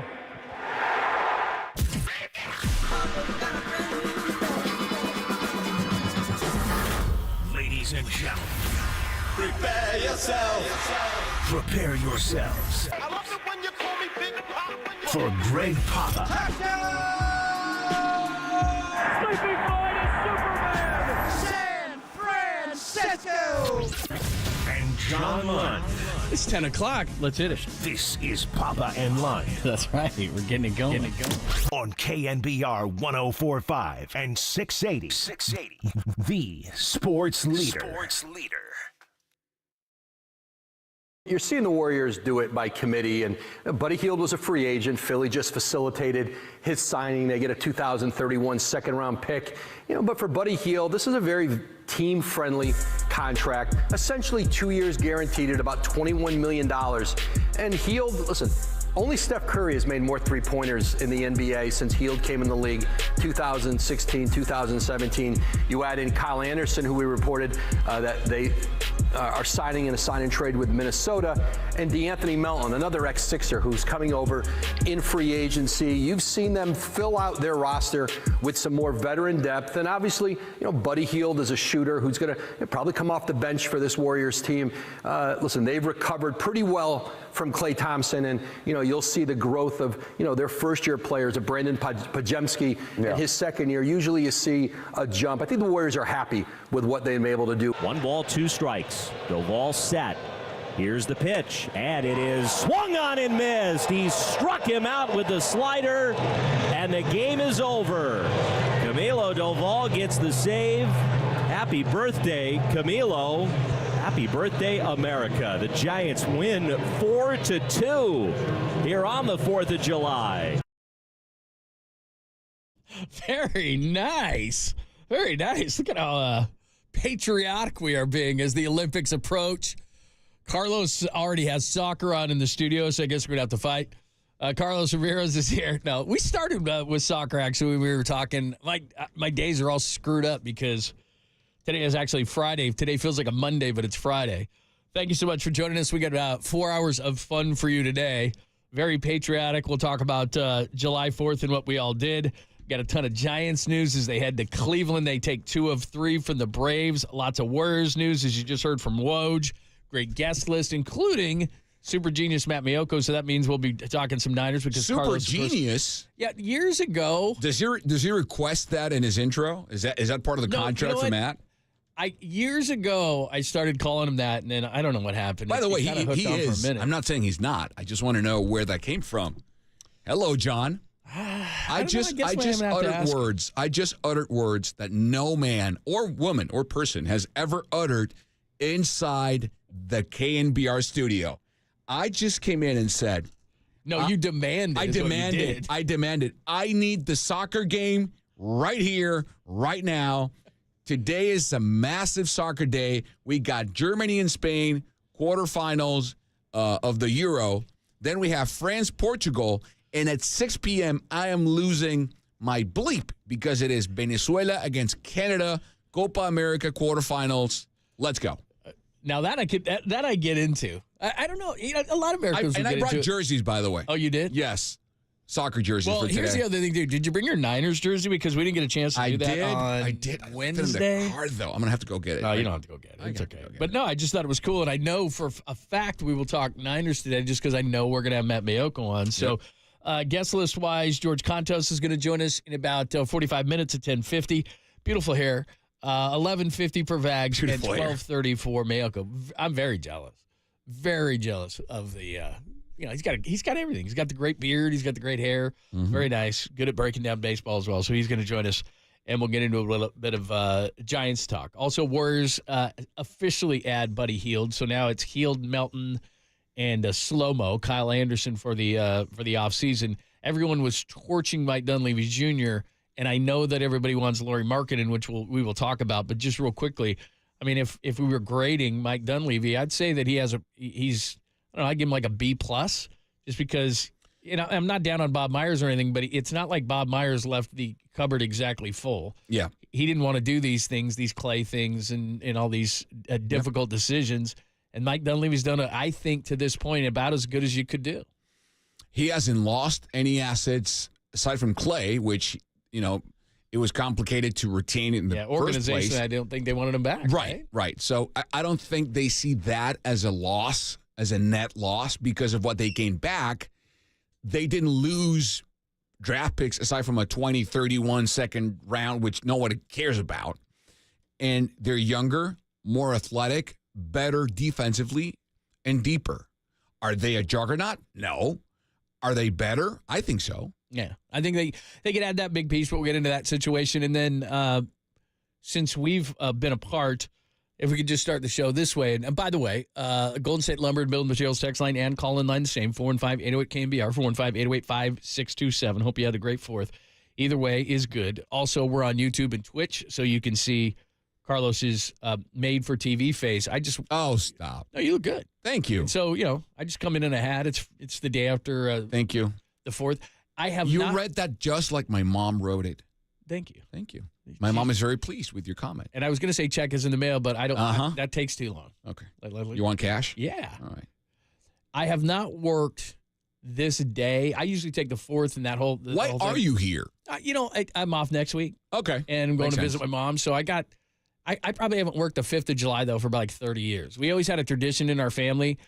My parents have a lake house, and we usually go to the lake, and we all do July 4th. And I swore it off last year because everywhere for July 4th, just about, especially if you go to like a lake or something, where a lot of people go. Like I've gone up to Tahoe, I've done all these things like a lot of people have, and it's just a madhouse. Yep. And so I just decided, and this happens with, when you get a little bit older, like, the Christmas time where everybody's crazy. I always take like the week after now because nobody takes that week. It's all chill because everybody took that previous week and now they're either back home and they have to work the next week or whatever. And I find now that, and I shouldn't reveal this because now everybody's going to do this, but you take the next week and then it's chill everywhere. Whereas like the 4th is bananas or Christmas vacation is bananas. To your point. That's a great point. I discovered this by accident. I want to say 12 years ago or something or more. Yeah, 12, 13 years ago. I found, what do you think is the best day of the year to catch a flight? Wow. To catch a flight. Yes, the Christmas best day. Which one? Christmas Day. January 1st. There is no one. Really? No one at the airport on January 1st. No one. Everyone's either hungover, tired, not in the mood. You're right. Nobody wants to travel. No one travels January 1st except this guy. I love it. It's empty. You do that because of your job or just individually? No, I mean when I could. Now I can because of 49ers. Yeah, right. Yeah. But when I had the schedule where I could pick and choose where I would go away, I'm circling that January 1st. It's not even. I mean, Christmas is done, so everything is cheaper. Like hotels, it's not high season, so it's not. It's literally not Christmas. That's over. It's not New Year's Eve. It's the New Year. No one's traveling on January 1st, so airfare is cheaper, hotels are cheaper, everything's cheaper, and it's pretty much the same weather wherever you go. Right. It's amazing. I gotta start thinking about that because seriously, you got to start out smarting people, and I'm with you because like we were looking on July 4th to go somewhere different, not where it was crazy, but the rates were so high in hotels and plane, so we looked at the next week and we went, oh my God, this is the way to go because like I said. We've just had this family tradition every single year, and the place where their cabin is so. I just saw what you just did. Yeah. It's so high. Okay, I'm going to take a total right turn. Carlos Ramirez is here today. You're going to be as bad watching soccer on TV today as Papa is almost any time he's here because what he does is even if it's not a game or something, the NFL Network is on it. Yeah. But if there's a game on or a Giants or any baseball. Oh, no. I mean, I just want to know the score, but I'm here.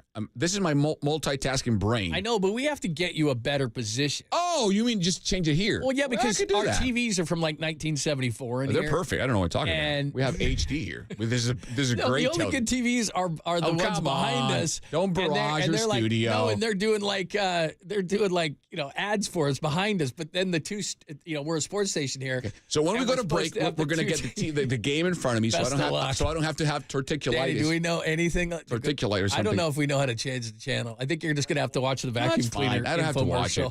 I'm taping it, by the way. I don't have to watch it. I just but I'll tell you though, if Venezuela was on, oh no, I would be out here. I would have said no. Right? I wouldn't say. What time is that one? 6:00. Oh, you got plenty of time to get home. Yeah, but I have A's pregame live at 6:00. Right. So I'm hosting the show. I'm going to be dialed in. Listen, I'm going to watch that. Yeah, I'm going to be wearing a burgundy jacket because I'm going to be the national team's nickname is La Vino Tinto, which is the red wine, which is burgundy. Oh, pretty what much. a great! How about that? Yeah, La Vino Tinto. That's the nickname of the national Vino team. Tinto. La Vino Tinto. See, I could never So do I'm that. going to wear a burgundy jacket just, for good luck. Right. When And the drink some show's wine? no. You're a professional. I'm on air, John. Yeah, you're a professional. When I'm on air, I'm focused. I'm all A's with Stu, remote. We're going to do a great show.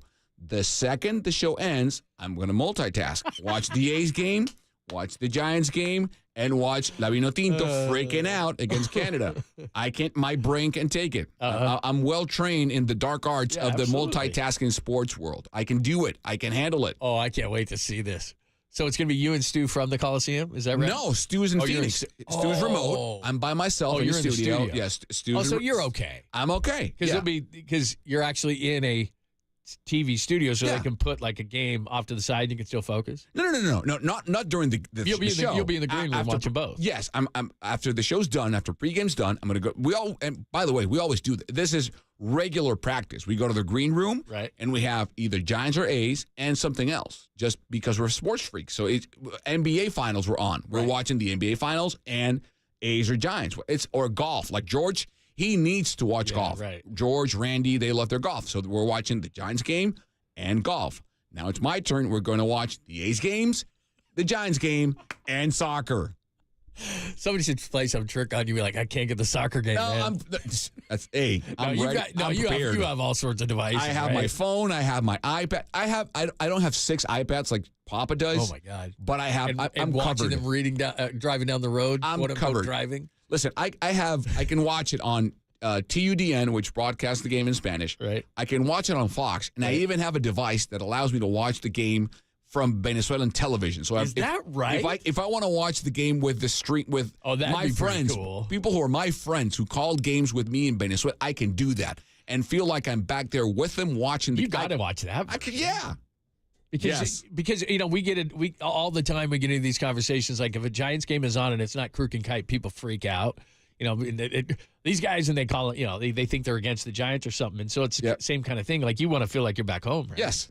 Oh, that's gonna be incredible. Mm-hmm. That's gonna be incredible. I'm just gonna call you nonstop. No, after 6 stop o'clock. it. I'm just gonna go up airplane mode, straight to voicemail.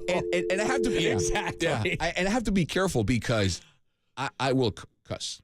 You will. Yeah. Oh yeah. Yeah, but that's off the air. Yeah. So that's off the air. Soccer game. Whoa, baby. Bad words are being said. Yeah, but you're in the green room. You're not even. Of course. They need do you not do this? Do you not? Oh, yeah, of course. Thank you. I don't know how, but I've done this for a long time. I don't know how on the air it just doesn't come out because off the air it's like every other word. Even my kid who's 20 is like, "Hey man, cool it." So here's the thing. Me, I don't curse on my daily life. I've cut it for you. I've cut it down significantly. You have small children. That's one thing. But I realized the more I curse on a daily basis, the likelier it is for me to curse on air. Yeah. Not because I want to, it'll just come out. So the cursing is booked for either 90 minutes of soccer or a 49er game that I'm not on the air or something. Those are the moments. That's it.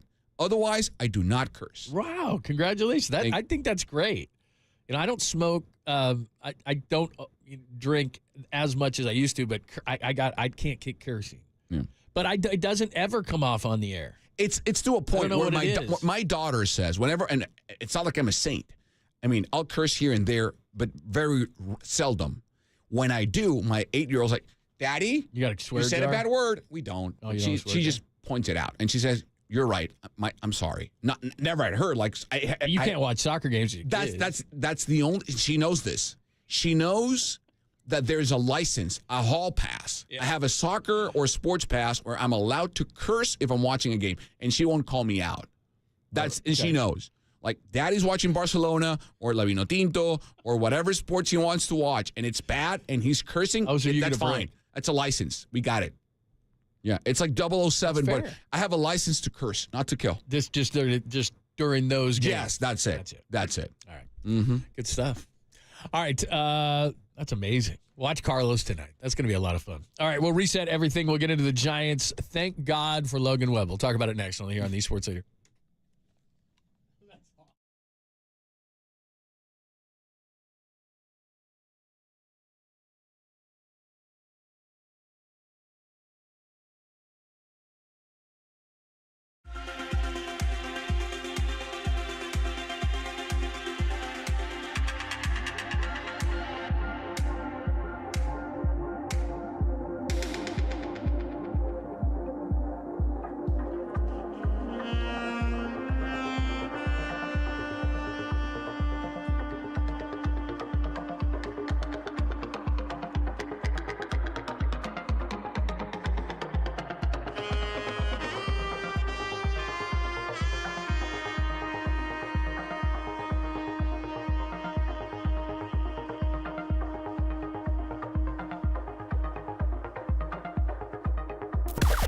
Now, from the O'Donnell Financial Group Sports Desk. Learn more at ODFIGroup.com. O'Donnell Financial Group, because planning is a process, not a product.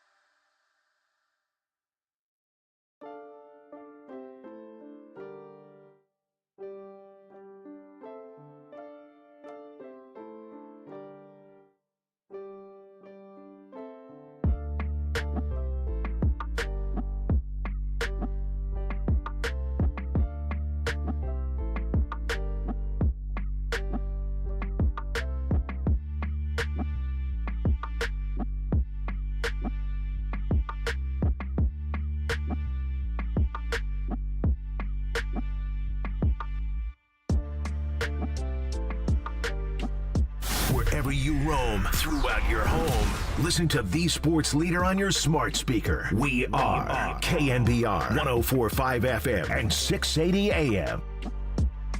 Is my mic up? Sounds low. Baird always gives me that look like I don't know what the I'm talking about.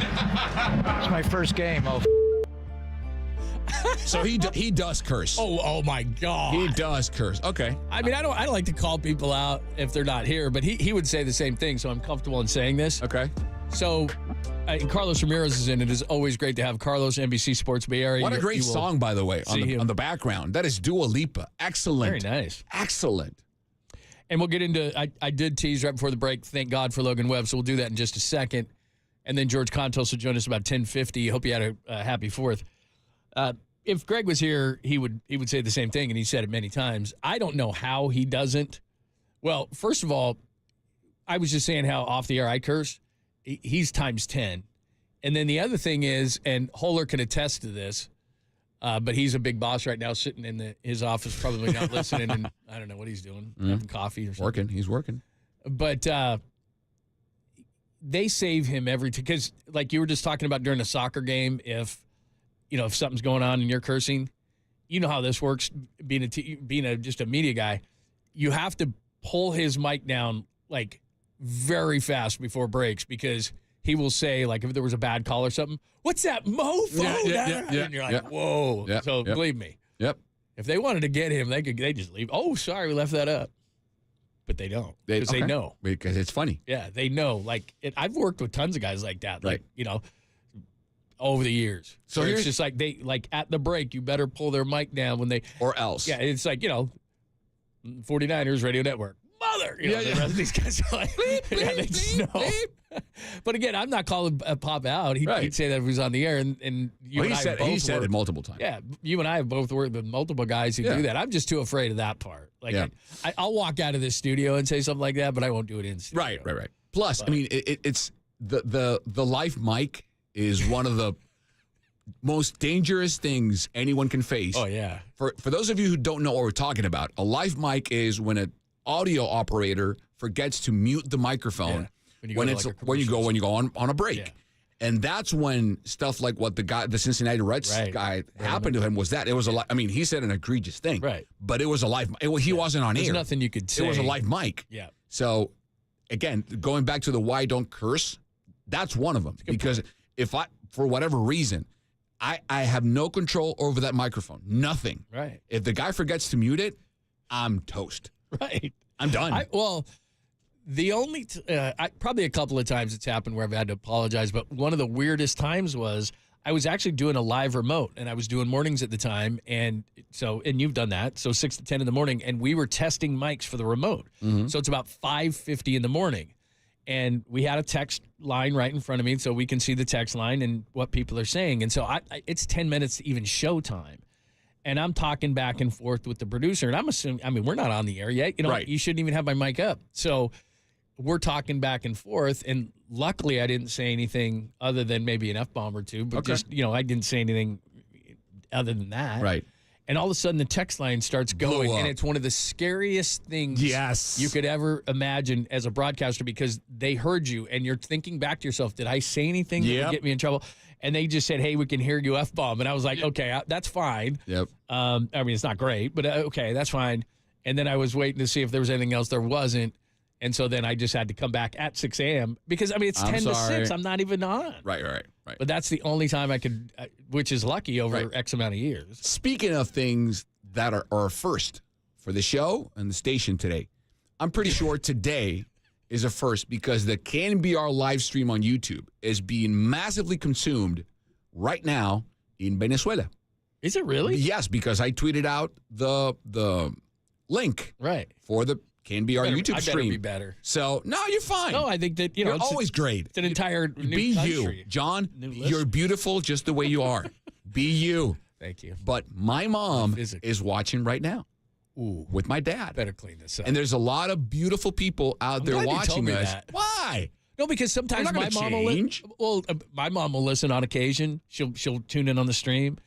And then she knows you, John. Later. She knows what you're made of. I know. She literally made you. Yeah, just I like know, my mom and dad made me. But maybe some things you might not say if mom was We're listening. Not cursing out here. No. We're behaving. So Mom's watching. A lot of beautiful people in Venezuela watching and freaking out with me today for the game. That's 9 p.m. for them. 9 p.m. for them. 6 p.m. for us. Okay, so are they already starting to tailgate? Like, is it an all-day kind of a thing? No. People are working now. What is it? It's 10 here. It's 1:30 p.m. there. It's 10:30 here. So it's a 3-hour difference. Okay.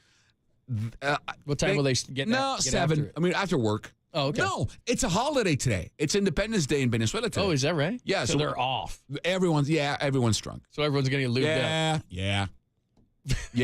They're gone. Awesome. They're gone. Everyone's gone at this point. Yeah. I'm sorry. Yeah. Everyone is getting hammered today. They are. And it's a Friday. Oh, my. Yeah. I forgot about that. It's a holiday. It's a Friday. Home right now. No, I'm missing the holiday week, the long weekend with the holiday in between, and it's a. How is their tailgate different? Do they? We don't tailgate. That's not a thing down there. I mean, not literally, but lube up for a game or something. Same as everywhere. Yeah, it's more barbecue, but we don't do. I mean, we do burgers and stuff, but it's more like beef and pork and chicken and stuff. We call it. It's called parrilla in Spanish. I love it. Parrilla, That's barbecue. nice. That's the Spanish word for barbecue. Parrilla. Parrilla. And our typical dish is arepa, which is the most delicious thing you ever have. Really? Yes. And I promise you, I brought Mike and Dwayne, Krugenkaip, I brought them bottles of rum from Venezuela because Dwayne played for 3 years in Venezuela with David Concepcion and stuff in Tigres de Aragua. Yeah. So when I went back home 2 years ago, I brought them back each a bottle of the finest rum my country produces. And nice. Their jaws were like my daughter's jaw when I told her about Clay, which is a different story. We'll get into that. Such a good story. Yeah. I swear I'll get you and Greg. Greg doesn't need it. Rum, he does. Everyone needs rum from Venezuela. They're getting rum from Venezuela. Your life will never be the same. Okay, so today, as they get ready for soccer, rum is the thing. Rum, beer, anything we can get our hands on. What do you do? The rum straight? You mix it with something? It depends. That's a great question. It depends on the rum. Because if it's a good aged rum, you just either straight up or ice and maybe a twist of lime. Maybe. Nice. If it's on the cheaper end, you can do a Cuba Libre, which is Coke, lime, lemon, and rum with ice. That's it. Yeah. There's many ways to ingest and digest and enjoy a good rum. Many ways. No, I'm curious. It sounds good. I'm looking some people in Venezuela really enjoy gin. I'm one of them. You like gin? That's my go-to. Is it really? Yep. What, just like a gin and tonic? Yeah. I don't mind it. I once had a bartender in Venezuela once gave me a roasted pineapple gin. So the guy chopped up No.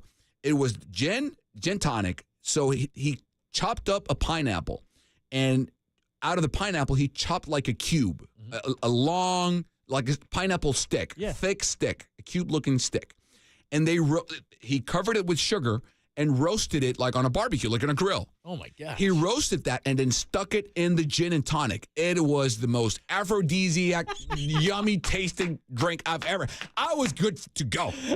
I was ready for war. That sounds pretty good. Let's go. Unbelievable. Wow. Sugar-coat it, roasted it, put it in your drink? Yes. Wow. Life-changing. I don't know that I'd have that kind of patience, but it sounds really good. It is. I mean, they have like a bunch of them just roasting on the back, so when someone wants one, they'll just stick it in. Yeah, that's it. Right. It's not a process. Very nice. To all the beautiful people out in Venezuela watching us, that's John Lund. That is a great, good-looking, handsome John Lund. Low. And yours truly. Carlos Ramirez is in. That is awesome, man. Good stuff. All right, let's get to the Giants. I know a bunch of people on text. I go, you said. All right, I'm sorry. I didn't come through with that one. I will this time. We'll get into Logan Webb coming up next, and then we'll look ahead to the Guardians and a bunch of other stuff. George Contos, 20 minutes, only here on the Sports Leader.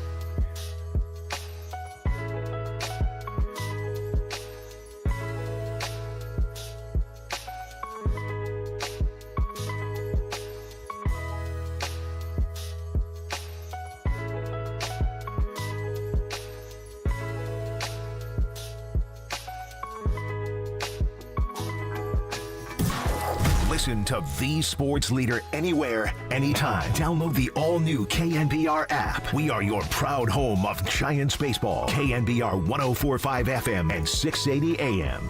Big hole on the right side. Second baseman Albies shaded far up the middle as Ramos swings. Hits a high fly ball deep center field. Hit well. Kelnick back at the track, at the wall. It's gone! Elliot Ramos to the deepest part of the ballpark, over the 400-foot marker in straightaway center. Joe Rizzo on the call. The Giants take 2 of 3 from the Braves. But, as Carlos Ramirez is in, and we got to get back to some watermelons. And when you told your daughter, your 8-year-old, that Klay Thompson had left and all that, we got a ton to get to. But let's get to Logan Webb. Yep. Only because I'm gonna state something that everybody knows, but I just want to reset it. So right now, everybody in the rotation except for Logan Webb is at best 5 and fly. You got to worry about Jordan Hicks' innings. Kyle Harrison is coming back, but you got to watch his innings. He's probably not going to go more than 5. And then we got openers like tonight. Eric Miller is going to the mound for the first game in Cleveland. That's an opener. So, again, the bullpen's going to be used quite a bit. And then even when Blake Snell had a great outing, by the way, that we got to get into in Sacramento, but his entire career, as great as Blake Snell has been winning a couple of Cy Youngs, he's not a complete game guy. In fact, he's a 5 and fly guy, and he will be coming back too. And then same thing with Robbie Ray, same thing with Alex Cobb, because when those guys come back, they're not going to be ready to throw 7 or 8 innings. I don't know that there's been a team, and Logan Webb again leads Major League Baseball in innings pitched, that relies more on one pitcher than the Giants do Logan Webb, because if Logan Webb doesn't go 7 every time out so that you can have an actual 7 innings, setup guy, closer, and that's the way it used to go. If he doesn't go 7, this bullpen's going to be fried anyway, and we'll talk about the trade deadline. The guys did a great job this morning talking about it. I think they need another relief pitcher just because they need some more depth in the bullpen, and I think Jordan Hicks will go back there and everything else, but Logan Webb, you just pencil him in for 7, and it's absolutely amazing. He does it. Yeah. He is the backbone of that rotation. We were just talking about comparisons, comps, and I hope this doesn't become the case, because I very closely lived one of this example I came up with. To me, there's some, again, similarities and differences. This is very resemblant of what it felt like when Felix Hernandez was pitching for the M's, for the Mariners. It was him. They would send him out there. They knew he would give them 7, 8, maybe 9 innings of great baseball with no run support whatsoever. Felix Hernandez never pitched a single postseason game with Seattle, which is one of the worst tragedies in modern-day baseball, that we never got to see King Felix at his best pitch at a postseason game. Webb has experienced that with the Giants, but the feeling you get when you see him go out there is very much resemblant of what I felt when I saw Felix pitch with Seattle. He's by himself. He's got no help. It's either him going 7, 8, or whatever. And this year's better because the defense behind him is better. The offense is significantly improved. But before this, and you could see his face cannot lie. Logan Webb's intention and emotion comes through. He pucks his lips in such a way when he's upset. He doesn't want to curse, and he has in the past. He said, this is dog bleep in the past. This is not good enough, which I love because that's emotion, and you want that as a fan. But I think it also comes from a place of, what else do I have to do here to just get a win or help? That he wants to win so badly. And he's been their workhorse, John, to your point. I mean, and one of the biggest things I think he can work on, and I brought this point up to, how do I say it? The great Gabe Kapler a couple seasons ago. The thing that... You knew him tight. Yeah, super tight.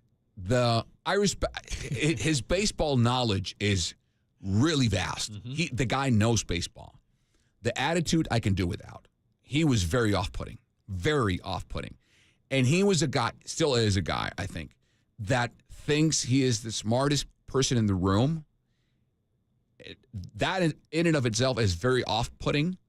But then he would not tolerate not having the answer to a question that was fair or not liking the tone of the question, even though it was fair. 2 years ago, I asked him, what do you think Logan Webb can do to be better in the first inning? I asked Mike Krukow the same question the day before on Pregame Live. And Mike said, that's a great question because he does have a first inning issue. And he went on to say it. I saw it yesterday. Yes, and I have the numbers to back it up. Like, I'm never going to ask you a question without numbers backing up the question, right? It's not just off the cuss, off the fly. He came back to me and said, I think he's pretty good in the first inning. And okay. And then he replied, what would you do? That's his his go-to. So what do you think we should do? What would you do, Carlos? Like, I don't know. I'm not the manager. And even if I did know, I don't think people care because I'm asking you. You're the manager. With all due respect, that's why I'm asking you. That was his always go-to. Yeah. What do you think we should do? Yeah. Well, again, if I were the manager, I would tell you. And I said, well, I asked Mike Krukow the question, and he said this, this, and this. Do you agree? And then he kind of got, upset about it. But going back to Logan, what I admire the most is he does have a career issue with the first inning. It's not debatable. The numbers are there. Right. He's a career 4.05 ERA in the first inning. That is by far the highest, except for the ninth, but he's only pitched 2 2/3 innings career in the ninth. So it's 4.05, then 3.20 in the second, 2.87 in the third, 3.78 in the fourth, 2.71 in the fifth, 2.47 in the sixth, 3.83 in the seventh. So by far, John, his worst inning is the first. This year is even worse. He's got a 5.21 ERA in the first inning this season. So that is an issue. And despite that, he goes 7 strong every game. He just seems to get into a rhythm. And then, But it is important to me is, and again, look, I'm not saying he should win the Cy Young. He was close last year, and he might if he has a solid second half. But you look at it and you say, if he's not giving him the innings, if he's not giving him the 7, what's the bullpen going to do? And they're already overused as it is, and they're just not going to get a break. Hicks is probably going to move to the bullpen. Harrison's a 5. When the guys come back, they're 5. Birdsong did a nice job the other day. But again, he's a young guy that they're not going to overtax. He's going to go 5. There's nobody really, unless late in the year, Ray starts to roll, Snell starts to roll. Though, again, Snell throws a lot of pitches, so he doesn't, a lot of times, as good as he is, or can be, I should say, doesn't get out of the 5th inning. So now you're looking at the rotation right now, either through youth or through limited pitches that they can throw in the case of Hicks and Harrison the rest of the year, or even the guys coming back who traditionally could throw more innings but are coming back from major injury, so they probably won't push him. Logan Webb has got to be that guy. So, we'll get into the deadline a little bit later, and as the month progresses, we'll get into the deadline. I know we talk about bats and we talk about shortstop and who we're going to move, and the guys were talking about it this morning. One of the things if I'm the Giants, I think to myself, do I need another reliever or 2? As crazy as that sounds, because this is a good bullpen, I might just need it for depth, unless they believe that those guys are down at Sacramento, that they can kind of shuffle in and out. Because I don't see any improvement in that way. And Logan Webb right now, and we'll get into it. We'll set up a poll today. Yeah, who the All-Star is going to be, but I almost think it has to be Logan Webb based on the fact that he's got to be the MVP. Because if he doesn't go 7, then the bullpen is going to die. Yeah, for sure. And if not just that, but if you go to Baseball Savant, which is the baseball Bible for people like me, and you just click, there's a very easy to read menu on every pitcher's home site or home website inside Baseball Savant. And if you click the 2023 website for Logan Webb and then compare it, when the second in the Cy Young, I thought he would win it had he had more wins, because there are people that still go of that very undescriptive stat for a pitcher, which is wins. I hate it. I hate the stat. Felix Hernandez was the first one to really 13 and 12 win the Cy Young when he didn't have a great 13 and 12. That's absolutely. That's why I bring the comp back to him. I think a stat should describe accurately what an athlete does, and the win stat does not do that at all. You can pitch a no-hitter and lose a game, or you can allow 8 runs and win a game. It says nothing about how good or bad a pitcher is. So it's a non-descriptive stat for me. That's why I hate it. But if you compare really descriptive stats from Logan Webb from 23 to 24, he's better this year. His pitching run value, fastball run value, that's a sinker. The break-in run value is up. The changeup is up. The chase rate is up. ground ball ratio, everything is or either as good or better that he was last season. So he's doing his job really well. Yeah. He's impressive. He is. Man, I'm watching that game, and like you said, did the thing that he does, gives up a couple of first-inning runs. He seems to then get into a rhythm, and he just becomes tougher and tougher. And last night, the offense finally caught up. A lot of last year, they didn't. The offense just didn't ever catch up with him, and he was pitching as well as he was. So we'll get into it with George Contos coming up next. George is going to help us look at the pitching, look at Logan Webb, another bullpen game today, how the bullpen is going to hold up. We always love catching up with George. Extra Bag's going to join us in about an hour. We'll get into it with Andrew Baggerly, and then we're going to talk some Niners with Matt Mayoko at 12:30. In between, we got a bunch of words and the latest. I did talk to a couple of people from the Utah side of things. For those who want Laurie Markkinen, we'll give you some insight into that as well. Plus, we were talking during the break. We'll do this at about 10. After we talk to Georgia, we'll do this. How to break the news that Klay Thompson is not a Warrior to your young child. We'll do that at about 10 past the hour. Hope you had a great fourth. We'll continue with Georgie next, only here on the Sports Leader.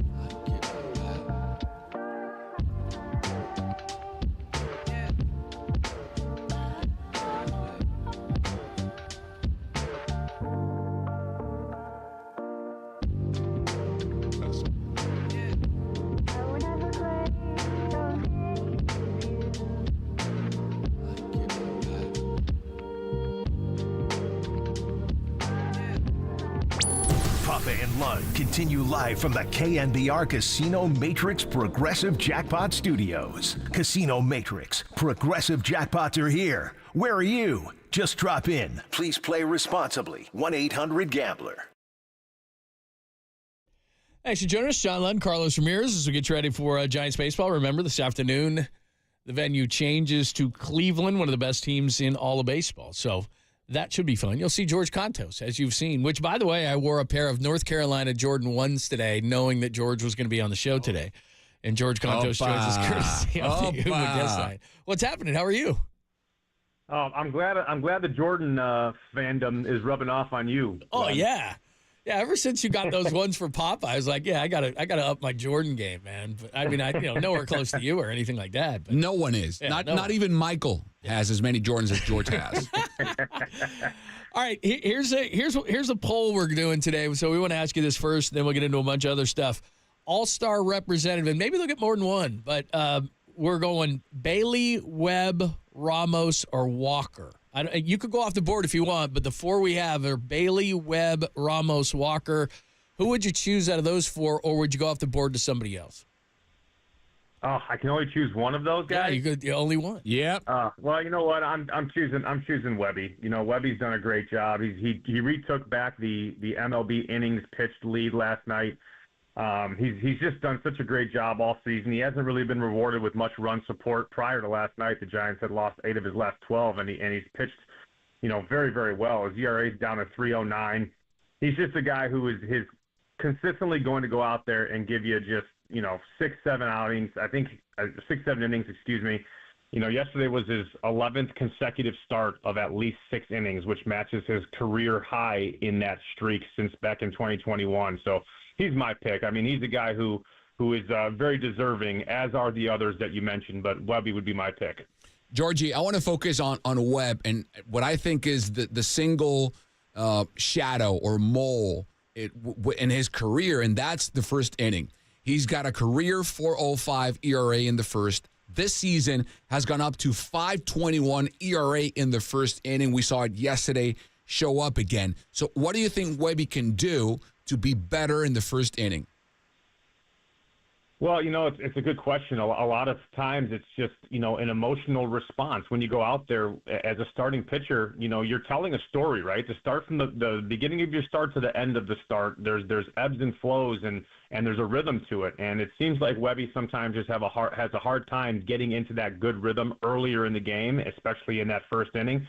But once he locks in, he gets stronger and he gets more consistent and the pitches get crisper and his location gets better as the game goes on. So, I don't know what he can do. It's all kind of just him knowing himself and, maybe starting his warm up a little bit earlier or finishing it a little bit sooner before. So he sits down and gets to mimic an up and a down because he responds so well to those. But, the first inning emotions and getting the adrenaline and that good anxiety out in the first inning before you settle in, that's usually what it is with guys who get out to a little bit of a slow start at the beginning of their games. But, I don't know what the answer is exactly, but I think it's something just about maybe managing the emotions of that first inning a little bit, because once he settles in, he can be really dangerous, as we've seen.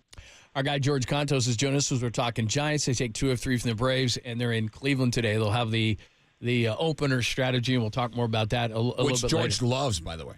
You're not an opener guy? Mm-mm. You don't like it? Mm-mm. Let me finish off with Webb, not to make the whole interview about him, but we were talking about this before you jumped on.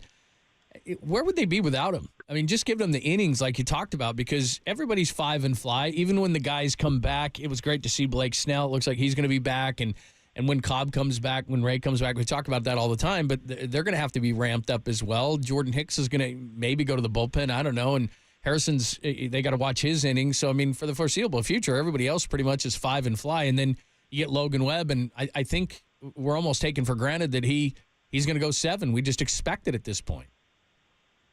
Yeah, we do expect it because that's the track record that he set and that he has. I mean, this is a guy who loves to go out there. I mean, he goes 6-7 innings or 8 innings, and he's going in there trying to advocate to keep going and continue to maybe finish the game or get another inning. But you know who thanks him the most is those guys sitting in the bullpen, those 7 or 8 guys sitting in the bullpen, because as we've seen the last couple of years, the Giants bullpen has done a fantastic job, but they throw a ton of games. I mean, Tyler Rogers and Ryan Walker are leading the major leagues in appearances. And without a guy like Logan Webb, granted, that workload would be spread out, but those guys down there in the bullpen would definitely have had more innings pitched if Webby wasn't going out there doing what he's doing. So, I know that a lot of guys, we spoke to Matt Chapman yesterday in his post-game interview, and he said that we haven't done a really good job of winning those games consistently that Webby starts.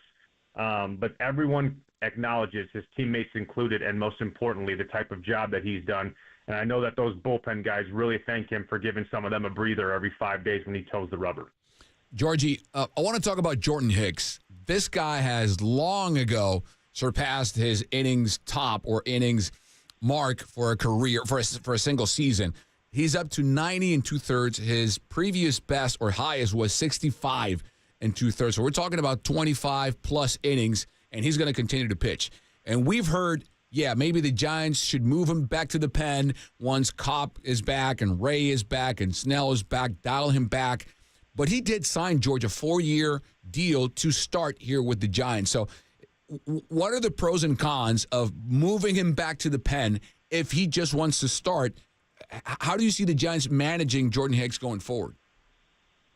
Well, I think it's going to be a discussion with Jordan included. And he said it in a few of his post-game interviews over the last few weeks. He goes, I start to feel that my legs are getting a little sluggish, and it's just the sheer volume increase that he's pitching. He's never done it at this level like this, where you're going every 5 days and you have your ups and downs.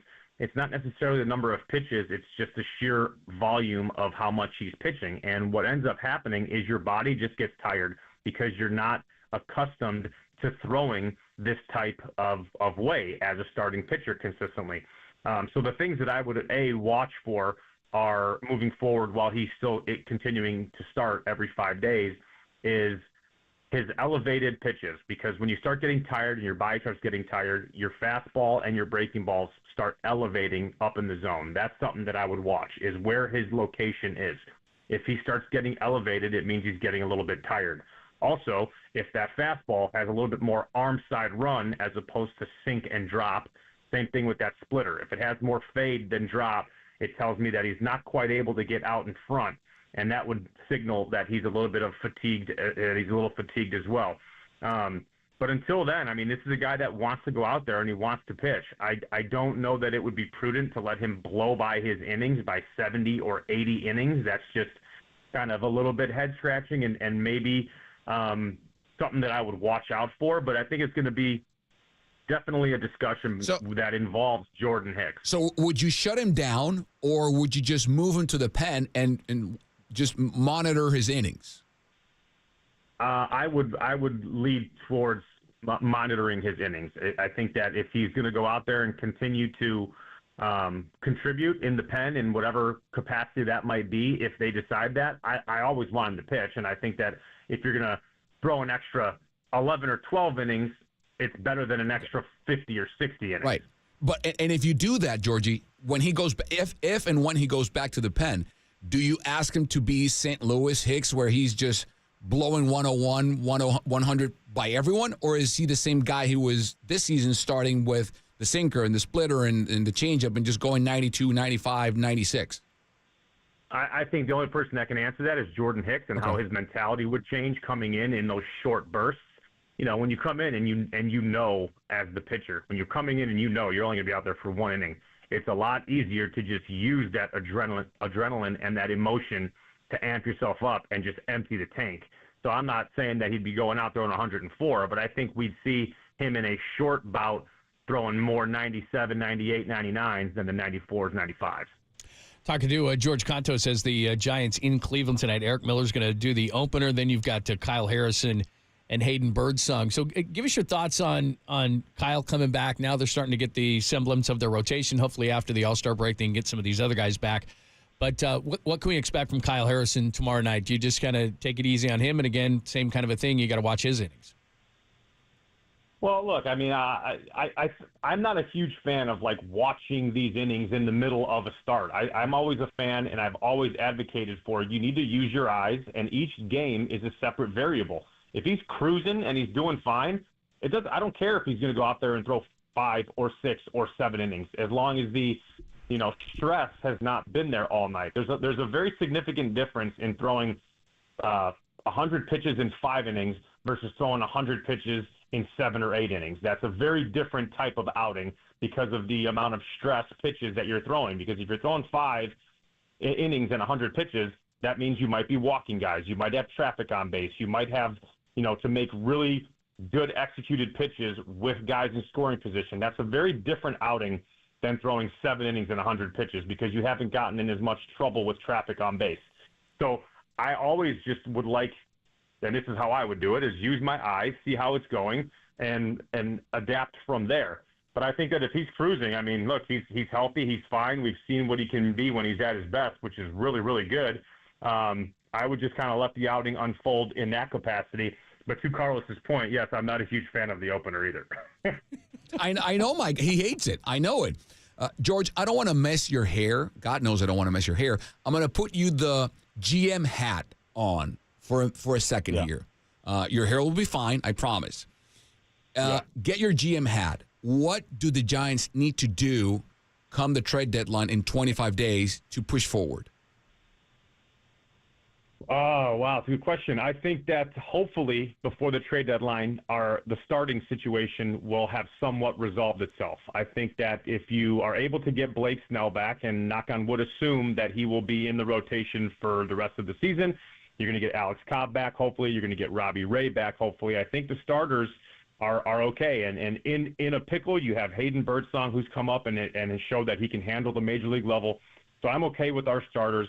I would like to see maybe a bullpen arm, which they're going to be at a premium at the trade deadline because they always are, but another bullpen arm to just take a little bit of the load off of some of the main guys at the back end of the Giants bullpen is always welcomed. You always can never have enough pitching, especially if you're going to be trying to make a postseason run. And then, there's going to be some interesting takes. I heard the little snippet from the Giants Talk podcast with Cole and Alex, and Alex was saying maybe that they trade an outfielder that's on salary for somebody, for a prospect, for somebody younger, et cetera. I don't know who it is. I really like Conforto in the lineup. I think that he's a professional at bat. I think he's a leader on this team, a quiet one, but a lead by example guy. I've always been a guy where if you're trying to make the playoffs and progress forward, you never trade off your major league roster. That's just the mentality that I've had, that I've seen throughout my career, and I've been very, very fortunate to be a part of some really, really good Giants teams in the past. So I think that they definitely could use another bullpen guy and maybe a bat somewhere in that lineup to just continue to improve the offense that's been heating up nicely over the past 3-4 weeks. Hey, you've talked about this before, but I just kind of want to, with all this discussion of how much the bullpen's being used, and you've told us this before, but it's not only the innings that you're actually pitching, it's the warm-up, it's the dry humping, it's all that kind of stuff that's going on in the bullpen, because you've told us before you've thrown a ton of innings getting ready to go into the game or being sat back down. Oh, my goodness. Yeah, a lot of people don't. And look, I get it when you're looking at it. Like, we didn't bring the guy in the game, so it doesn't count. But I remember, Eric Ortega, who was one of our Giants trainers in 2015, I threw, I think, 74 innings in 74 or 75 games, something along those lines. And after my last outing, he came up to me and he goes, "Yeah, you're done for the season now. You want to know how many times you actually got up and warmed up that year?" And it was 107 times I got up and warmed up. So 107 ups on the bull. And look, when you get called to the bullpen, when Mark Gardner, would be like, "Georgie, let's go," like, my adrenaline's now pumping. I am throwing bullets trying to get ready to go in this game. So I'm hot. I'm ready. Those were intent pitches. And I think a lot of times that goes a little bit under the radar and overlooked because people think, "Oh, well, he didn't come in the game." That doesn't mean that I was just cold and not ready to go. So I think that's something that I'm very conscious of as a former bullpen guy. And, you see guys, Tyler Rogers, I'm going to use him as the example just because he's thrown more games than any reliever since 2019 when he made his major league debut in baseball.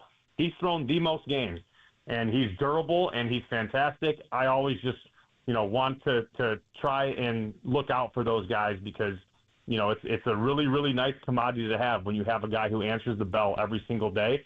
It's just a very fine line of, how much is too much, because he's going to want to obviously do everything he can for the team, as everyone does. You always just want to protect your guys as well. And I think he's on pace for like 85 or 87 games this year. That's crazy. Georgie, want to go back to the moves because I think there's a glaring hole right now for the Giants, and that's shortstop. Nick Ahmed seems like a stopgap. Brett Wisely has done a great job, but I don't know if he's an everyday shortstop, MLB caliber shortstop. I think he's more of a second baseman. And even though Luciano is tearing the cover off the baseball in AAA, there are some question marks regarding his defense. There's a guy out there whose team is not doing well at all this season, and he's under club control for the next 2 seasons under arbitration. He would become a free agent, unrestricted free agent in 2026 at the tender age of 28. How about the Giants go out there and ask for Bo Bichette? That in theory, that's a great thought. It's just, what are you going to have to give up to get Bo Bichette? Are you willing to give up like a Weisenhunt? Are you willing to give up? Because the longer control you have over him, the more expensive he's going to be. And at this point in time, speaking of the Giants specifically, I personally, while offense is great, I'm going to always err on, I want my shortstop to be a good defender. And any offense right now in this moment, I'm saying that any offense that they can provide is great, and I'm happy for that, as long as they're not a liability holding the bat in their hands. But I think Nick Ahmed, I have to give him credit. He's a great defender. He's done a great job. I would agree with you as well with Luciano. I think the bat is a plus, but I'm never going to forego defense ever at the shortstop position, which arguably is the most important position on the field, that or center field, whichever one you want to go with. Any given day, it could be different for whatever the game dictates, but those are very important positions on the field, and I want to make sure that the defense is covered as well as it can be. So I'm willing to give up a little bit of offense for good defense at shortstop. Spoken like a true pitcher.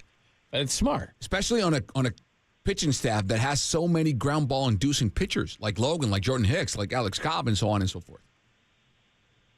Yeah, I totally agree with you. And so look, you like Bichette. So you like Bichette. I do like Bichette. I think he's great. I think he's flashy. He's got nice hair. Brandon Crawford-esque. That is very. That's a thing. Nice That's hair. a thing. Nice hair. I just don't know. I just don't know if it's all about the deal. Who's gonna and maybe somebody gets a little bit better deal than the other person. But if the Blue Jays are going to trade him, it's not like they're going to give him away for a bag of baseball and some pine tar or whatever. It's gonna be like, hey, we have an asset that you want, and you're going to have to overpay for it. That's just the way it works. Good stuff. Georgie, thanks, man. You have a good fourth? Get anything I had a in? great fourth. I sat in studio with Laura. We covered a show. We ordered some Gott's burgers. Very nice. Oh, that's very nice. But be honest, you felt weird. He did? Oh, I totally felt weird. I tell you, I felt a little bit weird sitting on the 4th of July, not seeing fireworks at a barbecue and doing the things that in Chicago we've done in the past. In Chicago with friends and family. But you know what? Hey, someone's got to call this game, Carlos, and that was Laura and I. And you were great at it, buddy. You were great. Good stuff, man. Well, we appreciate you always, man. Thank you. We appreciate it. We'll talk to you soon. Thank you, Georgie. All right. See you guys. See you, man. He's so good. He is. I think he is one of the biggest rising stars in the media, in the baseball media landscape. Not just here. I mean, he's established here. I think nationally, I hope it doesn't happen for selfish reasons because I love working with George. But he's my friend first and my colleague later. I really hope he gets a national deal because he is excellent. At what he's he does. great at breaking excellent. down what he just did. Excellent. And the hair, my goodness. Outstanding.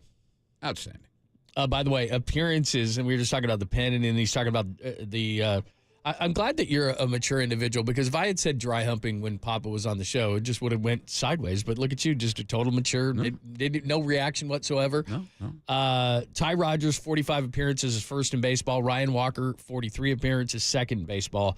Then Eric Miller, who's going to be today's opener, which Georgia loves, at 40 appearances. Duvall at 36. Ty Rodgers at 36. So, I mean, this Penn, man, they're going to answer the phone and just go, no!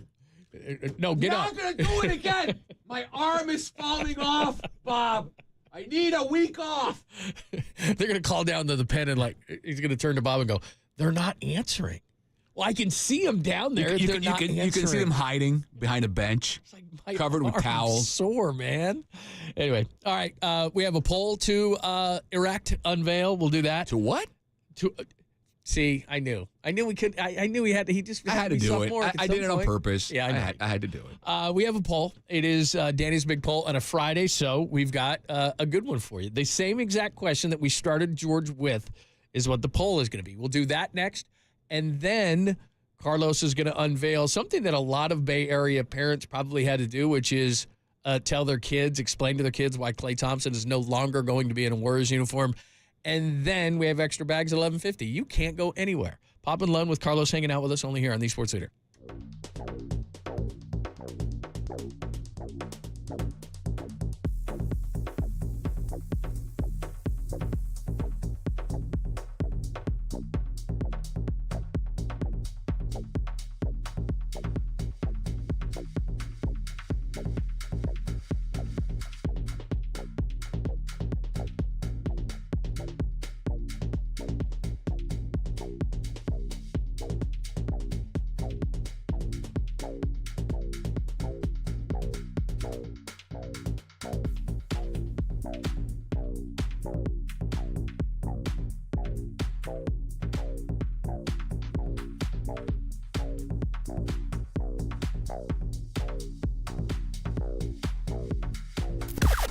Now, from the O'Donnell Financial Group Sports Desk. Learn more at ODFIGroup.com. O'Donnell Financial Group, because planning is a process, not a product.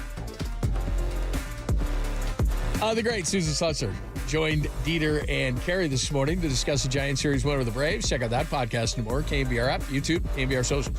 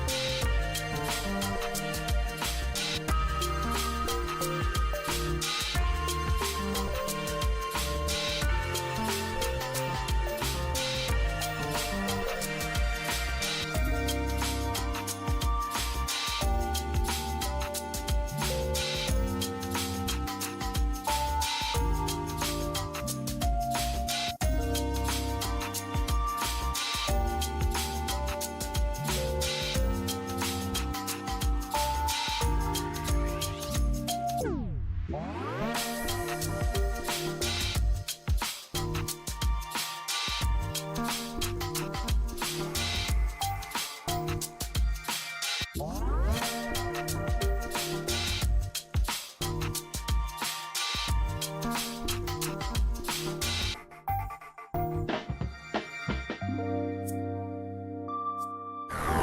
hits, filter out the noise, and kick it with KNBR on the gram for everything Giants. Follow the sports leader on Instagram at KNBR. 1-2 pitch is strike 3 called. Got him with a fastball.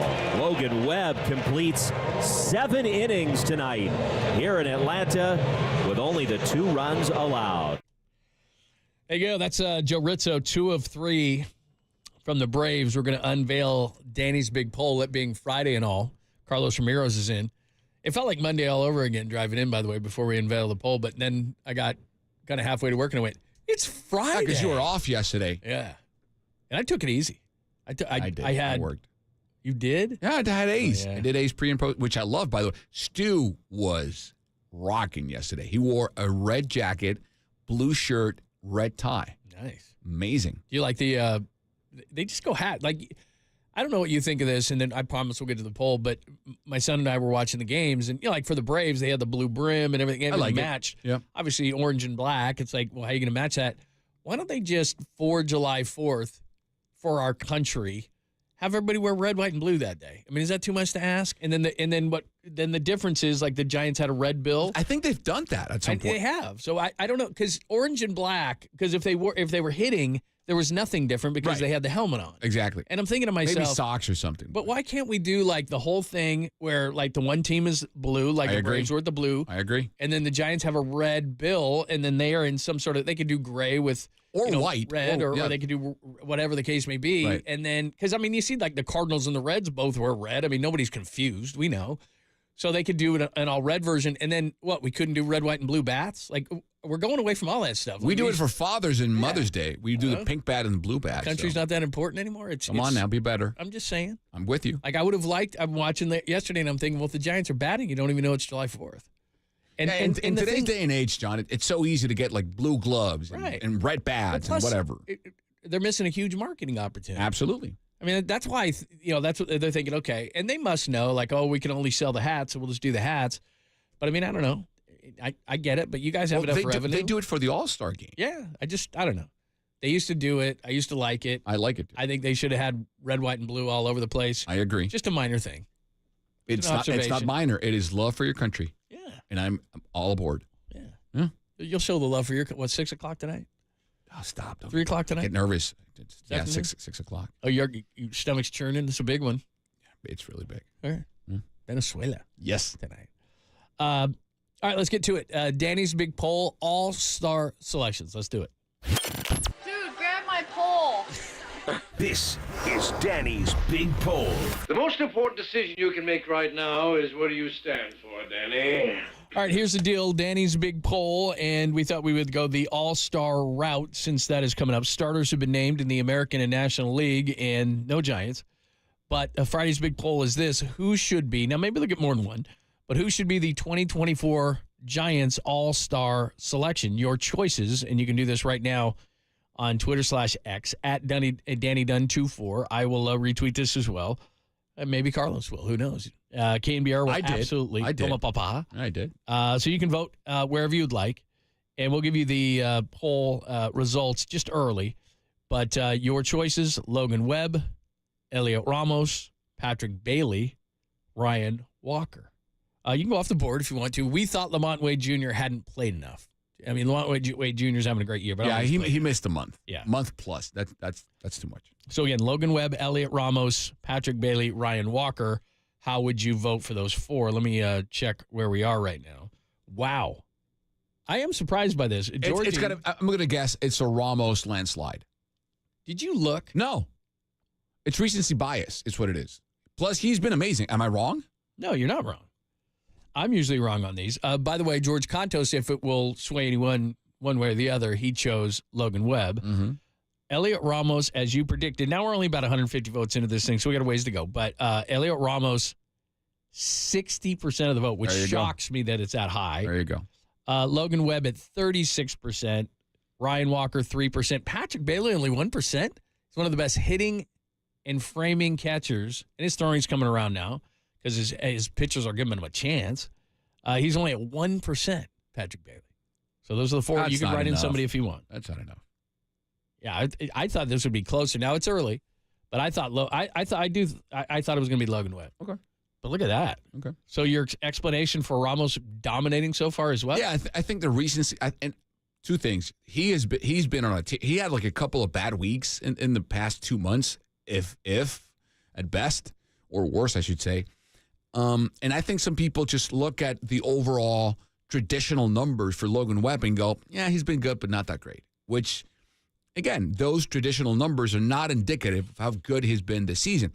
Walk rate is a bit up, sure. But, again, he has been the workhorse for this team, and he has been playing from day one. Unlike Ramos, unlike Wade, who missed time. Bailey has been up and down with his defense. It's got to do with the pitching as well, pitching staff. But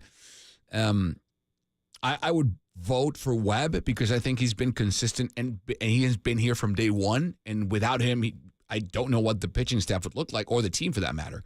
But I think the emergence and the explosion of Ramos, who, let's not forget, has made us forget that Jung-Ho Lee is out for the season with his great defensive play also at center field. So I think that combination has led to a lot of people voting for the Puerto Rican star. So Ramos, again, is 61%, 37% Webb, 2% Walker, 1% Bailey. I would vote Webb. In fact, if I had to put them in order, and Walker to me is kind of is the representative of the bullpen, and the bullpen has saved their butt because everybody but Logan Webb is 5 and fly guy at best. So I'd probably go Logan Webb 1. I'd put Walker 2, but again, I gave you the explanation. I think he reps this bullpen, which has been massive.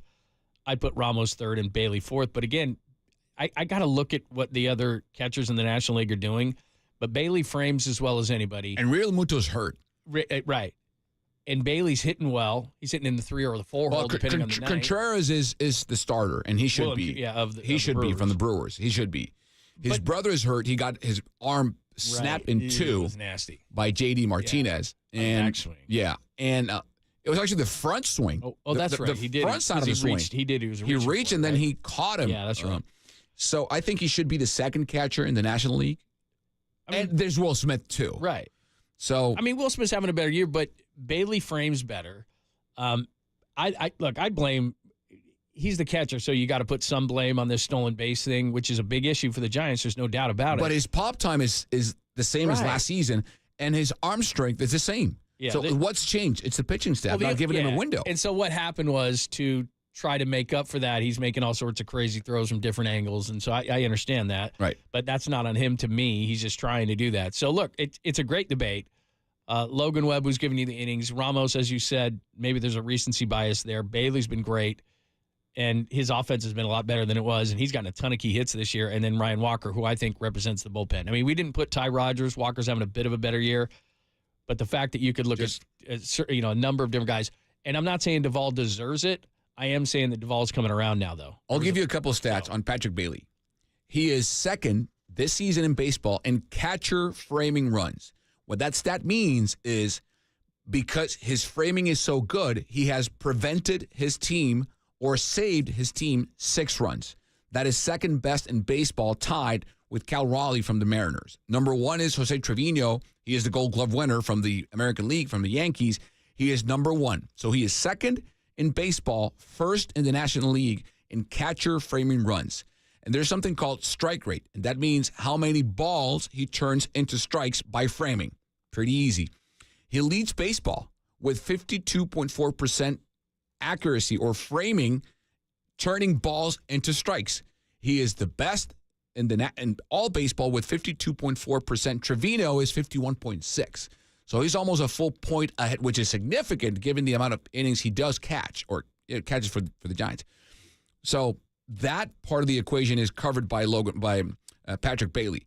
And then you go by catcher pop time. He is 4th by a 100th of a second. Number 1 is Corey Lee by the White Sox. And then it's Real Muto, Torrens, and Patrick Bailey just behind. It's 185. That's the pop time to second. 1 second, 85 tenths of a second, or hundredths of a second, I should say. 185 Corey Lee, and then it's Real Muto, Torrens, and Bailey 186. So everything's there for him on that department. As long as the pitchers start helping him out a little bit. That's it. Then the numbers will actually pop. So anyway, 4 good choices. Bailey, Webb, Ramos, Walker. Who would you vote if they could just get one to the All-Star game? That is Danny's big poll. We got it on Twitter/X. Carlos has put it out. I have. Danny has. KNBR retweeted as well. Please vote. Thank you. All right. On Twitter, Rafael Corral says, where's the Wisely option on the poll? And Jeff Dominguez says he votes for Matt Chapman. Yeah, I brought up Chapman a few weeks ago when he was kind of in a bit of a hot streak there. Now he's hot again. He kind of went hot, cold, hot.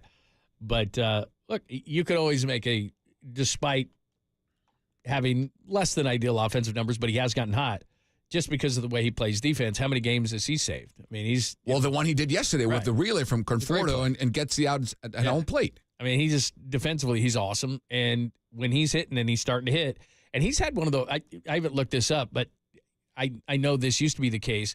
He's had one of the worst lucks as far as. Oh, he's scorching the ball. Yeah, he's one of the hardest hitting. Right. He's had bad luck. Hitters in baseball. Yeah. He just, finding gloves. Yeah. All right. So hit us up again. Vote now. Twitter/X. We'll come back. You got a great story. We got to flip this for just a second because I think a lot of Bay Area parents had to do this. The reality of sports that we're versed in all the time. Man, guys change teams. Blah blah blah blah blah. They'll relate. But this is different. Okay. What you had to do. Yeah. And many have had to do. So we'll talk about that coming up next. And then Extra Bags is going to join us at about 11:50. Carlos is in today. It's Pop and Lund on the Sports Leader.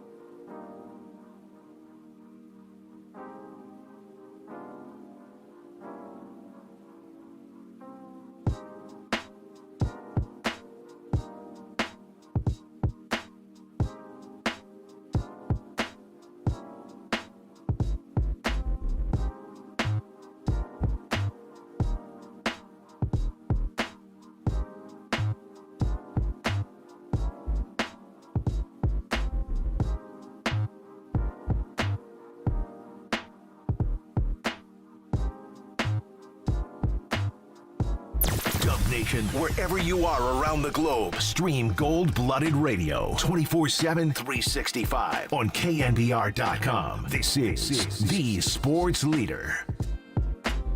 Well, like, by the way, Clay not gonna be on our team no more. And he's like, what? I'm like, he going to the Dallas with Luka. And he's like, well, why can't we get Luka? And I'm like, it don't work that way. And I'll need you to teach you about the salary cap. Luka make way too much money for us to get Luka. And he just was like sitting there sad, like about to cry. All right, so that's Draymond explaining to his son that Clay is no longer going to be a Warrior. And this is something that you had to do, Carlos. Carlos Ramirez in with us today from NBC Sports. Yeah. And so I'm sure with many young fans, people had to do this. And you were telling me during the break, and I wanted to share it with all the people. And by the way, Andrew Baggerly in about 15 minutes. Yeah. So how did this work for you? So I have two daughters, Lara and Sophie. They're 8 and 6 respectively. And Lara loves basketball. She loves sports, but she loves her Warriors. And I've taken her to many Dubs games. And from day one, she just fell in love with Clay and Steph from day one. But she had a bigger attachment to Clay because she saw him in Space Jam, in the LeBron version of Space Jam, which sucked, by the way. But that's not the point. Fact. Yeah, fact. So she loves Clay. And I forgot, I mean, she's not in the news cycle. She's 8. She's, swimming pool, Legoland, whatever kids do at 8. Very limited. Right, very she was in my, whatever. Yeah. She was having fun. And I forgot to tell her. Because we watch, I mean, it's not Warrior season, so we're not watching games together. We watch as many games as we can together. And she was having breakfast a couple of days ago, right? And I was prepping for the show. And we're talking Clay. And my light bulb went on, like, oh, I haven't told her yet. She doesn't know yet. And I'm like, hey, good morning, Princess. Good morning, Daddy. Princess, you know what happened? Like, what? The Warriors just lost one of their great players. And her face immediately starts to transfix. Like, she went from a happy 8-year-old girl having her morning breakfast, her whatever she was at, pancakes or something, and her face starts to shift. Like, what happened? Her voice went from "Hi, Daddy" to "What happened?" Clay left. What? And her 4-year-old sister's next. Little one. Yeah, and her 4-year-old sister is next to her. Does not give a crap. She doesn't know anything. She's 4. Right. And what do you mean he left? Well, he went to Dallas. Why? So I explained to her as much as you can, as much as I can, what happened, and her eyes get watery. Like, so he's not playing anymore? No, he is, but just for a different team. And then her next question was, is Steph still here? Yeah, Steph's here. Wait till that day, by the way. No. Steph's here. Okay. Is Clay going to come play here? Yeah, he's going to come with Dallas at some point and play. Can we go watch him? Yeah, we're going to go. I promise. We're going to buy tickets and go watch Clay play with the Mavericks.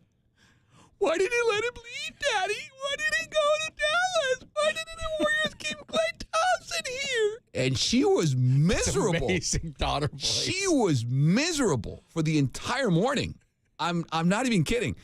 And yesterday she was like, Daddy, I'm having a hard time. She's very emotional. I'm having a hard time thinking that I'm not going to see Clay and Chase when we go watch the Warriors play. It's a thing, man. It's a thing. Thank God Steph's still here. The next day she's still working. Yeah, the next day she was worked up about it. She loves Klay Thompson, dude. It's a thing. She loves Klay Thompson. Loves him. And she loves the boat, the dog, Rocco, everything. She knows everything about Klay. Well, that's kind of the thing. She watches. She says Space Jam is the Klay Thompson movie, not the LeBron James. That's how much she loves him. And I had to break the news. It's like a dog died. Yeah. You know, when you're a kid, that feeling where the dog died. Worst. It was like that. So yeah, she's miserable. More and more, much different than we were growing up. More and more, you see that side. Social media and all the different ways that things can happen like this. But it wasn't really. I'm trying to think back to where I was in a similar situation to her in terms of I'm young and my team lost a player. Yeah.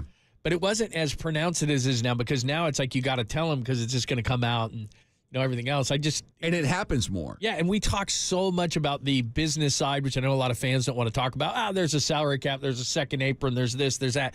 Fans are just like, man, just put the team on the court and can I just watch them play? Because that's kind of my time away from my work, and I don't want to hear about all the details and all the money and all the. Because you know what, they're making a lot more than me, and I'm digging ditches, and I'm having a hard time making ends meet. So it's like, I just feel so bad that Clay has a 3 and a 50. Your son's an A's fan. He's 20, yeah, but he's an A's fan. So you've had this conversation many times. Well, yeah, I mean, he learned really early that, I mean, not Finley days. Obviously, he's not that old, but I mean, he probably goes back to like. The Donaldson, Josh Donaldson gets traded. So he's seen Simeon go and Olsen and Chapman and all that. In fact, he's kind of like a lot of young A's fans. They're jaded because you find out early. They're not staying. You might as well have like Velcro and numbers and put the different numbers and names on the back of the jersey. What about Raiders? Yeah, I mean, again, because they've left, but he's still a Raiders fan. I don't know if the majority of the people are. Right, but is there, like when Carr left, did that upset him? He's older. He's an adult now. But He tried to defend him and still does to this day because the defense and so many different things were wrong, and so he kind of got Carr got scapegoated. I think. I mean, is he top of the top? No, but he was pretty solid. I mean, I was covering the Raiders when he came in, right? And the years that they never had a quarterback, and there was a total change. Like there was an actual total different vibe with the Raiders because they had at least a competent plus quarterback. So how about you? Did you have what player transaction broke your heart as a young John Lund? And I was a fan of a lot of different teams. So just when players would leave, I'm just trying to think of. I don't know if that's what I'm saying. I think it's different. So I remember, and this was different. I remember vividly the first time an athlete broke my heart, but he didn't It's when Jordan retired the first time. Oh yeah, I was still am such a massive Michael Jordan fan. And I'm not a Bulls fan. I was a Jordan fan. Oh, he was different. I mean, I was a Bulls fan when he was playing for I wanted him to win, so I wanted the Bulls to win, right? When he retired the first time, I was gutted. Like, what? Well, he was one of the first guys that you could think, well, he's going to play forever. And then he actually kind of cut it short. Right. And this is different. I was a massive, and I mean massive, Formula One fan growing up. When Ayrton Senna died, he was he was the best driver ever, a guy from Brazil. And he died in San Marino in the Imola race in 94. I was 11. So when he died, I stopped watching Formula One. Like I watched for him. Yeah. Period. I stopped. But I'm thinking about a player getting traded that really hurt. Like, no. Why? And I 415-808 KNBR, 415-808-567. I'll tell you the one, and I was working. I was in college, but when Magic Johnson, because AIDS was such a big thing, and it still is. But I mean, it was the great unknown, right? And then to have Magic Johnson, and if people remember, like Karl Malone was playing back then, and he was, there was such confusion in how it can be There's in the blood, a lot and of misinformation, tons of misinformation. So people were scared to play with him, and that whole thing. Because I was a freshman in a college newsroom. And we were just writing our little stories, and then all of a sudden it comes across November. I can remember it, November 7, 1991. No, but that's different. Did any trade like true. Clay? Did any player leaving a team hurt you? My God. Like Clay left, hurting my daughter. See, but here's the thing: I don't remember. I guess because it's talked about so much nowadays, and I'm sure there are people who remember, but I just. Maybe I was too because as a kid, I was all in it. I understood guys could be traded and guys could leave as free agents and guys, So I've always been a fan of sports, and I don't know that I ever had one just like, oh man, I can't believe that guy left. I'm sure I have. I mean, the Warriors, it happened all the time. I mean, whether it was Mitch Richmond. Here you would think when Joe left. Oh, Joe was Chiefs, unbelievable. And when Jerry left, that had to have been. Earth shaking. Well, especially when they all kept going to the Raiders. Right. I mean, that was the whole thing is Al would just, you want to cross the bridge? Yeah, sure, Roger Craig. Sure, Ronnie Lott. Sure, Jerry Rice. Sure, yeah, absolutely. Right. Yeah, I remember that. But I'm thinking, because, see, my football childhood hero never left, which was John Elway. He never left. So I never had to see Elway play with a different team. Right. I was happy. I never had to see him not wear a Broncos uniform. That would have been horrible. Yeah. Baseball is different because we were fans in Venezuela. We were fans of the player no matter what. So I was an Andres Galarraga fan, whether he was with the Expos or the Cardinals or the Rockies or the Braves or the Giants. We were his fans, not the team's fan. Because he was one of yours. Right. Same with when Cabrera left from the Marlins to the Tigers. So what? We're not Marlins fan. We're Cabrera fans. So we never had that attachment. With the local teams, yes. But then the players we rooted for never left the team. So I really don't have that. Now that I think about it, it's Jordan retiring. Well, I remember, that was like a whole league-wide thing. It's like, this dude, what's the league going to do? Yeah. Because Magic and they were already gone. Right. Yeah, see right here. Hitting up on the text line, the Golden State Lumber and Building Materials text line, 415-808-KNBR, 415-808-567. Mitch Richmond going to SAC. Absolutely. Because that was just it ended up being such a bad trade. You know what I just remembered?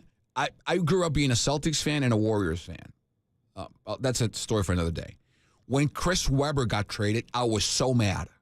People were mad at Webber. So mad. I don't care. I was too young to understand the intricacies of the move. But I loved C-Web so much from Michigan, and to see him leave the Warriors really hurt me. Yeah, that stung. Coming across it, I mean, the Joe Montana one is probably first in the Bay Area, and it's not even close. And then after that, let's see, Montana, the Chiefs, Will Clark leaving the Giants. That's one. Right. Because he was just a heartbeat. I mean, he was the heartbeat of this team, and you never thought he was going to leave. I wasn't here when Pablo left. How'd that feel?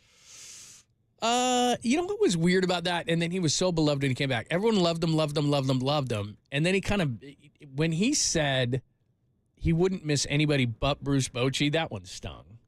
That was a bad one. And plus, the Giants tried. I mean, it was like they gave him a ton of breaks. He wouldn't stay in shape. And then here's one of the things, and we have an opportunity to do this into the 1 o'clock or into the 12 o'clock hour after we talk to Bags 1150. And this is what's similar with Clay, because I heard the morning guys talking about it, is they think that it's going to be easier. A lot of people think it's going to be easier for Clay because he's going to Dallas and he doesn't have the expectations of the Warriors, and he didn't go to the Lakers, doesn't have the expectation of the Warriors. The difference is he hasn't done anything for that other team. So what happened with Pablo is he went to Boston, and people tried to warn him because Boston's a hardcore sports town, baseball town. But he didn't have any equity built up with Red Sox fans. That's the thing. Therefore, when he was trying to be this happy-go-lucky fun guy like he had been there, we'd let you get away with being out of shape and not, at times not being great and all these different things because you had that equity built up from championships. Clay doesn't have that in Dallas, and that's one of the things about Pablo. Now, Dallas is a football town, and they don't pay as much attention to the Mavericks, but if he's 5 for 18 on a certain night and 0 for 9 from 3, they might boo him there, and we wouldn't do that there. We might grumble here and be upset and things like that, but we're not booing Clay. But because he's got championships built up. When you go to another team, the Mavericks fans, they don't know. They don't realize that Clay has kind of fallen, so they expect this certain thing out of Clay that they're not going to get. Right.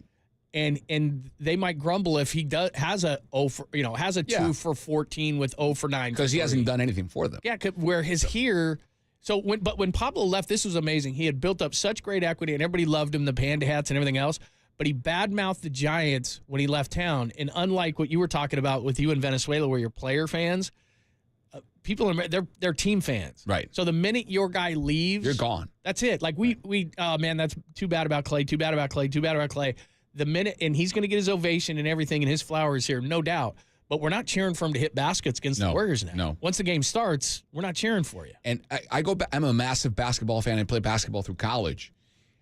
Now that I'm thinking about it, the biggest heartaches I've had are from the Warriors. I remember vividly when I found out Spree was gone. I love Latrell Sprewell. Loved him. That was a weird one. And seeing him with the Knicks uniform was awful. Awful. And then seeing Mully with the Pacers kid was, ugh. And I remember the first time I saw Hardaway play with the Heat uniform was so off-putting.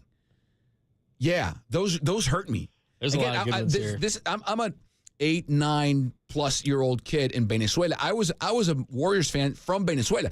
I'll take a picture of it. Really? Yes. Because here's why. My uncle grew up in Boston, so he made me a Celtics fan. But in Venezuela, we had 2 or 3 NBA broadcasts a week, and it was an East Coast game and a West Coast game. So I was a Celtics fan, so that was my East Coast team, and they showed a lot of Celtics games. Oh, yeah. The West Coast games were Laker games, mainly. So I'm a Celtics fan. I'm not going to be a Lakers fan. So it is 89, 90, so prime Run TMC years. Oh, there you go. So they showed a lot of Golden State games. So I would go for the East Coast game feed, root for the Celtics, and I wanted to root for a team on the West Coast feed, and it was a Warriors. So I became a Warriors/Celtics fan. Interesting. So seeing Spree with the Knicks and Mully with the Pacers and seeing Hardaway with the Heat, awful. The Bullets uniform on Weber was hideous. I didn't want to see that. I was pissed. That's a great story.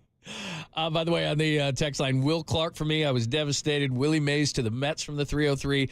This is a good one from the 510. Jerry Rice to the Seahawks was an abomination. Yes, it was. Yeah, that was bad. That was really bad. So a lot of good ones. I have 2 action figures, one Latrell Sprewell and one Chris Mullin. I have it in my office. Do you really? Yes, I'll take a picture of it. I got to see that. I have a picture of Mully with me and his Mully action figure. I have it. That's beautiful. All right, let's get to Extra Bags, talk some Giants. We will give him, and he'll be well thought on this.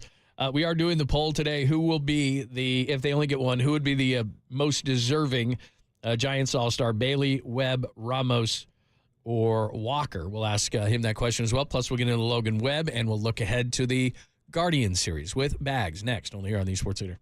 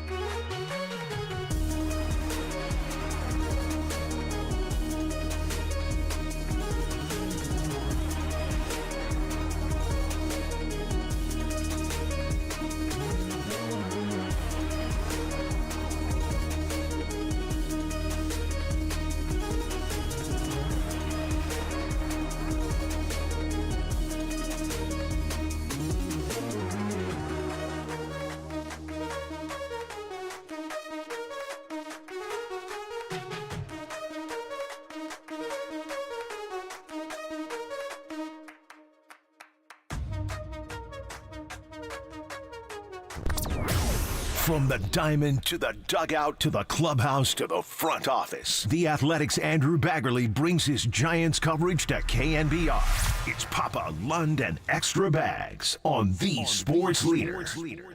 Here's Chapman now. He lines one out to the gap. Deep left center field. Kelnick back. He'll turn. It is gone! A line drive home run out to left center. And for Matt Chapman, his 12th home run of the year. Ramos and Chapman with home runs. The Giants take 2 of 3 from the Braves, and now it's a bullpen game today. Kyle Harrison is going to return tomorrow, and, of course, Hayden Birdsong. So we'll get it going. And, of course, Logan Webb was great yesterday. So we'll get into all those conversations with Andrew Baggerly. Plus, we have a poll today on if the Giants had just one, make it to the All-Star game, who would that person be? So we'll get into that. But as we welcome Andrew Baggerly to the show, as we do every Friday at Extra Bags, and read his great stuff in The Athletic. It is tremendous. I will go back to a tweet that you just sent out yesterday. All MLB managers now required to wear a cup. It shall henceforth be known as the Snitker rule. Yeah, I've never seen that before. We've seen just about everything. I don't know that we've ever seen that. I mean, yeah, it was kind of scary. The craziest thing was that he kind of didn't even react to it. It's like, dude, you just took one off the area you do not want to take one off, and you seem completely fine and normal. So, or do you have any sensation below your waist anymore? But apparently it got him below the belt buckle, but like just barely below the belt buckle. Man, so that's lucky.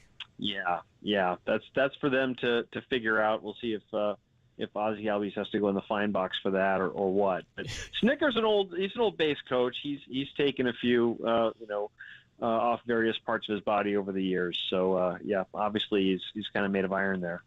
He got him off the Snitker. Yeah. Ball 1. Exactly. Ball 3. Man, that's lucky. Bags, Carlos here. I'm reading your latest article on The Athletic. Great, as always. You talked to Melvin about how he might manage or literally maneuver with the 3 lefties once they're all in the rotation, being Harrison, Robbie Ray, and Blake Snell. How do you think he'll do it? Yeah, they'll obviously have a chance to sort of reorder things after the All-Star break. You don't necessarily have to, it's okay if you have a couple back-to-back. I don't think you necessarily have to go left, right, left, right, left. But, at some point you'll have them back-to-back if you go number 5 to number 1, left, left. I just think you probably, this is me thinking, I think you kind of want to have Logan Webb and Blake Snell back-to-back. Just because they're probably going to be your 2 best pitchers in the second half. If you got to hope that Snell is something close to what he was last year, and if the Giants are any good, that's kind of has to happen, right? So if you have those guys back to back, you got a chance to really gain some momentum. Have one start feeding into the next, and also that Snell is a guy that even at his best is going to pitch 6 innings, maybe 7 if you're lucky, but he's never thrown a complete game in his life, so. You can use a little more. If you think they're going to be winning, 3-2 or 2-1 with him, you're going to use all your leverage relievers. Maybe you pitch Logan and maybe he can give you 8 the next day or something. It's good to follow up maybe a Snell start with a Webb start where you're going to get some dependable length. So that could be a consideration. But I think ultimately they're going to look at matchups too. I mean, their first road trip out of the break is going to be Colorado and then the Dodgers and Blake Snell absolutely destroyed the Dodgers last year. He's a guy that they're going to want to pitch and have him pitch in that series. So they'll look at matchups a little bit too, and they'll obviously have to take into consideration workload and management. That won't be as much an issue for Snell, but they're probably going to try to give Robbie Ray the extra day when he comes back, and they'll probably look to Kyle Harrison the extra day as he has had a timeout, but he's still going to be sort of coming up against the outer range of his limits in terms of innings in the second half. So they'll probably take it series to series, and you never anticipate that everyone's going to stay healthy the rest of the way either. So, but I think in a perfect world, you'd probably have Snell and Webb in some form or fashion back to back. Andrew Baggerly at Extra Bags as the Giants get ready to take on the Guardians. So Eric Miller tonight, bullpen game. Kyle Harrison, as you said, returns. Birdsong on Sunday. And then Tuesday against the Jays when they come back to the Jays in the Twin Series. Is Tuesday Snell Day after what he just did last time out? Yeah, they've got him scheduled for Tuesday. That's when they plan to pitch him. And Bob Melvin's excited. He's like, I really think we're going to start to see the pitcher that they signed. And you look at what he did in the second half, and his numbers were ridiculous. And it kind of had to be for him to win the Cy Young, when he didn't have a very good first half. So, I think that he's going to pitch on Tuesday. And the other thing that's good about that is they could have moved up Logan Webb to pitch on regular rest, use Monday's off day, to pitch Logan on Tuesday, then bring him back, squeeze an extra start out of him, have him go in the final game of the homestand Sunday heading in the All-Star break. And that's what they did last year. He pitched on the Sunday. Well, you can't pitch in the All-Star game, and they don't really choose you as a replacement or whatever if you're not eligible to pitch. And that's why Alex Cobb was an All-Star last year and not Logan Webb. And I think everyone around the team would love to see Logan Webb be an All-Star. It might be tough. There's a lot of really good pitchers in the National League, but they always do name some replacements. And the fact that Logan's not going to pitch twice on the homestand, he'll pitch just once, and it won't be on that Sunday, means that he could be in play as someone who could be named. And, you look at the ERA, and it's a touch over 3, and you look at some of the other stats, and maybe you find more pitchers they're ahead of him. But then you look at FIP, and he's second in the National League. Innings, he's number 1. I think he's got some brand name behind him now for finishing second for the Cy Young last year. So, I don't know if Logan's going to be one of the guys originally named as one of the reserves, but if he's not, then I think that there's a decent chance maybe he could be named as one of the replacement guys, because there's always a handful of those guys. Yeah, we have a poll up today, Bags, and that's the topic of the poll on X, on Twitter, however you want to call it, people, fans. And we have 4 names that people can vote and say who they think the Giants' representative for the All-Star game should be, and it's Logan Webb, Elliot Ramos, Patrick Bailey, and Ryan Walker. What say you? Yeah, Carlos, I would go with Elliot Ramos, and then I would go with Elliot Ramos, and after that I would pick Elliot Ramos. Nice. And all those guys you mentioned are very deserving. And Bailey, I think you look at the year that William Contreras is having. I know he's cooled off a little bit, but then Will Smith, obviously is going to be in the game, and you need a Rocky on there, and they got Diaz, the catcher, there's been pretty good. So, it may be a little tougher for Bailey, but he is having a really good season. But Ramos, you look at National League outfielders who have 200 plate appearances, and it's Christian Yelich who leads them in OPS, and Ramos is second. He's been fantastic, and there are not a lot of good outfielders having good seasons in the National League right now. You've got Yelich, Jurickson Profar. Fernando Tatis Jr. is the third guy voted as a starter, and he's hurt, so they're going to have to replace him. And there's just not that many outfielders having good seasons. The Cubs have a couple good guys with Happ and Suzuki, but they either missed some time or got off to a slow start. There have been a lot of injuries. Acuna obviously is out for the year. Bryce Harper's not an outfielder anymore. Even before he got hurt, Mookie Betts is a shortstop, not an outfielder. So I think Elliot Ramos is, and we always have to hedge ourselves. We always have to put in, some qualifiers. Usually is in this sports writing business of ours. But I think he's as close to a mortal lock as there is for him to be an All-Star. And how cool would it be if they name him to replace Tatis as a starter, and you have a Giant starting in center field for the All-Star game? Yep. A few months after Willie Mays' passing, barely a month. So. Yeah. I got to think baseball would really be excited about that storyline and celebrating that, and he deserves it. He's having a fantastic season on both sides of the ball.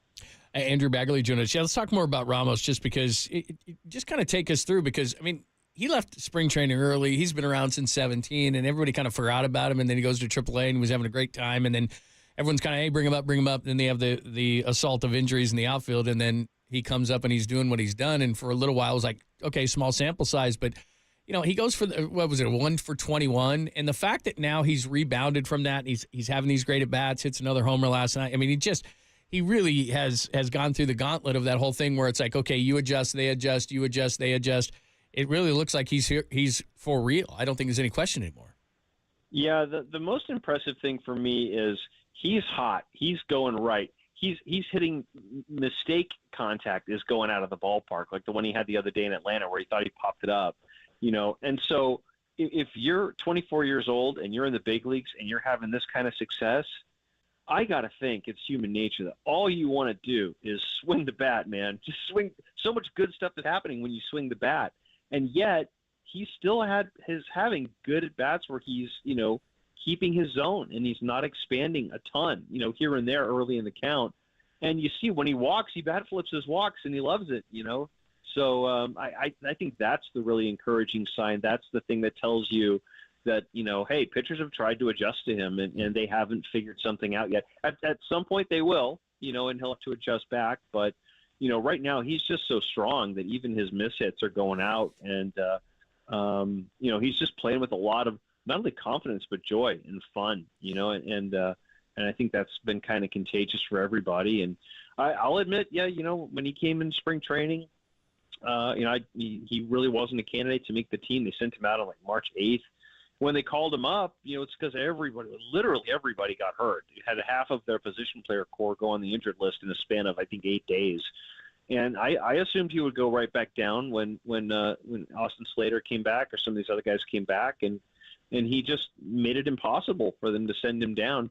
It reminds me a little bit, very different circumstances, very different path, but Mike Yastrzemski was on the verge of getting sent out, in 2019. I mean, literally, they were going to add another pitcher, and I think at the 11th hour, they decided to keep him for one more game or one more series.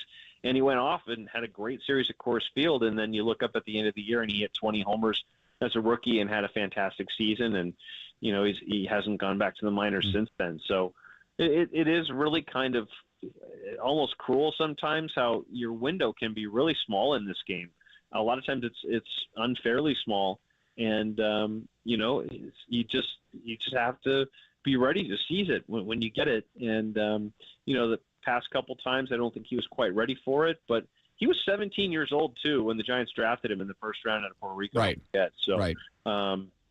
And so, he's still been a young player all this time, and he dealt with the year of not having the minor leagues with COVID, just like everybody else did, which couldn't have helped. But, he's still here. He didn't get packaged in or traded anywhere, and I'm sure the Giants are thanking their lucky stars that they didn't make that decision to do that at some point. Bags, but you brought up a point that I think is key and pivotal. You said he's playing with happiness. He's playing with joy. And you're there pretty much every single day. We're there covering the team. We're in the clubhouse. We're in the dugout. And I want to run this idea by you. We talked about it, John and I did a couple of days ago. The previous administration, to me, felt very rigid.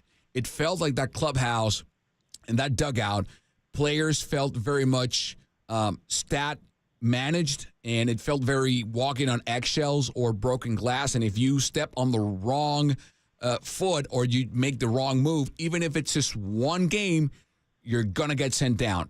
This time around, it feels like, and I don't think it's a coincidence that Jelly and Wisely and now Ramos giving more length, giving more runway, and feel and act more relaxed, and hence their games have evolved and blossomed. Do you get that same sensation?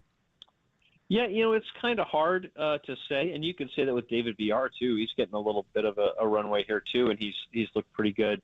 I don't think that the previous administration made players uncomfortable because they were too uptight or because they were just too demanding. I think if anything, Gabe Kapler was very, very permissive as a manager and kind of let the clubhouse get away from him in that regard because he wasn't really someone who policed the players. But I think there was an understanding that, the previous coaching staff, especially the manager, was very, very much in league and eager for every suggestion, or I shouldn't say every, but a lot of suggestions that would come down the pike, either be it from the front office or from the analytics staff. And I don't feel like one of the criticisms that I've heard, from all over the industry really, was that you need some moderating influence there. And you need someone who isn't going to be adversarial to a lot of the data and a lot of the ways that you can, sort of make winning a game more efficient and improve your percentages along the way. That's why the Giants are using an opener today. I mean, I know Bob Melvin doesn't like using an opener, but, he acknowledges, hey, look, they got Stephen Kwan, they got Josh Naylor. I guess with Jose Ramirez as a switch hitter, so it doesn't almost matter. But he's hitting lefties pretty good. So it makes sense facing this lineup today to use an opener and not have Spencer Bivens go, to start the game. So there is, concessions being made to things that this front office might suggest or like to see. But there's also pushback. There's also healthy dialogue. There's back and forth. And there's a moderating influence there. And I think that was there probably wasn't enough of that.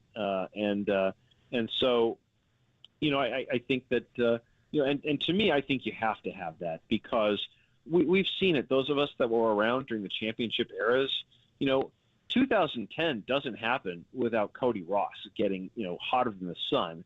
And no one expected that. I mean, no one expected that to happen. It shouldn't have happened. And if you're running a really, really super quantity matchup based, playing time regimen, you don't ride the hot hand. You pinch hit for Jock Peterson after he's hit 2 home runs in a game because the lefties come to face him in the 7th.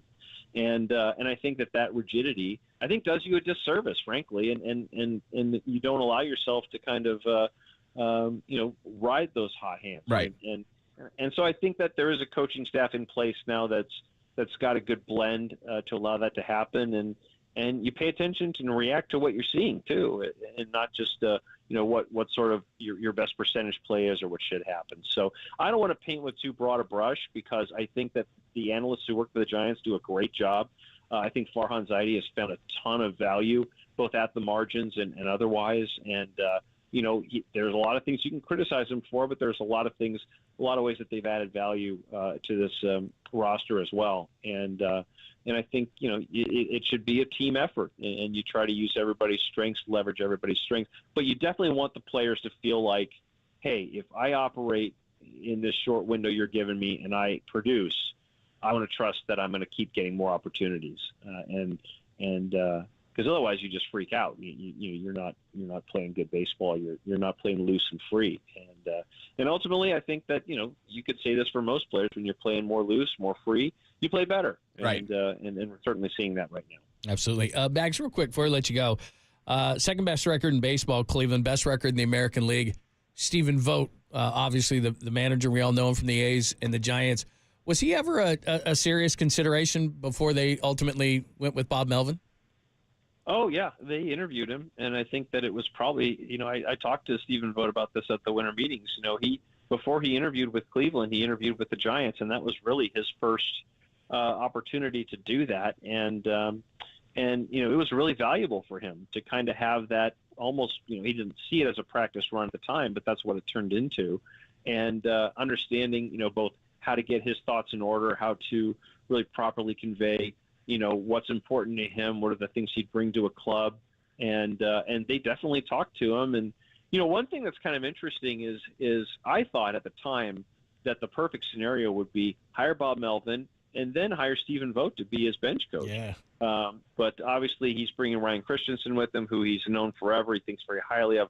The other wrinkle there is that Stephen Vogt never had the Mariners, where he was on the coaching staff. They didn't have a bench coach, and they did that on purpose because they could very easily confer that title onto somebody who otherwise might get hired away for that job, and then it would be a lateral move and they could deny permission. So kind of a sneaky thing that they kind of held in reserve in case they needed. Obviously, he got hired to manage, so that ended up not coming into play. But I think at the time Seattle was looking to kind of protect their from a little brain drain there. So, but yeah, I mean, he's done a great job. Obviously, their offense has been much better than I thought it would be. I mean, they hardly hit any home runs the last couple of years, and they've definitely had some more sock this year. They weathered Quan going down as big a spark plug as he's been. He was out for a few weeks, and the pitching. I mean, they lost Bieber, who had he had a great start, like 7 innings, 10 strikeouts or something, his first start, and then boom, Tommy John. And they've weathered that pretty well too. So this is a resilient team. It's a good team, and the Giants are definitely going to have their work cut out for them this weekend. And if anything, they can go into it feeling good that hey, they haven't lost 6 straight to the Dodgers and Braves, and now they're in desperation mode. I mean, they definitely want to win every series, but maybe they don't feel like they have to win every game there because they're entering with some momentum. And they're getting healthy. Yeah. Absolutely. Yeah. Yeah. No, that's a great point because we've been saying this forever. Like, here comes this big stretch, and like that's you the said, biggest they've done issue well. they've had this season, John, and Bags. It's health. Yeah, for sure. Yeah, and you know what? I wrote that in my piece last night. Is that you never take your foot off the gas in the season. You never let up. But and the Giants can't afford to because they don't have the kind of wins banked that they did in the first half in 16 or in 21. But I think my hunch is we're going to look back on this season and we're going to see this period in the month that preceded it as probably the most grueling time to get through, both from a schedule standpoint and from the personnel missing and basically having 1.5 starting pitchers. You know, if you count the fact that Jordan Hicks is still learning how to be a starting pitcher. So maybe they're almost through to the other side of this, and it's not to suggest it'll be easier from here. That they've got to climb and be a winning team and have a couple good winning streaks and find a way to establish themselves as one of these wild card teams. All the work is still ahead of them, but maybe they're coming through to the other side of this, and they'll look back, and this will have been the toughest stretch of the season. Great stuff, Bags. We always appreciate it. Thanks so much. We'll talk to you next week, and we'll see you soon. Thanks, John. Thanks, Carlos. Good talking to you guys. You too. That is Andrew Baggerly. The great. Yeah, absolutely. Andrew Baggerly. At Extra Bags, make sure that you're following along and reading his great stuff. By the way, Alameda County Fair time. The fair is offering $5 admission tonight. Tonight, 7-5. They're dubbing it 555. So it's $5 on the 5th after 5. Got it?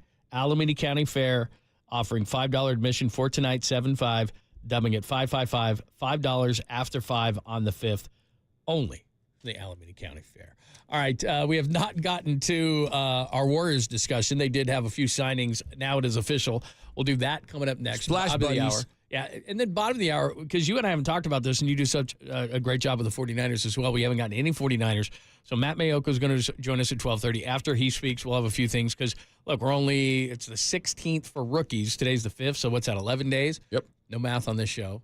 11 days, and then 23rd would be 18 days. I think I got it right. Until the vets come. Right. So we're like right on the verge of this thing, 2-3 weeks away from this thing. My God, man. I just know I'm 21 days away from the Olympics. I can't wait. That's my brain. We got to reset doing that, math. too, No, because it's I know not. we talked about it, but still, it's so cool, man.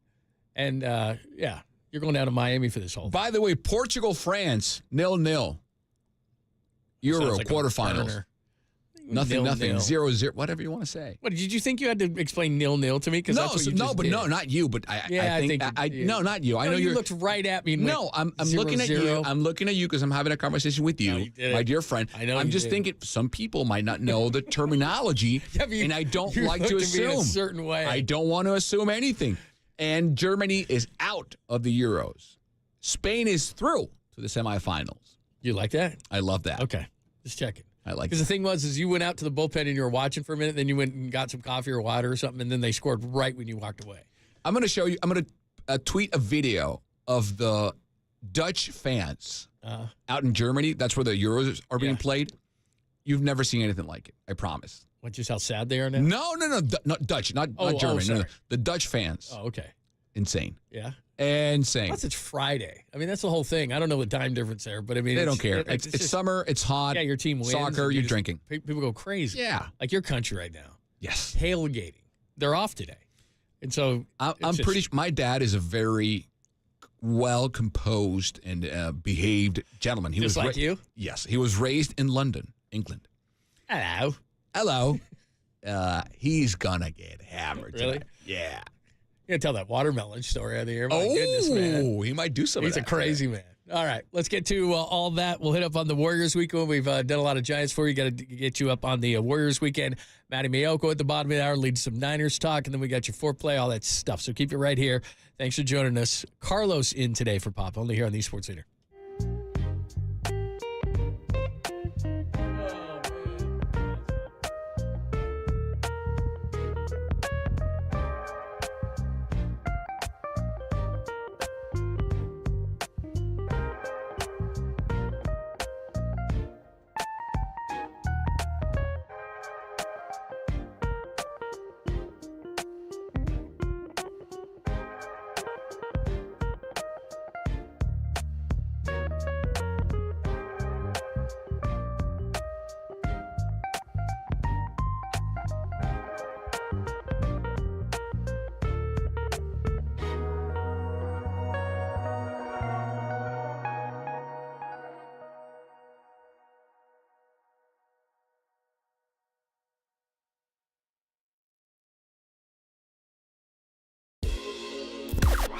Now, from the O'Donnell Financial Group Sports Desk. Learn more at odfigroup.com. O'Donnell Financial Group, because planning is a process, not a product. Warriors acquired Buddy Hield in a sign and trade with the 76ers. Do you like the move? Give us your thoughts. 808 KNBR, the YouTube stream, or KNBR socials.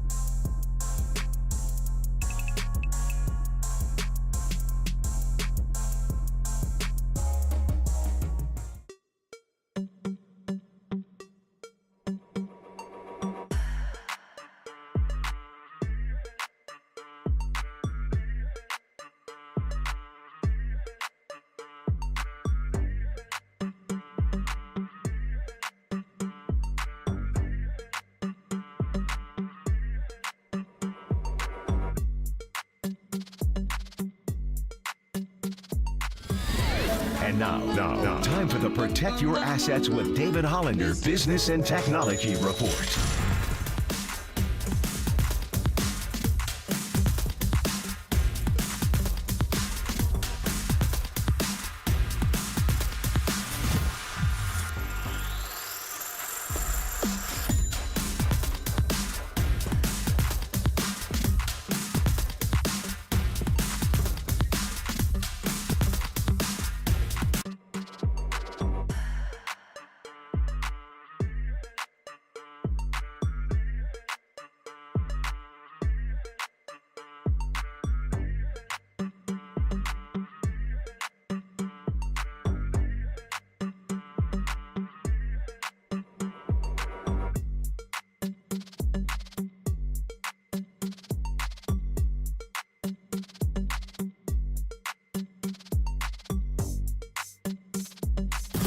Do yourself a favor. Download the KNBR app on your smartphone. You'll be glad you did. This is KNBR 104.5 FM and 680 AM.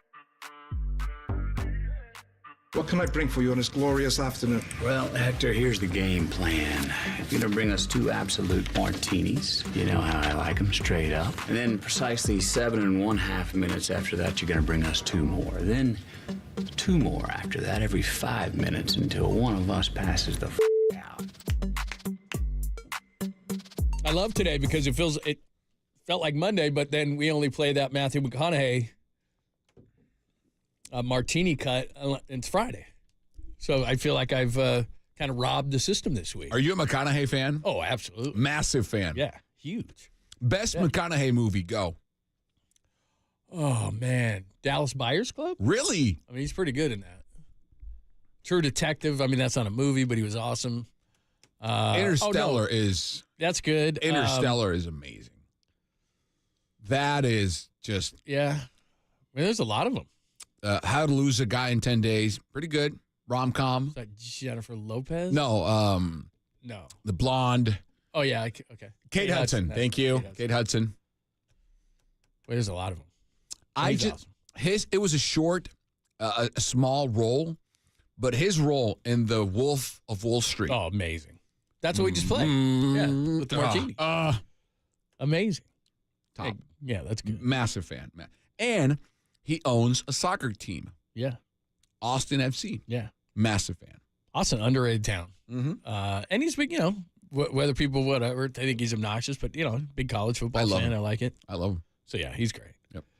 All right. Bottom of the hour, Matt Mayoka is going to join us in about 5 minutes. We don't have a ton of time to get into this, but what do you think of the weekend official now? Kyle Anderson's a Warrior, Buddy Hield a Warrior, and Slow-Mo, Kyle Anderson a Warrior. How do you think Mike Dunleavy's done so far? I think he's done great.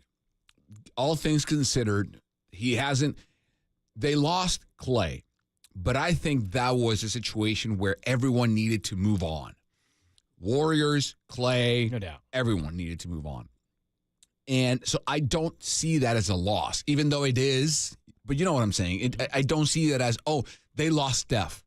It doesn't feel like they, in basketball age terms, it doesn't feel like a minus. Well, if you take the emotion out of it. That's what I'm saying. I think you could safely say that they've improved. Yes. But they were 10th last year, and I think everyone's waiting for the move, and I don't know if the move, which is marketing, is coming. But I don't want fans. I would hate for fans, Dubs fans, to get fixated and hung up on marketing coming tomorrow or whenever and saving the day. What I believe will save the day, if it happens, is if the Warriors give an adequate and productive runway for their young players, meaning Kuminga, Podziemski, Moody, TJD. You have to play them, and they have to be the ones that carry the team forward post Steph Curry.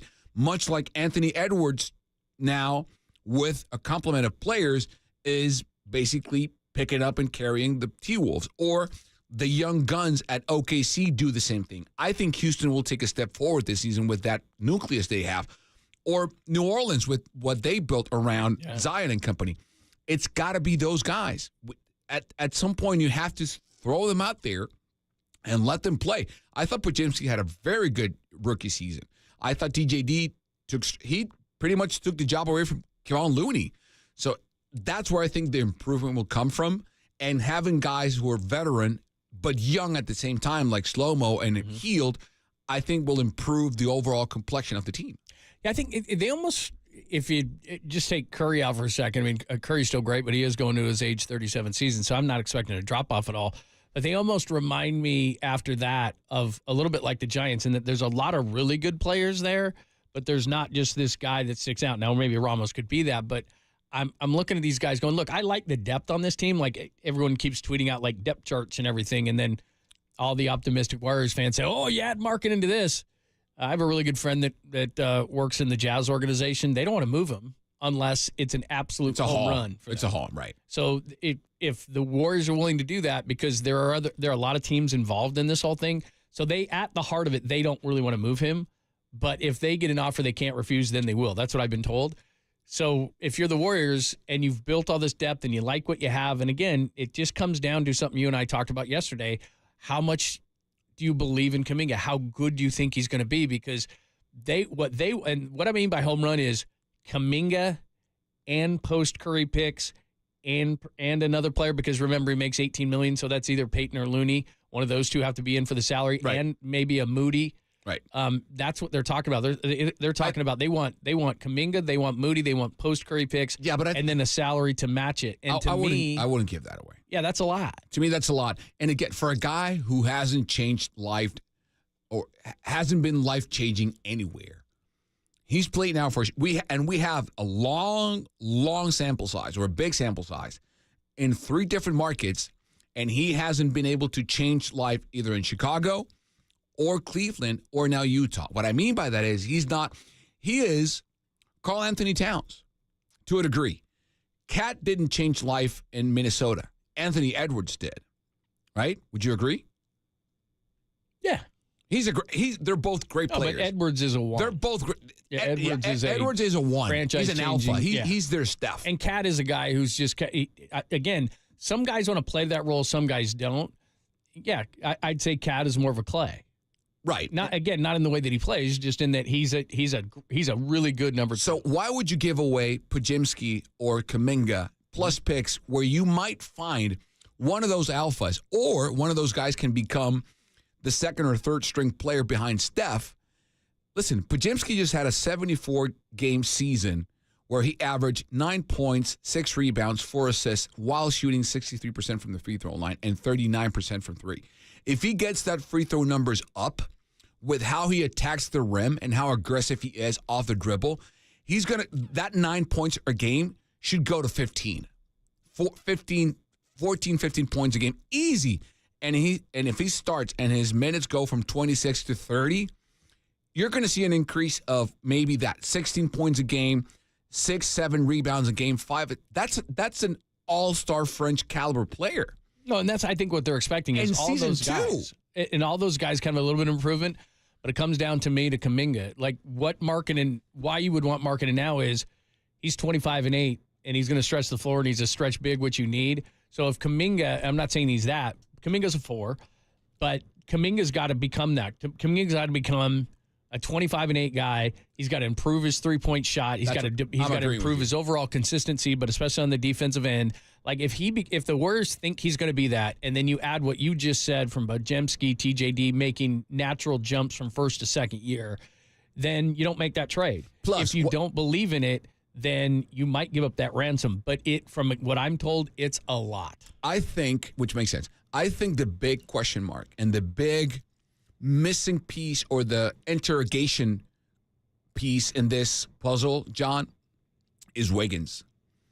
Because we have seen he has gone through significant family issues past couple of seasons. Hopefully they don't happen anymore. First, for him, the person, the guy. I don't care about the player. I first worry about the person, then the player. We have seen the play. He's still young. He's what, 29? Mm-hmm. So if the player is mentally focused, sound, locked in, we know the kind of player that comes out. So if he can become that guy with Kuminga, Podziemski, TJD, that's a good team.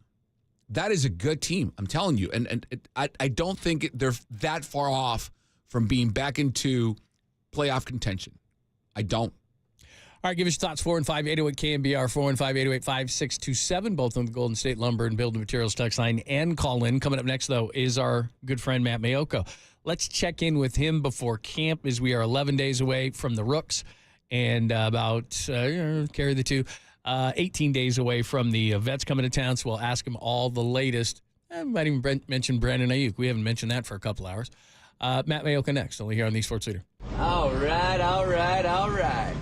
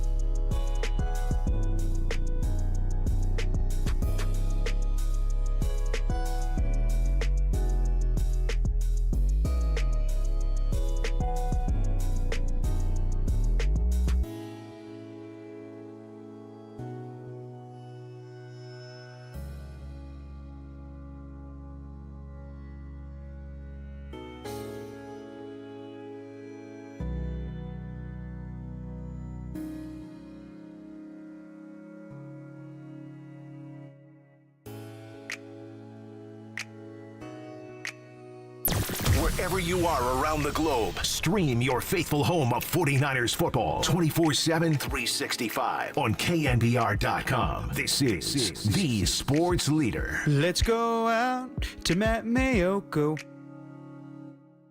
I don't think Matt likes that. I could be wrong. You don't? I don't think he likes that intro. Derek's here, so I'm not knocking it. I'm not knocking it. I knew he was going to come in there. I'm not knocking it. Matt Mayoko, make sure that you are following, reading. He's a superstar in all different ways. You can lots of different ways you can see him. Multifaceted. The multifaceted Matt Mayoko joins us courtesy of the UMA guest line as we are just 11 days away from the rookies and 18 days away from the vets going to training camp. How are you? I'm doing great, gentlemen. How are you? Yeah, good. You know Carlos Ramirez? I do know Carlos. Okay. And when you said about that, my thoughts on that intro. Yeah, what do you think? That intro to me is like the Amish to Carlos. I knew he was going to do it. I knew he was going to do it. Yeah. Listen, I've had I got on Carlos. I've had the privilege. 2 days ago? Yeah, 2 days ago. I've had the privilege. Wow. I have had the privilege to work next to this man for the past 3 years. I know him well. I knew he was going to say something about he was giving me such a hard time. Why do you hate the Amish? I don't hate the Amish, Matt. Well, you dislike them. I do not dislike him. I just don't partake. That's it. I respect their way of life, but I don't want to live that way. And I respect that they do. Yeah. So little unknown, perhaps, Mayoko Ramirez trivia. Mm-hmm. My daughters freaking love Carlos. Like, they cannot get enough Carlos. They finally met him in person. What would you say? Was that about 3 weeks ago, Carlos? Yep. And they just that's all they've talked about since then.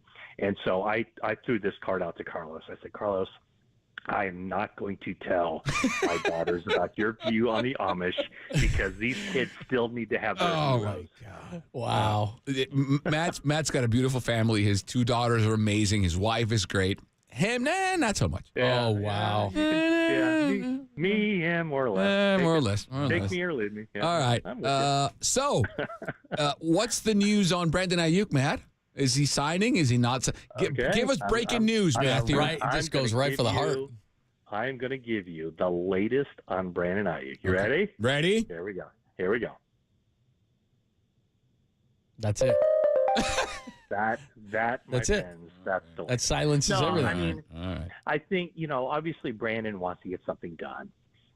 The question remains whether the 49ers see it in the best long-term interest of their organization to get something done on his terms, what he's looking for. And what's really interesting is, Brandon went out publicly last week, it was, I believe, and Ryan he Clark went on stuff. the Pivot. Yeah, there was a Pivot podcast.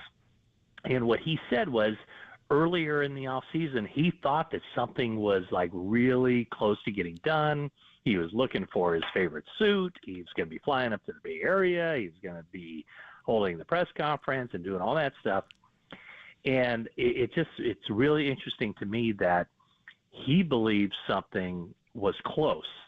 He didn't put a time frame on it, but my guess is probably mid-March. He probably thought something was close. So what happened?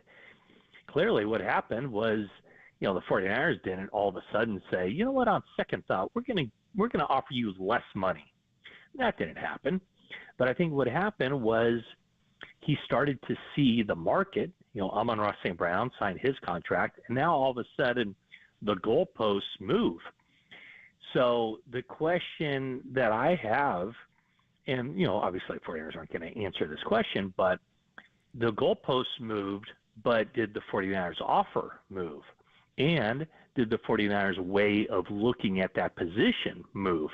Were they kind of like, hey, whatever the market is, it doesn't make sense for the 49ers because, all these teams that are paying their wide receivers, top of the market price right now, they don't have the highest paid left tackle. They don't have, the highest paid running back. They don't have, a wide receiver making in the mid 25s already. They don't have, Fred Warner, Nick Bosa. I could go on and on and on where the 49ers have allocated their money.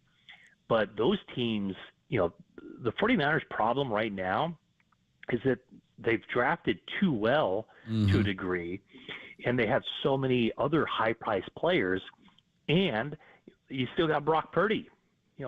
A year from now, he's going to be making top-of-the-market money for a quarterback. So I'm not saying the 49ers have arrived at the decision, like this is as high as they can possibly go, but at some point, they're not going to pay everybody.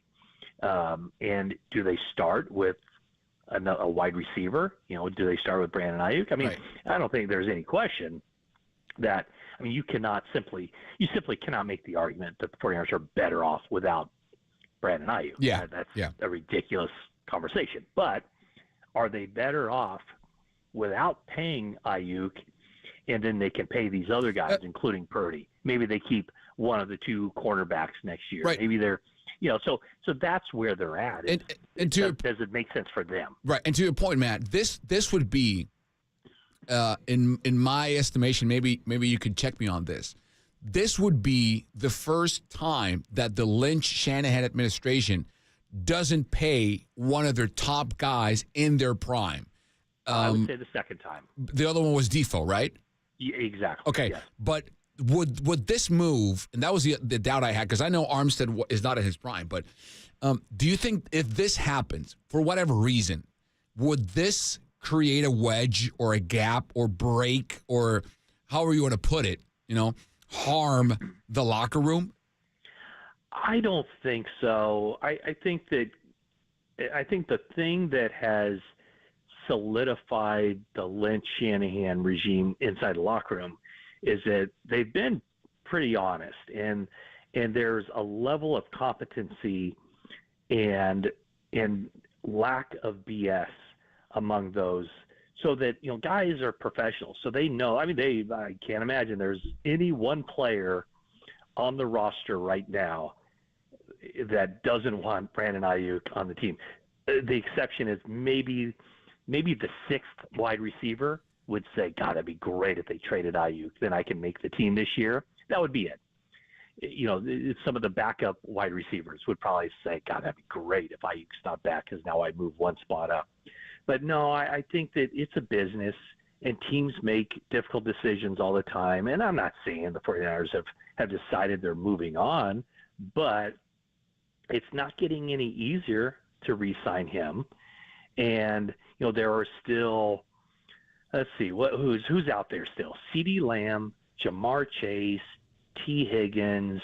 Those are wide receivers that are going to be making, as much or certainly more. I think in the case of CeeDee Lamb and Jamar Chase, those guys are going to be making more money than Ayuk. So if those guys sign their deals, then Ayuk's price might even rise. So it's just not as easy. And I think that, when the 49ers signed Juwan Jennings to a 2-year extension, paying him pretty good money, by the way, that kind of raised my eyebrows a little bit. Like, okay, well, I didn't necessarily expect that, and what does that mean? And then when they draft Ricky Pearsall in the first round, that kind of makes you think, like, okay, usually what the 49ers do is they draft positions based on how they see a need a year from now. That's why they've drafted just basically every position. I think that they've drafted, certainly in the first 3 rounds of the draft or 4 rounds of the draft, is looking out a year. So when they drafted Pearsall, when they drafted Jacob Cowling later, it kind of makes you wonder, like, okay, what is the long-term plan here? The one thing with Buckner is they made that trade before, right at the start of free agency, a month before the draft, 6 weeks before the draft. So they could kind of plan out, like, okay, they thought that they could get a defensive tackle to replace DeForest Buckner. They were wrong. They tried, but they were wrong in Javon Kinlaw, who didn't produce much at all in 4 seasons. But they were able also to trade back one spot, still get Kinlaw, and then use a pick that they obtained through that draft to get Brandon Ayuk. So it's all kind of interconnected in a way. Right. And I don't know how it's going to turn out. But whereas when the season started, or when the offseason started, I was pretty certain that they would find a way to re-sign Brandon Ayuk. Now I'm just not so sure. All that being said, it is kind of lining up to what they've done in the past. Whether it was Kittle, Warner, Deebo Samuel, Bosa was a little bit different because they signed him right before the start of the regular season. But in those first 3 cases, all those guys were under contract for 1 more year, which Ayuk is, and they signed him right before the start of training camp. So there's still time for them to get something done. And I don't believe, just based on history, the 49ers have put their best offer out there. And, there's no reason for Ayuk at this point to settle for something that the 49ers are offering when that side probably believes the 49ers are holding back a little bit and they haven't seen their best offer yet. Matt Mayoko joining us. Just off of him, or off of Ayuk and so much that we've talked about with him, just as camp is approaching, I don't know if there's any reports out there or anything, but I've always been of this opinion that Brock Purdy is going to have a better year because last year he improved, especially in the pocket, and he didn't get to work out the entire offseason. What has he been doing? Do you know what he's been doing, and do you expect him to have a better season just because he's had an offseason to work? Honestly, I don't know how he can have a better season. He set the franchise record for passing yards, set the franchise record for passer rating. I just don't know where there is to go in his game. Now, is it – and I don't even know how to define what would be a better season than what he just had. Winning a Super Bowl, yeah, I guess. But, is he going to be able to improve on those numbers? I know Kyle Shanahan doesn't base performance success on, the numbers. It's, getting through the reads. It's making the right decision. It's, checking in and out of the right play. It's seeing things quickly and being decisive, all those kinds of things that are kind of not really measurable to us on the outside, but Shanahan knows what he's looking for. But, when you look at I think he's worked on his arm strength. He looks bigger. I think he's throwing, I think he has a sneaky good NFL arm. When he was drafted, it was like, you would have thought that this guy with a wet noodle for an arm was out there trying to play quarterback. Like he's got, I don't know, is it an average NFL starting quarterback arm or slightly above average? I think the mobility, something we saw certainly in the second half of the NFC Championship game against the Lions, that's an area where, he can make plays. He can make plays either gaining yards with his legs or buying time. And we saw it quite a bit last year where, he would spin out of trouble and then find a receiver down the field or whatever the case may be. So I just don't know how to define whether he's, is it the eyeball test? He just looks more in command. I'm not quite sure. It just, I just remember George Kittle's second year in the league. Mm-hmm. Where obviously he wasn't the player he was later, but the numbers were better. That's the year he set the tight end record for most receiving yards in the season. I don't think that anybody with the 49ers on the inside would say, that he was a better player year 2, but his stats were better than they've been. And probably, when his career ends, that will be the higher receiving yards that he's ever had. So it's kind of a tough question, John, that, how do you define if he can be better? But I think the behind the scenes stuff, it's decision making, it's, just being able to quickly get through his progression. Maybe the accuracy can improve a little bit, but man, he set a really high bar last season. Matt Mayoko, the great Matt, joining us here on the show. Matt, what do you laugh? Why are you laughing for? Well, I'm just like, I have to go pretty soon, and I'm looking out there, and I'm thinking, do I jump in my car, or I do have a horse and buggy. I think I might use that to get to where I'm going. He's never going to let it go. Ever. He does. Rookie camp is right around the corner, Matthew. Yes, it is. What are you most looking forward to? Well, I'll say this. So rookies report on the 16th. The veterans report on the 23rd. The 49ers do not open the rookie practices to the media. So I won't be able to see anything there. But I would say, the three things that when I see how the rookies are being assimilated into what the 49ers are doing, I guess I'll kind of work backward. One would be, where's Dominic Pooney lining up? Is there a possibility that he can work his way into the mix?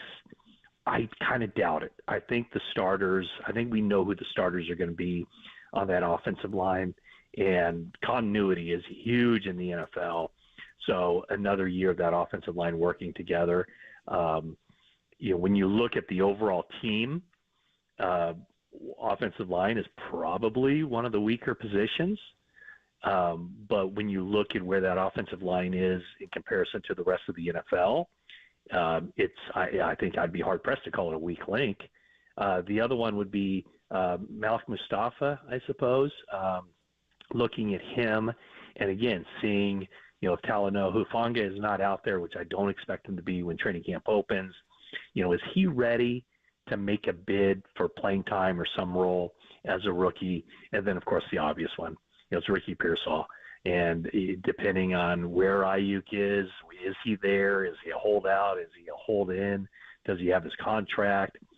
And if he does get his contract and he's there, right. Obviously, no question, it's, the starters are set in stone. It's Ayuk and Samuel. But what about Pearsall? Does he challenge Juwan Jennings for the number 3 role? Or do they have basically dual, number 3 receivers where, Jennings and Pearsall are splitting time? I will say this, Pearsall looked very comfortable and very much at ease and looked the part in the offseason program. And the Arizona connection with Brock Purdy, too. I want to ask you both one quick one for you, John, and for you, Matt.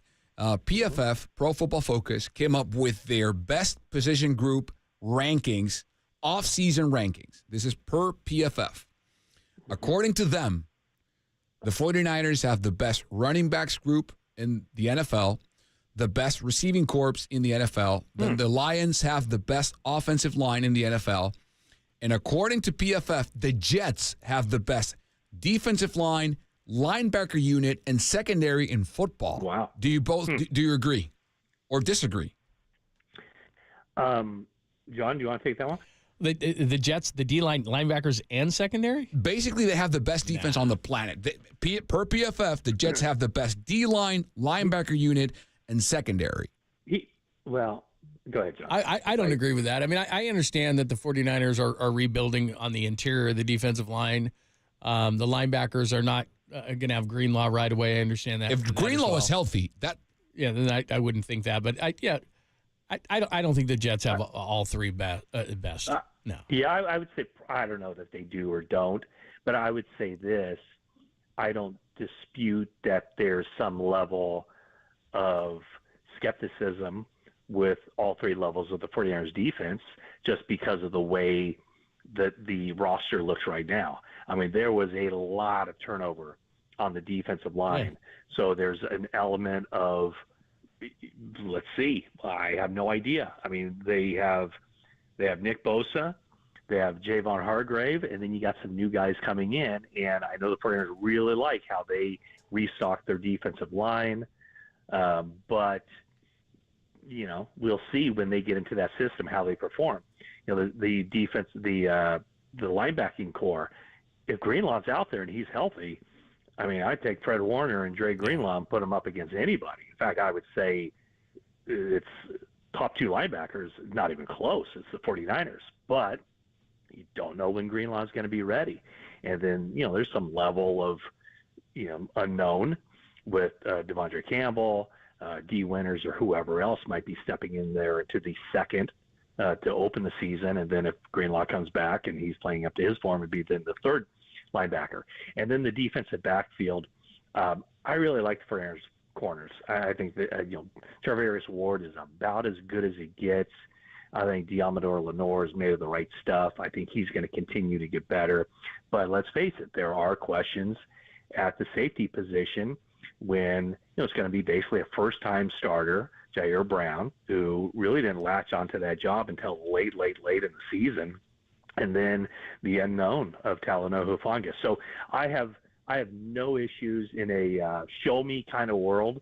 I have no issues with the 49ers not ranking number one in any of those position groups. Matty, you're the best. We'll see you in a couple of weeks, and I know we'll talk to you next week. Don't ride a horse. I will not ride a horse. I will latch the horse in front of my buggy. I love you, Matt. I love you. You know I do. Absolutely, Carlos. And I know the only people who love you more than me are my two children. There you go. Wow, that's amazing. Matty, thanks, man. We'll talk to you soon. All right. And by the way, John, I love you too. Yeah, thank you. Look at that. It's all right. I felt out. I felt like a third wheel on a date. Oh, you're good. You're good. No, you're the best. Thanks, man. Thank you, Matty. That is great, Matt Mayoko. Lots more from Matty as we get into camp. Rookies. I can't say enough about that guy. Nah, the way he has welcomed me since day one is unreal. He is one of the best human beings I've ever met. He is. He's the best. We've had him on every single year during, for 49ers coverage. He's amazing. He's the best. All right, 1 o'clock hour. We got your foreplay. We'll zip to that as well. We got some Giants, some Warriors, plus an interesting note that I just read. A friend of mine just sent me this about Lauri Markkanen, so we'll get into that in the 1 o'clock hour as well. Only here on the Sports Leader.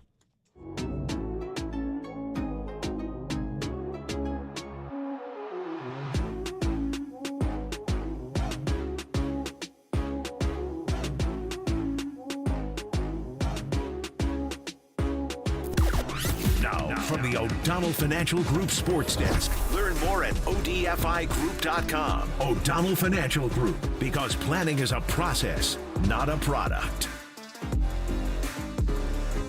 The great Susan Slusser joined Dieter and Carrie this morning to discuss the Giants series win over the Braves. Check out that podcast and more. KNBR app, YouTube, KNBR Social.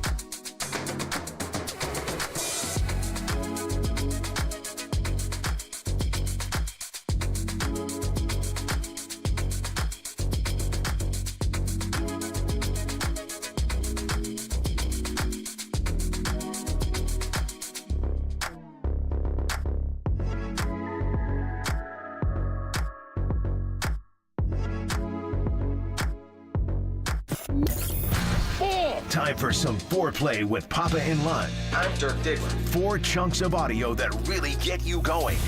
I have a gift, and I am trying to not be selfish about it, but to use it. On KNBR 104.5 and 680, the sports leader. All right, foreplay time with Carlos Ramirez hanging out with us, which is awesome. Thank you. Let's start with a little baseball, little Giants. They take 2 of 3 from the Braves, and you'll hear afternoon baseball, 3:10 for pregame today against the Guardians. By the way, Eric Miller going to the mound. Eric Miller. Then tomorrow, Kyle Harris is back, yes, sir. Which is nice. Here's Logan Webb, if he's excited to have an extended break before the All-Star game.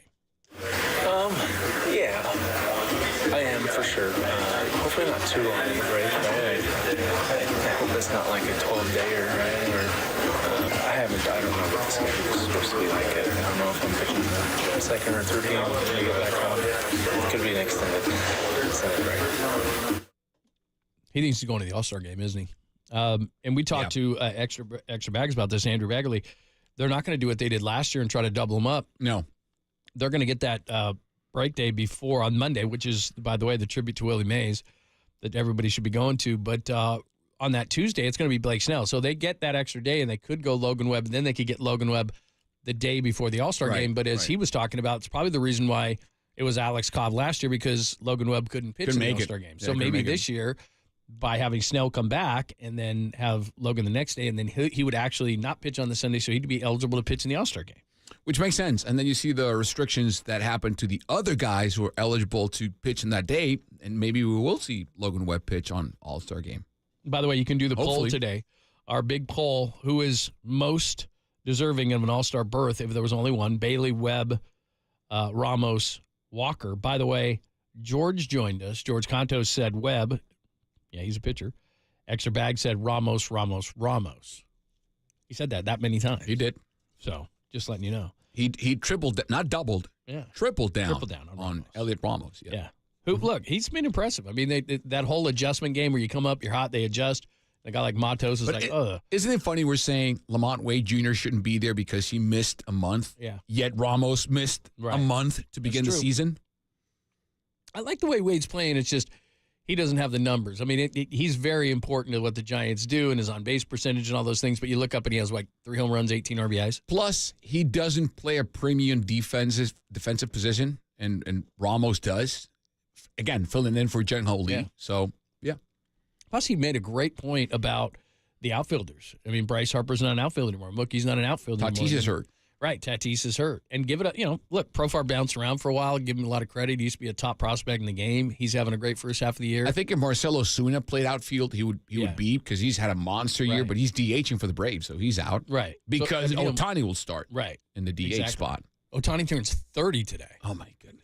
Wish he'd turn 40 and get out of here, but he's not going to. No, I don't want to miss it. Even though he's a Dodger, I like him better as an Angel. Check this, because he was not a threat. I asked Dave Stewart yesterday off the air, which hitter from today's game would you most like to face? And he said Shohei Ohtani and Mookie Betts. And he would love to go head-to-head, toe-to-toe with either of those guys. The thing that sucks is when Mookie's healthy, you have to hit him back-to-back. And that's what sucks. It's like, damn. I'm going Stu. Yeah, I'm taking Stu. Back in the day? Yeah. Give him the stare. That'll be it. Here's Matt Chapman. Not going to be an all-star, but has been very, very good, especially as of late, both defensively and offensively. He talks about having fun after a series win in Atlanta. I guess nothing of great significance because I can't remember anything off the top of my head. But, we're just having fun. I think we're all just, pulling for each other, really trying to compete to take good at-bats. And I think everybody's stringing together good at-bats, and we're having fun and just kind of keeping it light. Probably just, messing with each other. It's really good to see what he's starting to do because, when he was in the middle of his hot streak earlier this year, I said maybe he could be an all-star. Now, he's not going to be, but defensively, he's as good as ever. Made another amazing play yesterday, which he always does. And then offensively, the things where it's starting to, where the numbers and the analytics are saying he's hitting the ball hard and he deserves better luck, we're actually starting to see that come through. He had the home run yesterday.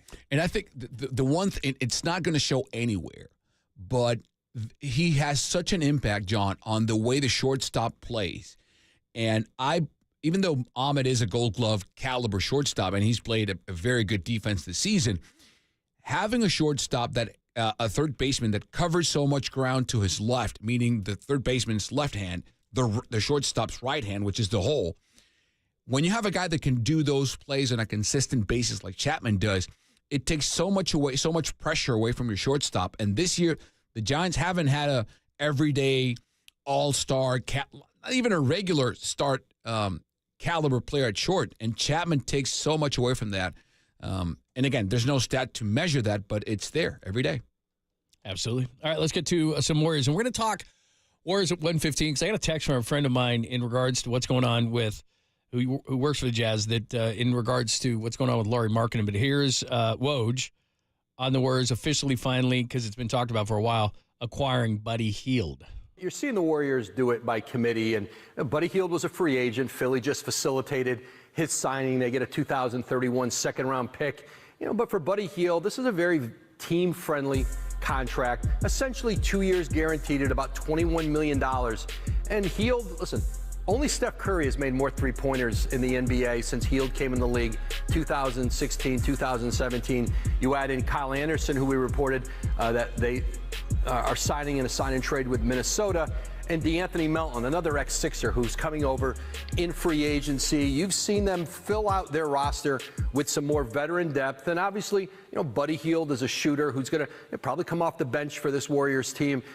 Listen, they've recovered pretty well from Klay Thompson, and you'll see the growth of their first-year players, of Brandon Podziemski in his second year. Usually, you see a jump. I think the Warriors are happy with what they've been able to do. I would agree with Woj on that one. Me too. And at the beginning, Mike Dunleavy was getting a bunch of grief for all this stuff. And again, a lot of this is Joe Lacob, but as a GM, that's your job. You protect the owner. Joe Lacob, to me, the way that they handled that situation, and it's been described as kind of cold with Klay Thompson, that's Joe. And so whether people like that or not, but the bottom line to this is the Klay Thompson trade is now complete because they got those 2 first-round picks and they got the trade exception. So with those picks, they got Kyle Anderson for a 2 and they got Buddy Hield for a 2. That's pretty good. Do you think fans would be happier with this haul or the package that Mike Dunleavy Jr. has put together, or Paul George? Oh, Paul George, just because it's you think? Just from the name. But again, what were you going to have to give up? The whole thing about Paul George is, what are you giving up? Like if I've seen all these memes and all these different things and all these roster projections with like Lauri Markkanen on the team, but it's got everybody else. It's not a signing; it's a trade. Right, you're losing pieces. Right, you're going to lose some major pieces, or some picks that are going to be in the post Steph Curry era. So you can't just say, if Paul George was a free agent, they could sign him straight up and have the money. I mean, he was a free agent because he opted out, but they didn't have the money after that to then sign him. So you'd have to give something up. So you have to take that into the equation. Basically, for these 3 guys, DeAnthony Melton was a free agent. That's the mid-level at 12.8. And then the other 2 were traded for second-round picks. Given what he gave up and what he got, I think that's a win for the Warriors. Yeah, by the way, did you see the Franz Wagner contract extension? Yeah, did you see it? 5 years, $224 million that could get up to $269. And he was the pick after Kuminga. He was the pick after Kuminga. Yeah, so he was Kuminga was the 7th pick. He was the 8th. Look, you're always going to have regrets. I mean, Wiseman, Anthony Edwards is already off the board. Should you have taken, Ball, LaMelo?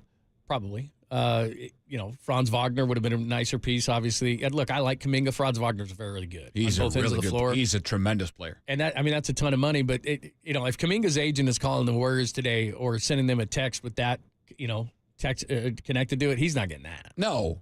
No. Sorry, I know you're a pick ahead of him. You're not him. But he could.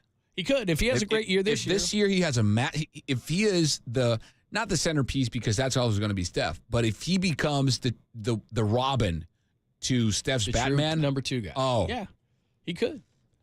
And that's what. Look, if the Warriors don't trade him, that's what they're banking on him becoming. I mean, that's what they're telling you without telling you. This ownership group has proven that they'll pay. I mean, they'll open that checkbook. Yeah. And you think he's going to become that? I think so. Yeah. I hope so. All right, finally, let's get this one in there. The hot dog eating contest, which I didn't watch it. The Bay Area's own Joey Chestnut was not in there. But this is Patrick Bertoletti. Patrick Bertoletti, he won with 58 hot dogs in 10 minutes. Here he is talking about his hot dog eating journey. Patrick Bertoletti, you wanted to hoist that mustard belt for so long. How does it feel now? You told us it's going to be life-changing. Is it that? Always the bridesmaid, never the bride, but today I'm getting married. 58 hot dogs. You wanted to eclipse that number of 55. You did more than a decade. What did it take to get here? 3 months of practice, dedication, and I just can't believe it. I'm always second or third, and this is big. You always said in previous contests that you didn't necessarily do your best on this stage, even though you practiced well. What helped you get over the hump this time? I lost some weight, just lots of work, and there was an urgency. With Joey not here, I knew I had a shot, and I was able to unlock something that I don't know where it came from, but I'm not complaining. How about that? We got to stop with this nonsense. This dude is out here talking like he just won the freaking Super Bowl. We got to stop man. this. He had to train. He didn't. No, he ate a bunch of hot dogs. You're not an athlete. He trained, dude. We got to stop Clearly this. an athlete. He is not Clearly an athlete, dude. He lost weight. Good for you. You just gained it back. Always the bridesmaid, never the bride, but today I'm getting married. Again, I appreciate how they take this so seriously. I really do. Wouldn't that be a great thing if we you got to stop this, if you could practice by eating? Like how do you, all these other guys work out, got the best shape of my life. What did you do? I ate. I ate to get ready to eat. The way he makes it sound like he was Michael Phelps gearing up for the Olympics. Yeah, but nobody else could do it. You're going to stuff your face in hot dogs. But nobody else could do it. It's a feat. It's not an athletic feat, but it's a feat. Sure, but I mean, Yusei Kikuchi sleeps 13 hours before every start. Is that a feat? No, but if somebody else can't do it, though, 58 hot dogs. But there's no way I can do he's talking about this, John, like he just legit won the World Cup or the Olympic gold. We got to stop, man. We got to stop. This is not. Did you see the guy? Badlands Booker did a full gallon of lemonade. Like what? What is that? That's gluttony. Gluttony to the max. That is what we're rewarding here. You're probably shaving years off your life. If you ate 58 hot dogs like he did in 10 minutes, that'd take like 10 years off your life. That's a feat. I think that's. Is it though? True. Oh yeah. I think finding the cure for cancer is a feat. Yeah, I think stuffing your face with 58 hot dogs in 10 minutes, it's just gluttony on steroids. Okay, let's finish the story, though. So then Joey Chestnut did go out. I'm not saying it's easy, though. No. But then, did you hear this? Joey Chestnut then went out and did a hot dog eating contest, and he ate that many hot dogs in 5 minutes, in half the time. So that's fine. But the thing is like, okay, so you're at Nathan's and you win the mustard belt and all that kind of stuff, and then later that day, Joey Chestnut just smokes you. Like, you're not really the champ. Listen, it's entertaining. I get it. It's gross. Have you ever watched it? Like, just watched it? It's so gross. Yeah, it's gross. The way he stuffs the water and then stuff's flying out of the mouth. No one wants to see that. But I'm just against calling it an athletic competition. If you want to call it athletic, but it's something. Did you hear him? Well, he's training. Again. The guy's talking like he's Tom frickin' Brady. He's training. Listen to him. Hang on, Danny's under pressure. You don't know Danny. He just doesn't work best under pressure. If I don't tell you this is a competitive eater, you would think this guy just won the Super Bowl. Listen to him. 3 months of practice. For what? Dedication. Eating hot dogs. No. Dedication. He just said dedication. 3 months of workout. Working out for what? Dedication. Eating hot dogs. Oh, my God. It's very difficult. We got to stop. With buns. We got to stop. Man. There's a technique. Dipping them into the water. Oh, man. We got to stop. Anyway, KNBR, impressive or not? I lost some weight. Lost some weight. And then he gained it all back up. That's what he's been doing. In very unhealthy fashion. I've never tried. I did enter a wing eating contest. Very difficult. Because then they nitpick on your wings. Here's the thing. They actually go through them. But eating fast is hard. That's what I'm saying. There's some things you shouldn't compete at. Like, I don't see a sleeping comp. I'm sure there is, and I'm not aware. No, but there are things in life. Things. There are things in life you shouldn't compete at. I think eating is not one of them. I think you need to have Joey Chestnut on, and he'll tell you the feat. It's not athletic. I don't think it's athletic, but they do train. You know what you should do? Joey Chestnut did say this. Joey Chestnut said that he'll go to like Giants games. We've had him on before, and he go to Giants games, and you do the Joey Chestnut, which is a beer and a hot dog every inning. every inning. So not you don't do a Maddox, you do a chestnut? Oh, yeah. Like you just a beer and a hot dog every inning. Beer dog for 9. Well, they don't sell beer after 7. Yeah, you get a couple extras. You chug 2 before, or you save them. You buy them and save them. Okay, keep them there. Boom, boom, boom, boom, boom, boom. Would you? Could you? No. Would you? No. Two different things. I've done half of it. I'm sure I've done a beer an inning or a cocktail an inning before, which is probably not the best thing. But the dogs, come on, load them up. But no, I mean, when I go to a Giants game and I'm going to have fun, I would do like a dog, some peanuts, and then maybe something late. But still, even that, you're walking out of there going, ugh. Like I usually, now that I'm, just a smidge older, like I do one. Like if I'm going to, I might do dogs and one dog and peanuts, or one, whatever my entree would be, and then some peanuts, garlic fries, whatever, and a couple of crab beers, sandwich, and a couple of beers, and that's it. Right. I can't do all that. Oh my god. Okay. All right. I got a little to lose on Lauri Markkanen. Raph put a bunch of good stories together for the Caboose. We haven't done the Caboose. So we got some Caboose stories too. So we'll get to all that next on the Sports Leader.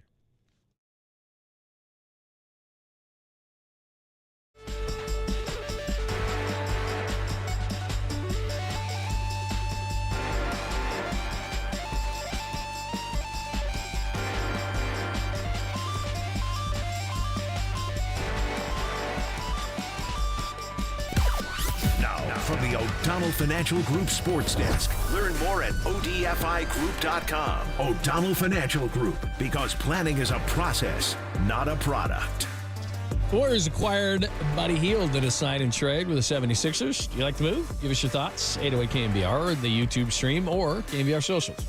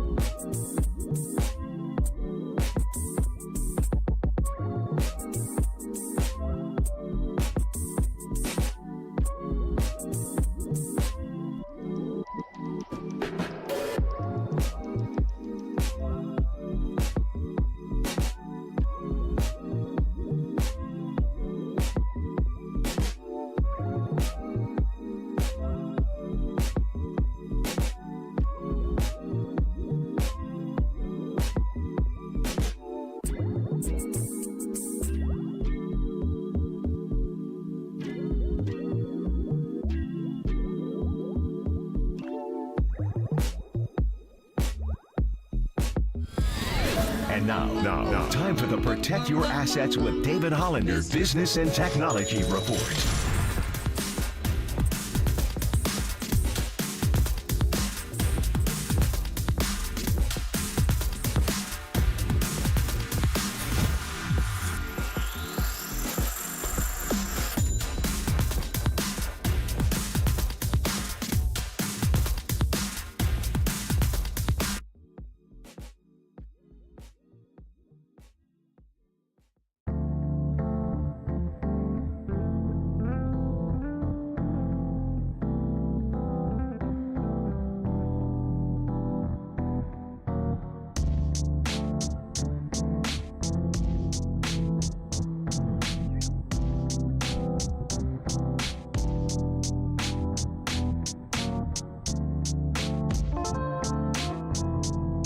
Every single interview from every single show. Hear them on demand at knbr.com/podcasts. We are the sports leader. I gotta watch my language. Holder's daughter's here. That's what I mean. He knows. Yeah, he knows. Curses all the time. And I even know. if, no, you know what? And Holler can back me up if he hasn't already left. I mean, he has management. It's after 1 o'clock. Oh, stop. On a Friday. But when he, because I think it was when he walked into the booth, like, Holler's daughter's here, I better watch my language. And then he proceeded to rip off like 3 F-bombs right in front of her. So he just He's like 12. blatantly dismissed what he said. Yeah, and then he just that's what he does. Okay. Pop is one of those guys that if you tell him what to do, he'll automatically Do and the immediately opposite. do the opposite. Right. Like, hey man, Mike Holler's daughter's here. Don't curse. F. You bleeping, Exactly. bleep. All right, here's this thing on Lori Markkinen that's really interesting. So I have a friend that works in the organization who told me that it's fun to talk about. I'm not saying he won't get moved, but essentially their ask for him is extremely high. There's a lot of teams that would be interested. There's not a lot of, I would say, needle-moving guys. I mean, I like all the moves that the Warriors made, but are they going to move the needle like huge in one fell swoop? Probably not. So Markkinen's obviously in a supply and demand kind of a situation. He's going to ask for a lot. Now, he's up for an extension on August 6th. So if between now and then, their number one thing is if we get a home run offer, just knock out of the park kind of an offer. And for that, I'm just speculating on this part of it. I think it's Kuminga. I think it's some post-Curry picks, and then it's whatever to make the money makes sense. Money makes sense. Mm-hmm. Moody could be in that, that kind of a thing. So that's the only way they move Markkinen. But short of that, they don't have to move him. And actually, he likes Utah, and Utah likes him. And so they're trying to work towards an extension. If there's some sort of a snag within that, and Utah feels like, A, they got a home run offer, and B, Markkinen's not willing to play ball, which to this point we've heard, or they think that he wants to stay. And if that's not the case, oh my God, we're hitting a snag and we got a home run offer. So it's got to be both things. Then they might move Markkinen, but it doesn't sound like they are so inclined to do so. And so the first time he can sign the extension is August 6th. So within obviously the next month here, it's not necessarily that it'll get done. It's just more and more is going to be, are they going to get a deal? Are they going to get a deal? And again, from his standpoint, he's telling me that Markkinen likes Utah, Utah likes Markkinen, and their number one choice is to sign him to an extension because I know this will come to a shock to a lot of people. I worked there 20 years ago, and it's not easy to get players to stay there. That's just it. I just think a lot of players will not stay. Yeah, weather, whatever. But I just think the new ownership group there Ryan Smith is different because with the amount of money he has, he's loaded hockey with money. Yeah, he brought hockey there. He owns the MLS club. He owns the basketball team. He owns a bunch of stuff. He's pretty much the Pat Bolden of Utah. He's that kind of a guy, right? What's the owner of? I'm blanking. The owner of the Rams, not the Stan Kroenke. Yeah. Stan Kroenke. He's the Stan Kroenke of he is the Stan Kroenke of right. He's the Stan Kroenke of Utah. So I could see that happening. I don't know how the cultural fit works because I literally don't know, which I know is a big thing wherever you go, not just Utah, wherever you go. Again, and I don't want to harp it over and over, but I think the pathway, the most logical, financially stable pathway for success for the Warriors this year is play your young players. You have to let them play and see what you have in them. Otherwise, you're going to regret it. Or you got to find out. The only way you find out, John, is if you let them play. Give them a safe runway, wide and long enough for them to give you a sample size that is significant for you to make up your mind. Yes, we can move forward with Kuminga, Podziemski, TJD, and Moody. Or no, we can only trust Podziemski and TJD. Kuminga will never, come out of his cocoon. Or, hey, we got the new Giannis, a smaller, shorter version of Giannis. And whatever the case may be, you need answers to the test. And the only way to get those answers is to let them play. But you got to make sure, too, at the same time, what we always talk about, which is they've got to earn that playing time because here you are with Steph Curry with the ticking clock, right? So, in other words, you got to play him to a certain extent, but you have a responsibility. It's a catch-22 because how do you earn it if you don't give it to him? Right, but you have to have for example, they bring in Hield, they bring in Kyle Anderson, they bring in DeAnthony Melton. So these three guys they bring in, and it shouldn't be just because you're paying a guy or just because of where a guy was drafted. They've all of a sudden have a glut here at the really 1 through 3 spots, right? Because remember, Wiggins is still in that right. But now. Shlomo's not taking minutes away from. I mean, he's going to take the Saric minutes. Right. Saric, but I'm saying, Podziemski was great last year. He's got to be better. Yeah. It seems to me that based on who they signed, I still don't see a pathway for Moody to get a ton of minutes. You'd like to, but I could still see Moody being part of a trade because you just brought in 3 guys who are basically going to, 1, 2, 3. That's basically Anderson's 6'9", but he's more of a small than he is a big. Melton fills the role of Chris Paul, right? Yeah, I mean he can play point. He's better defense than offense. In terms of depth chart, you lost Chris Paul, who's in San Antonio, and now you're bringing Melton. So he's your backup point guard. Is what I'm saying. And he can play off. Yeah, right. And now Saric is out, Slow-Mo is in. I'm depth chart wise. You lost Clay. You have Buddy Hield. So in that regard, the depth chart didn't change. The importance of the pieces changed because Melton cannot demand the minutes that Paul did because he's not Chris Paul. Yeah.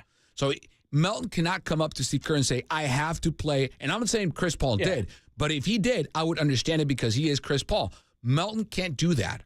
Buddy Hield can't demand. But the play will determine who gets the minutes. But it's different because I would understand Kerr being handcuffed and saying, yeah, here's Chris Paul and here's Clay. I owe them this because of who they are. Podziemski, neither of the guys who are now here, Hield, Slow-Mo, Melton, or whoever, none of them have the equity, to use your term, which is perfect, to demand that from Steve Kerr. So I think that flexibilizes the way he coaches Moody, Podziemski, and so on and so forth, because the equity is different. The back of the basketball card is different. Right.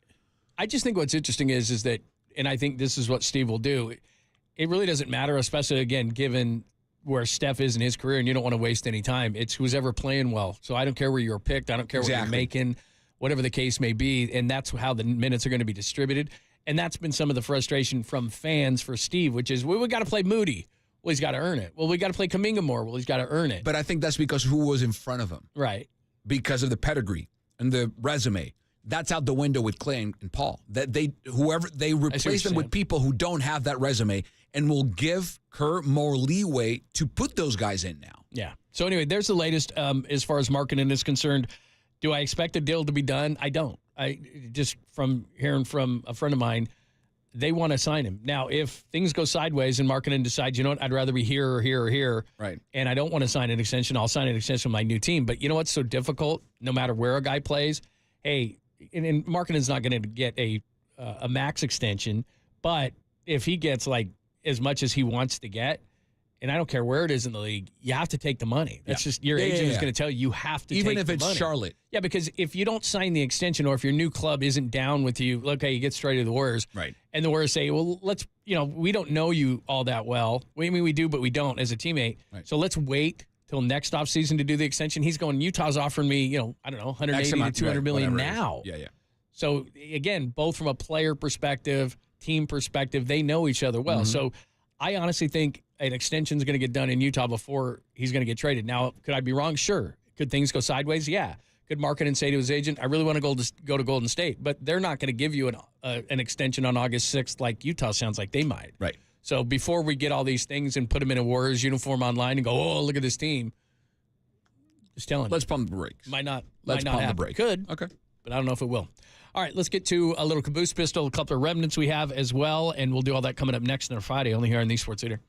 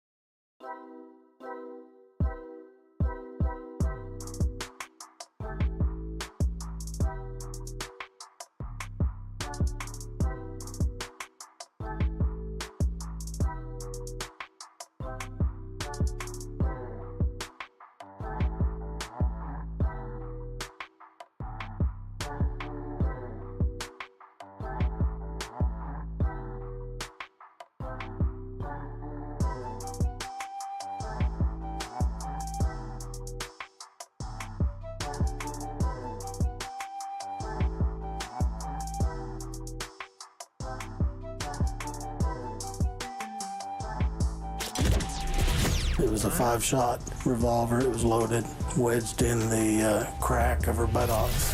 Papa and Lund presents the Caboose Pistol.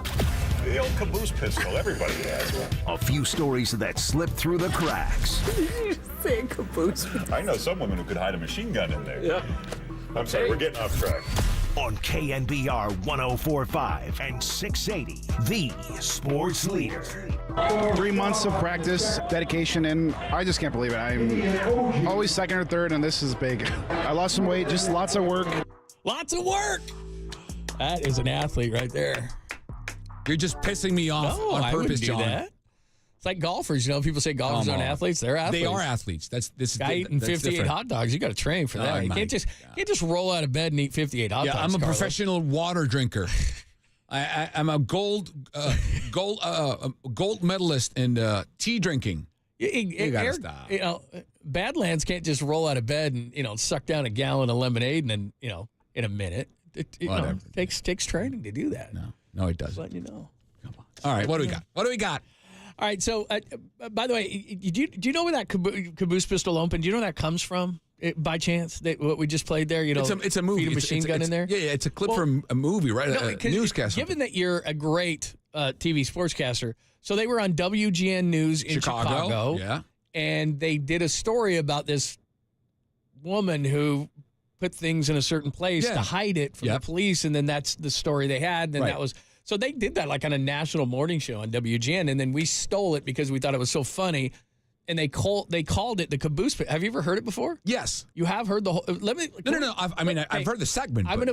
We want to play the whole version for you, just because we haven't done it in a while, and people join the show all the time and like, what the heck is this? Okay. But this is we started doing the caboose pistol with this open, 10 or 12 years ago, and we called it something else. I don't even remember what we called this segment at the end of the show, but we called it something else. And then we played this as the segment, and Greg said, we're calling it the caboose pistol from now on, and that's what happened. So this is WGN News. This is probably like 2011, 2012. This is actually where the name of the segment comes from, and since you're here, we wanted to play it for you. Let's go. In Oklahoma say they made a bizarre discovery when searching a woman in their custody. Police found the woman lingering in a parking lot overnight Monday. A drug-sniffing dog let officers know she needed to be searched. They took her back to the police station where she was booked. That's when a female officer noticed the handle of a revolver sticking out from inside the woman. It was a 5-shot revolver. It was loaded.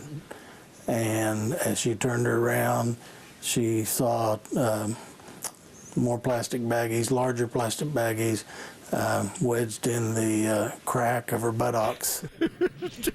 What? Authorities say the woman has a long criminal record. She now faces drug possession charges and charges for trying to smuggle a gun into jail. Who doesn't have that? The old caboose pistol. Everybody has one. What are you getting all worked up over? Hey, don't knock it till you've tried it. It's a fun Did you just say a caboose? I know some women who could hide a machine gun in there. Oh, boy. I'm sorry, we're getting off track. Oh, boy. What? Go, you take Hey, big story. Daylight savings time is coming. Big story. What a segue. Big story. What a Daylight segue. savings time. And they're playing like machine gun sound. This is like a national newscast. That's perfect. Listen, respect it. I got so many questions. First, the first image. I'm a very visual person. Yeah. The first image that came to my brain was the dog sniffing the woman. Yeah. And you got the handle of the gun. So you got the out. dog, and she's got drugs in there. And There's you know where the baggies. dog is up in. You know, up in the business. Up in the business. Up in the business. Yeah. That's number one. Yeah. Yeah. Good dog. Good dog, Fido. Good dog. Good boy. You're a good boy. Yeah, you got to give a lot of biscuits for that one. Hey, thanks that for doing dog that. deserves a Thanks for race. finding that. Yeah. Yeah. Gun and drugs. Epic. Okay. So what? Oh my. The part that always gets me, part that always gets me is the guy that says, "I know some women that can fit a machine gun up there," and it's like, I don't. Yeah. Oh, I but do. Anyway, I do. And they're just you know how it is because you've been on the set. Sometimes you get that thing where you just can't stop laughing. Yeah. So all three of them are laughing so hard, especially the woman when she makes the noise of. That's the one where it's like that's her making she's trying to she's keep making it together. that noise. She's trying to keep it together. She lost that. To me, that's one of the best things that can happen in this industry is when you have a legitimate, funny moment and everyone breaks character. Everyone is just it's uncontrollable. That's one of the best. Yeah, that's there. Yeah. What? She's like, what? is happening? But you're right, and you know that you're gonna have that meeting afterwards, with your manager, or whatever. It's like, hey, man, we tried. You know what? I think those moments are encouraged because they're natural. I think people, fans, audiences expect and enjoy natural, authentic, real moments on television, and that's one of them. Yeah, no, I like it. I think it's funny when they break character. I love it. But sometimes we're serious news. Like we work in the toy box. We're sports. Like we can laugh. A woman whatever. Stuck a gun. Yeah, in her. right. That's what are you going to say? Oh, a lady here stuck a revolver in there. Whoa, what a situation. Amazing. Coming up next, weather here on. Oh, daylight savings. They went right into that.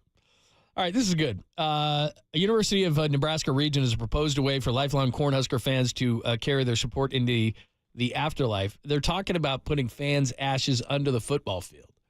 University of Nebraska, they're crazy fans. You know, I don't think. Do you have crazy. a special spot where you would put your ashes? Not to get all morbid. I had one. Uh-huh. But a lot of now people are like ocean or like a golf course. I would like to. If again, this might change, but if let's say today, I would like to be spread around over the baseball field of my childhood team. You really would? Yeah. So it's sports related. Yeah, like the Oracle, but not Oracle. Yeah, but I see what you're saying. The team I rooted for is called Cardenales de Lara. We didn't do enough of that this week. We got a couple of weeks next. Okay. So that is Cecil Fielder played there. Wow. I saw Roy Halladay pitch in that team. Is that right? Yeah. It was so not in the. I thought you were going to say like in the pitch in Venezuela or something. But no. Well, that's the field is in Venezuela. It's in a city called Barquisimeto. It's winter ball. Yeah, it's winter league baseball. Oh, nice. So that team is the team I root for until this day in Venezuela, and that was the first team I ever did play-by-play for in baseball with my childhood hero in baseball, which is his name is Alfonso Saer. So right today, I would love to be cremated when I die, hopefully in long time, and just spread there on the field. Wow. Okay. But the best memories of my life with my dad, who is very much alive and healthy, are there. Have you checked on him lately? Because today's a big day. He gave me a scare, but he's fine. You want to tell the watermelon story or no? Yes. You can do it now. Now? Yeah, sure. It's caboose material, right? Yeah, of course it is. So 26 years ago, I was 15 years old. On this very weekend, it was Independence Day weekend in Venezuela.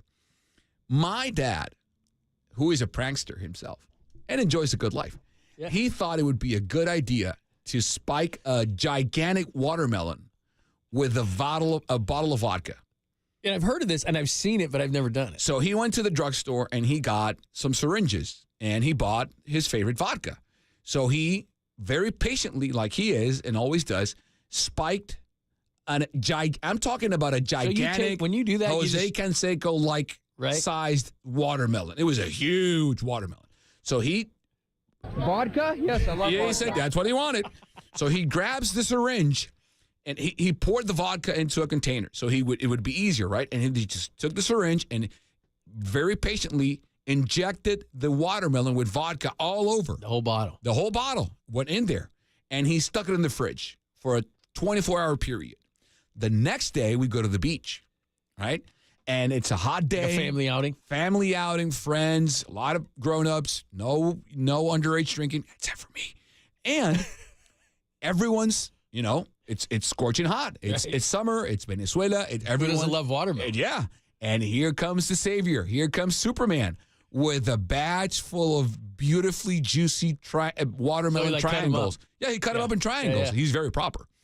And you can see people stuffing their face in the watermelon because why wouldn't you? It's summer. It's hot.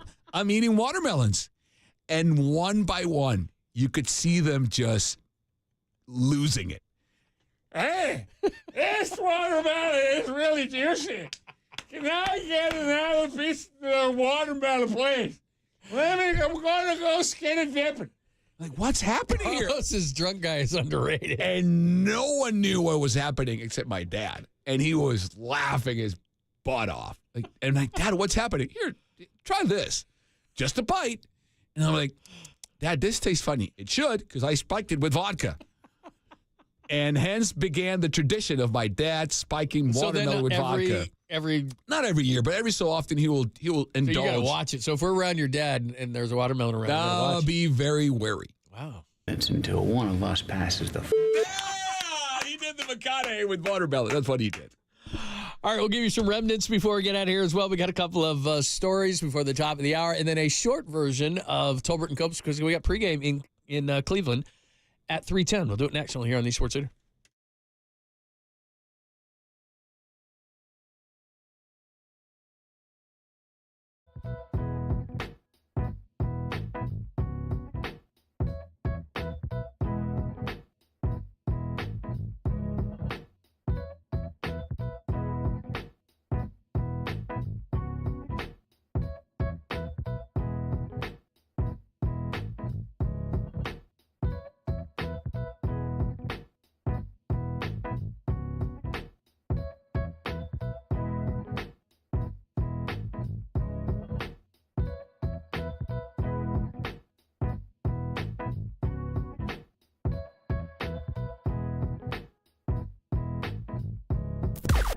Now, from the O'Donnell Financial Group Sports Desk. Learn more at ODFIGroup.com. O'Donnell Financial Group, because planning is a process, not a product.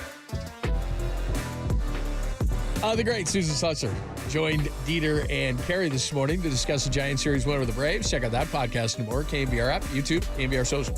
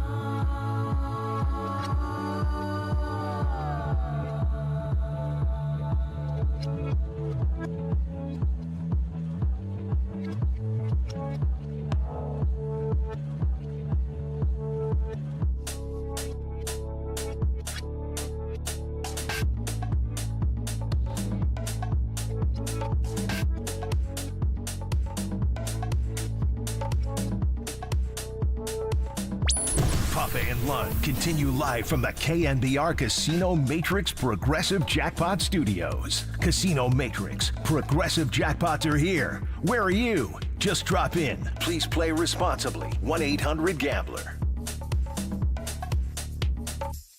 What's up, mofo? Danny, you there, mother? What's up? Ooh, a little behind the scenes stuff. I told you. We're just now piling on Papa's bad It's mouth. all right. Believe me. He would tell you if he was sitting here. He'd have no problem with it. Portugal, France, 0-0. We're on extra time. Who would you like to win this? Portugal. Yeah? Yeah. You don't like the French? No. I thought you were going to say, like, nah, they're okay, but no. Not at all. Food, great. Love the food. Yeah. Wine, amazing. Yeah. Champagne, très bien. Mm-hmm. Look at you. The Very city, nice. c'est magnifique. Mm-hmm. People, Yeah, they don't like me. me either. I've been to France. Plenty of times. They look at me like, look at this trash. You know what happened to me once? I this is legit. Quick one. I'm at this cart ordering crepes, which is how they pronounce it. Because if you say got it all. if you say crepes, they get upset. Yeah, they don't like that. So I said the first day I said speak in English because I understand French. I kind of speak it, but I'm not fluent. So I approached them in English and said, "Good morning. Can I please get a couple of crepes?" And I know he understood me. The guy did. But since I spoke English and in an American accent, he hated it. The next day, I ordered the same thing, same cart, same person in Spanish. He became my dad. It's like he gave me an extra order of cheese and more butter and free hot chocolate. Insane. He just doesn't like us. Yeah. So you knew. You're like, okay, I knew. That was no good. Is that the thing? Okay. So. Smart. Yeah, I tell you. So I said, deux crepes, s'il You vous said plaît. it like that? Yeah. Deux crepes, deux fromage crepes, s'il vous plaît. And he was like, Yeah, that was I learned that later, but I said, por favor, dos crepes de queso. Oh, très bien. That was it. wow. So that's how I have to do it? I said it in English, like, Yeah. He probably looked at you you weird, too. American don't know Yeah. what you're talking about. See, that's what I do, too. But You go you're to in the coffee language, shops you or do not anything. know what the food is. Get out of here. Go back to your burgers and your beer. Yeah, that's it. Yeah. You just acted. Basically, my whole trip there was exactly how you said. Yeah. And they just look at you, too, like, It's a very condescending look. yeah, I got that all. But, I get it. Americans are I fit the, you said you're very superior stereotype. to us. Yeah. Just like in that look you just You're gave me, not. same thing the whole time. Yeah, I know. And I was like, So go Portugal. I'm like you either. And I it was one of those things where you're hopping on a bunch of different countries, Great and city, places. great food, But yeah, they didn't amazing like me. museums. People, Yeah, they were not. They were not fans. By the way, do remember Alameda County Fair? They're doing the 5-5-5. So $5 admission tonight, 7-5 after 5. So $5 Alameda County Fair today, 7-5. It's the 5-5-5. $5 after 5 o'clock. So make sure you stop on by. Now, Carlos and I were a little busy. We would if we could. Yeah, I got A's pregame live, so I'm plus You're in studio. Venezuela, Canada at Don't 6 even- p.m.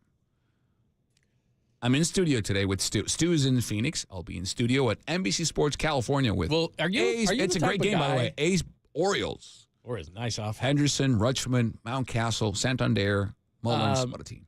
Are you a person who likes? Will you watch this game over there with people or no? Yes.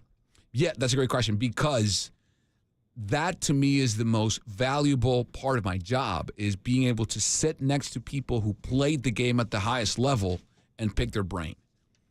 See, I'm a by myself kind of guy. For a big game, No, by but myself. No. I mean, the Venezuela game, I'll watch it by myself. That's what I'm saying. But on a regular basis, Like baseball and stuff you do, but because you're trying to glean things. But yeah, like if it's a big game like it is tonight, Oh, by you don't myself. want people to No, see no, you. no. Because you're going to lose your mind. Mm-hmm. You're going to curse. Mm-hmm. You're going to pop a curse. You're going to be cursing like and that. I'm very my kids, my daughter does like seeing games with me. When it's a big game, I just tell her, please, let's keep the questions to a minimum. I always Wow. no. Listen, I always answer I her love you. questions. No questions. No. I always answer her questions. Always. But when it's a big, massive game, I just tell her because let's tone it down. You That's can because- you can ask whatever you want. But just- Yeah. But the thing is, that's Fewer. when people are most interested in the bigger games, and then they're asking you questions, and they haven't been around the whole time, and you're like, not today. no. Yeah. I'm not. Not today. No offense. Yeah. Thanks to George Contos, Andrew Bagley, Matt Mayoko. Missed any of those, then all you have to do to go to KNBR.com. Macklin Celebrini in 15 minutes with the guys, with Tolbert and Copes. Macklin Celebrini, What a 2:15. Fine, they're packed. Macklin Celebrini, 2:15. Mark Spears at 2:30. JT Snow, 2:50. Giants pregame, 3:10. Damn it! I just got hit. If you're watching gotcha. on YouTube and Twitch, then you would have seen that I just got hit by a Copeland fastball. But see, Copeland, he's cheating because the hair. He's got a natural shield with the hair. He just dropped the locks and just it's like Predator. Yeah, I know. That's a good call right there. That's a good call. Yeah, so I'll get him back. Yeah. If you weren't watching, then you just think I had some sort of a twitch, but I don't. I'll get him back. Have a happy trip. Thanks, man. I'll see you back here on the 15th. Yeah, sounds good. Good luck to Venice. Is that a plan? Thank you. Thank you for hanging out, man. Oh, Carlos Ramirez, come on, man. you're the best, man. Thank you, buddy. Watch him on TV, and he's going to be back next week as well. People who are not watching, hit him. People who are not watching think that I just had some nervous twitch when I just You screamed did, but like it's that. because of Adam Copeland. All right, Copes, Tolbert, Macklin celebrating. Don't try to take this. Next, only here on KNBR AM in San Francisco. These sports leader, a Cumulus 3 months of practice, dedication, and I lost some weight. Just lots of work.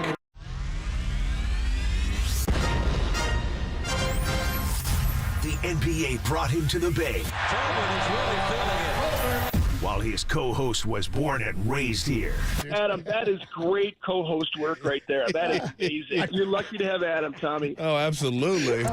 It's time for Tolbert and Copes. Let's get it on! Tom Tolbert. Yeah, thank you. Now if I could ever get some beer. And Adam Copeland. Adam Copeland has arrived! On KNBR 104.5 and 680, the sports leader.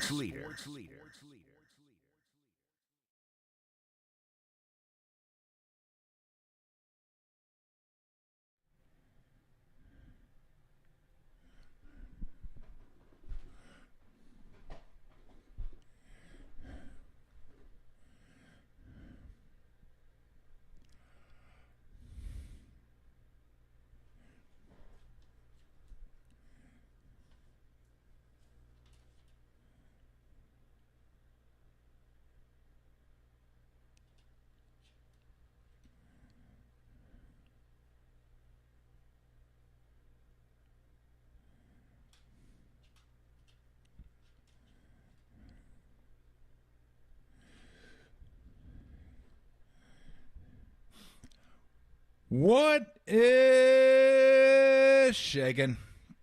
Adam Copeland, Tom Tolbert with you. Be with you for about an hour and 10 minutes. Maybe more. We'll see. Could be a little precipitation in Cleveland. If so, then more. But what I do know is before we get you ready for Giants and the Guardians, we're going to have Mark Spears will join us, talk a little hoops. Macklin Celebrini. We talked to Mark before the show. Copes did. I talked to Macklin Celebrini, so we're going to have those interviews for you. And then JT Snow will join us. And then we'll get you ready for the Red Hot Giants and the Cleveland Guardians, who seemingly are always red hot. What's up, Copes? How was your 4th? It was good, dude. It was laid back, chill. Went up to North Beach, hung out a little bit, watched the fireworks show last night at Fisherman's Wharf. Good one. Always like watching stuff blow up. It's a fun time. Anyway, how was yours, dude? They do that big, don't they do the big parade in Alameda? You ever go to that? I haven't been in a couple of years. We used to go all the time when the kids were small. We'd go there and set up shop downtown Alameda near Park Street and watch it just roll through. You know, it's just one of those little, like, you know, little small town parades. It's fun, you know, to get out there and just something to do on 4th of July, but kids were gone, and it was just Lori and I, so we just kind of hung out, cooked some burgers, watched some shows, watched the Giants game, and that was about it. Yeah. Just made sure kept all the animals in, kept the fans loud because it was warm anyway, but just kind of blocked the noise out a little bit because animals do not enjoy 4th of July. No. At all. No, the dogs hate it. Yeah, they were good though. They didn't really hear anything, and the fans were loud enough that nobody got out of hand. I took the bunny out earlier in the backyard, let Lou chase her around. I'll have to send you some pictures. It's hilarious. The Lou chasing the bunny? Bunny, yeah. I don't know if she's chasing it or she thinks like that she's her mom. She just like guards her and just follows her around everywhere. But pretty much everywhere the bunny goes, that's where Lou is. Lou's there, and then the bunny just loves cruising around the entire backyard. I just got to make sure I put the towels underneath the gate. So, because the bunny gets out, that will not be good for me. Weston comes home and Camila comes home and finds the bunny gone. Then I might as well jump in the cage or just leave myself and just say, sorry, I'm out of here. So I'll probably do that later on this evening. Take her out back and let her. She just hopping around the backyard, eating some grass, eating some plants, messing around, and doing her thing for. Although I read last night, I'm like, how often are you supposed to get rabbits out for exercise? And they're like, well, ideally 2 hours in the morning, 2 hours in the evening. What? I'm like, 2 hours a day? What are we doing? 4 hours? 4 hours of work a day? 4 hours. What the hell is that of about? Exercise? Like, good night. I mean, it'd be one thing if I could just open the door, let the bunny go out and go, go at it for a few hours. You go ahead, but because of the gate, I just got to make sure she didn't go over there. Because she, I let her out of her cage last night and just went up there and hung out with her in the evening. And there's this spot on the carpet, and I don't really care because the carpet's kind of crap, and I'm looking to get rid of it. But it just tears up these little pieces of carpet. And I was like, I'm not as worried about the carpet as I worried about her, because my brother had a ferret, believe it or not. We have all kinds of animals. So he had a ferret, and the ferret ate something, and then he gets caught in the intestines, and bye-bye ferret. So I didn't want the bunny to eat something that would cause it intestinal distress. So I put Camila's little purse over it. It's not a huge purse, but just set the purse over it so she couldn't eat at it. She went over there, took the handle of the purse, drugged the purse out of the way, and then went back to chewing the spot. Nice. I'm like, wait, hold on a minute. No, you're not supposed to be able to. That bunny's pretty smart. I guess I read up bunnies are fairly smart anyway. But I was like, really? You're gonna do me like that? So then I put some boots over there, and she couldn't navigate the boots. I'm like, I looked at her, and she was looking at me, and I said, human. Okay, I'm ahead of you. Yeah, you want like this. Thumbs. You see this? You. It's a thumb. On the scale, me on the scale. I got you, bunny. I got your number. So, but she's pretty cool. She's pretty chill. So yeah, I'll probably just go take her outside today, and that'll be my day. And get ready to watch the Giants and the Guardians, see if they can piece together another win. That's we got our 4. We already got our 4. Yeah, we got the 4. We got the 4. Now, time to get greedy. Yeah, I was like, I'm not okay with a sweep here by Cleveland after getting the 4 that we wanted. No, just one. Just scrape one, okay? Scrape one. This is a good road. Totally fine. Now, if you get 2, that would be incredible. Great road trip you get 2. Incredible 6-3 9-game stretch. 5-4 would be incredible. But yeah, you don't want to. Yeah, that's a bad taste. After 3 out of 4 from the Cubs and 2 out of 3 from the Dodgers and 2 out of 3 from the Braves. And this is the best home team in baseball. You just don't just get one. I know they're not thinking that way, nor should they, but I'm thinking that way. Just manage to get one. Get one, and we're good. 5-4 on that stretch against some of the best teams in baseball. I feel like, although I looked at the standings yesterday, I feel like they're slipping further behind. And they're playing good baseball. Cardinals are playing good baseball. Padres are playing good baseball. So, yeah, it's been. It's been fun to watch. Ramos is just a kick. It's the first time we've had somebody like that around here. It's pretty cool, man. It's a lot of fun to see this. In years. Yeah. I mean, the last guy I could think of like that was Posey, and he was a catcher. I can't think of another outfielder like that. No. Like an outfielder that came through the system. You're just like, oh, this guy's fun to watch play. It's like, no, like he's exciting. Like, it's like you almost feel like, and I wonder if Giants fans feel this way. Like I felt that way when the Angels had Trout and brought Trout up, and I watched him play. It didn't take long. You're like, oh man, they got one. Like the Angels got one. I wonder if Giants fans feel that way. Like we got. I was looking at his numbers yesterday. I mean, he's 12 homers now. He and Chapman both have 12, except Chapman was here on opening day. This guy came up May the 8th. He's got more RBIs than anybody in the National League since he was called up on May the 8th. Incredible, which is pretty incredible. And he made very well. I saw Will Clark and Eric Burns talking about that on their Deuces Wild podcast, their Deuces Wild show, where they like live stream and watch games and talk about it while it's going. They were saying, like Will was going, absolutely, this guy's got to be the All-Star.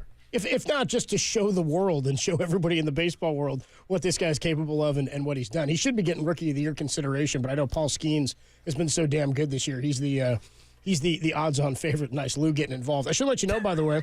We're very excited about the Giants. We do have to get some business in here because we had such a short show today. We are in the heart and soul of Tips and Picks. That's what we're doing right now. You didn't even know we were doing Tips and Picks. I did not know we were in Tips and Picks. Well, I guess we weren't technically in it yet because we hadn't done this, right? Do we have to hit the open for it? No? I think no, Derek says no, don't do it. I'll just tell you then, the Tips and Picks is sponsored by Twin Pine Casino and Hotel. Celebrate Twin Pine Casino and Hotel's 30th anniversary all year long in Lake County, California, where every visit is a winning experience. There you go. How you feeling about this this series here? 2 of 3 for the Giants? Taking 1, taking 2? I mean, I didn't think they were going to get 2 in Atlanta. I would have taken like 1 in Atlanta. Let me say no to the threat, okay?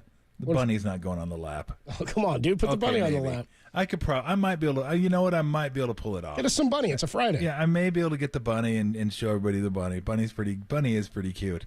Maybe I'll do that. Brownie the bunny, right? Yeah, maybe I'll do it. Be a good time to do it. Yeah, but then she'll be excited. Time to make those weekend moves. You want to bet your Benjamins on?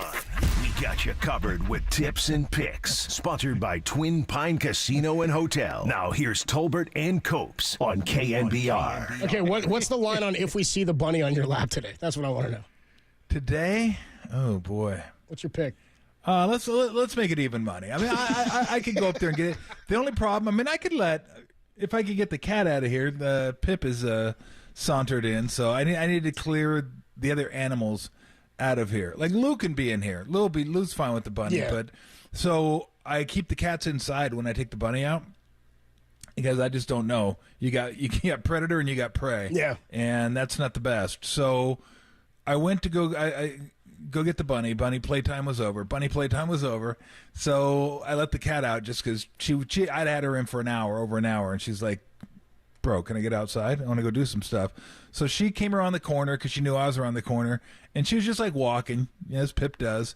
And then she saw the bunny, and she went down like a lion. Oh, dude, like she was like down, like proud. Yeah, like the shoulder blades were up, and her head was down, and her eyes got big. You were like, "Oh, I was crap, dude!" I was like, "Pip, get out of here, go!" And I got her to retreat, and then I quickly picked up the bunny, and now there she is. Speak of the devil. There's the cat. There's Pip. We got 2. Pip's front and center. I picked up the bunny, and the bunny was safe and sound. That's pretty funny.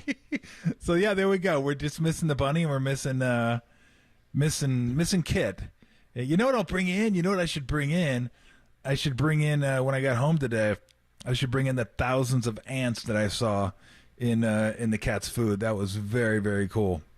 And then finding the line that leads to the cabinet. Oh man, I was so pumped. They were carrying it out together. They were all working. Yeah, that's what a great way to kick off the weekend. Yeah, just a fantastic way to.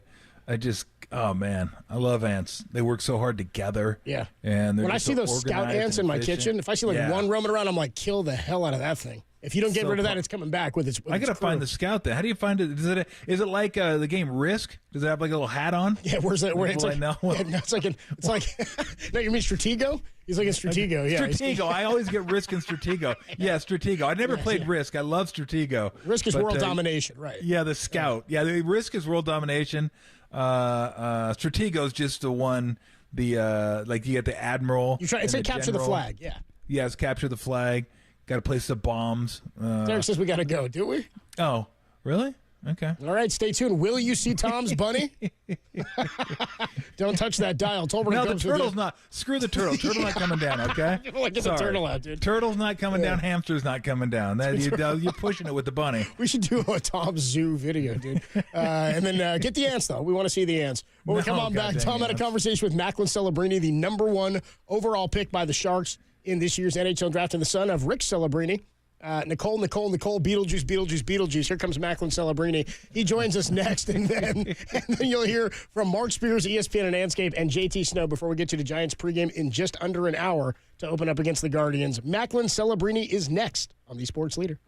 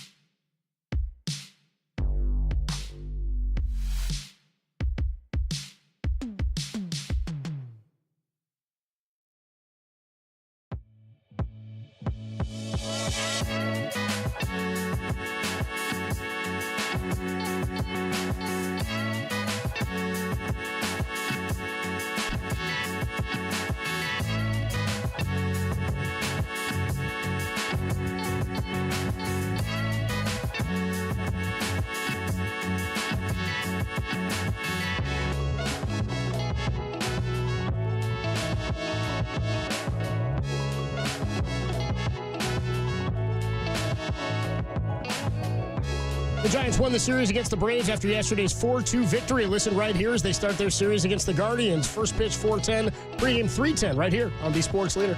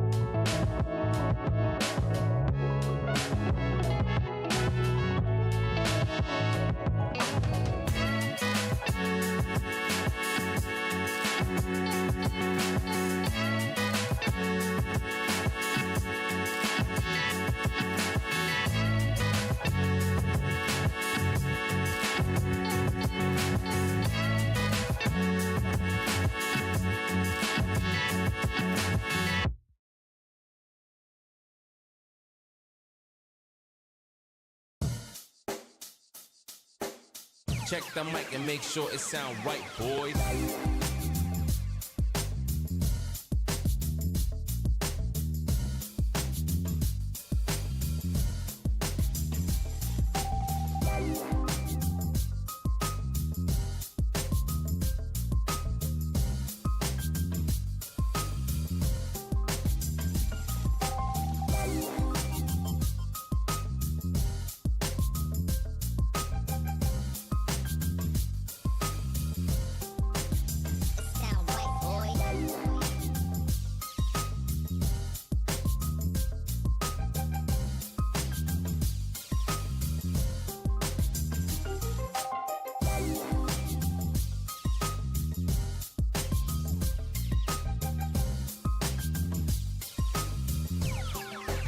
It sound right, boys.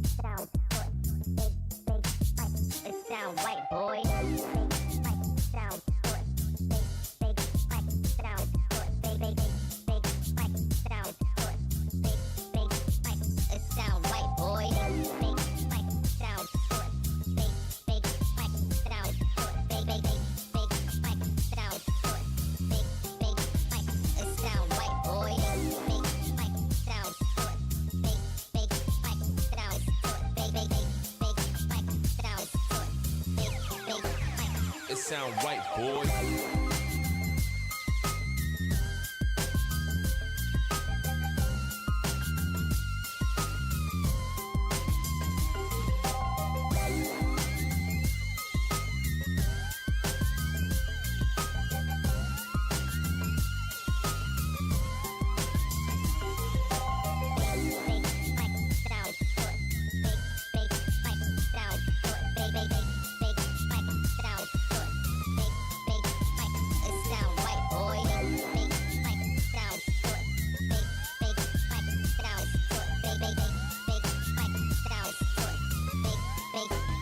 It sound right, boy.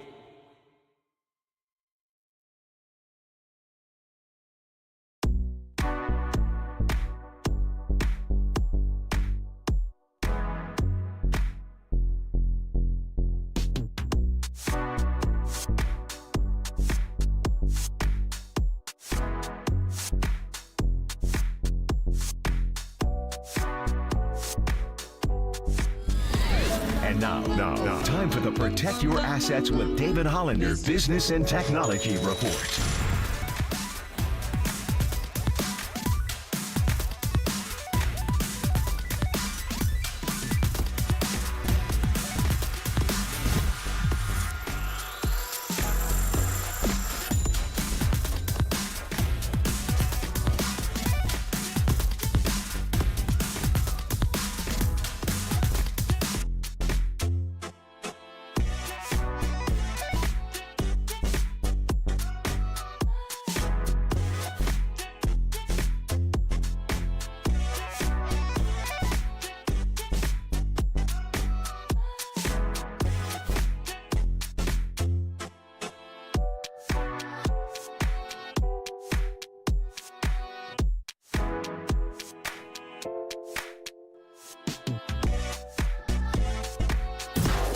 Listen to the sports leader anywhere, anytime. Download the all-new KNBR app. We are your proud home of Giants baseball. KNBR 104.5 FM and 680 AM.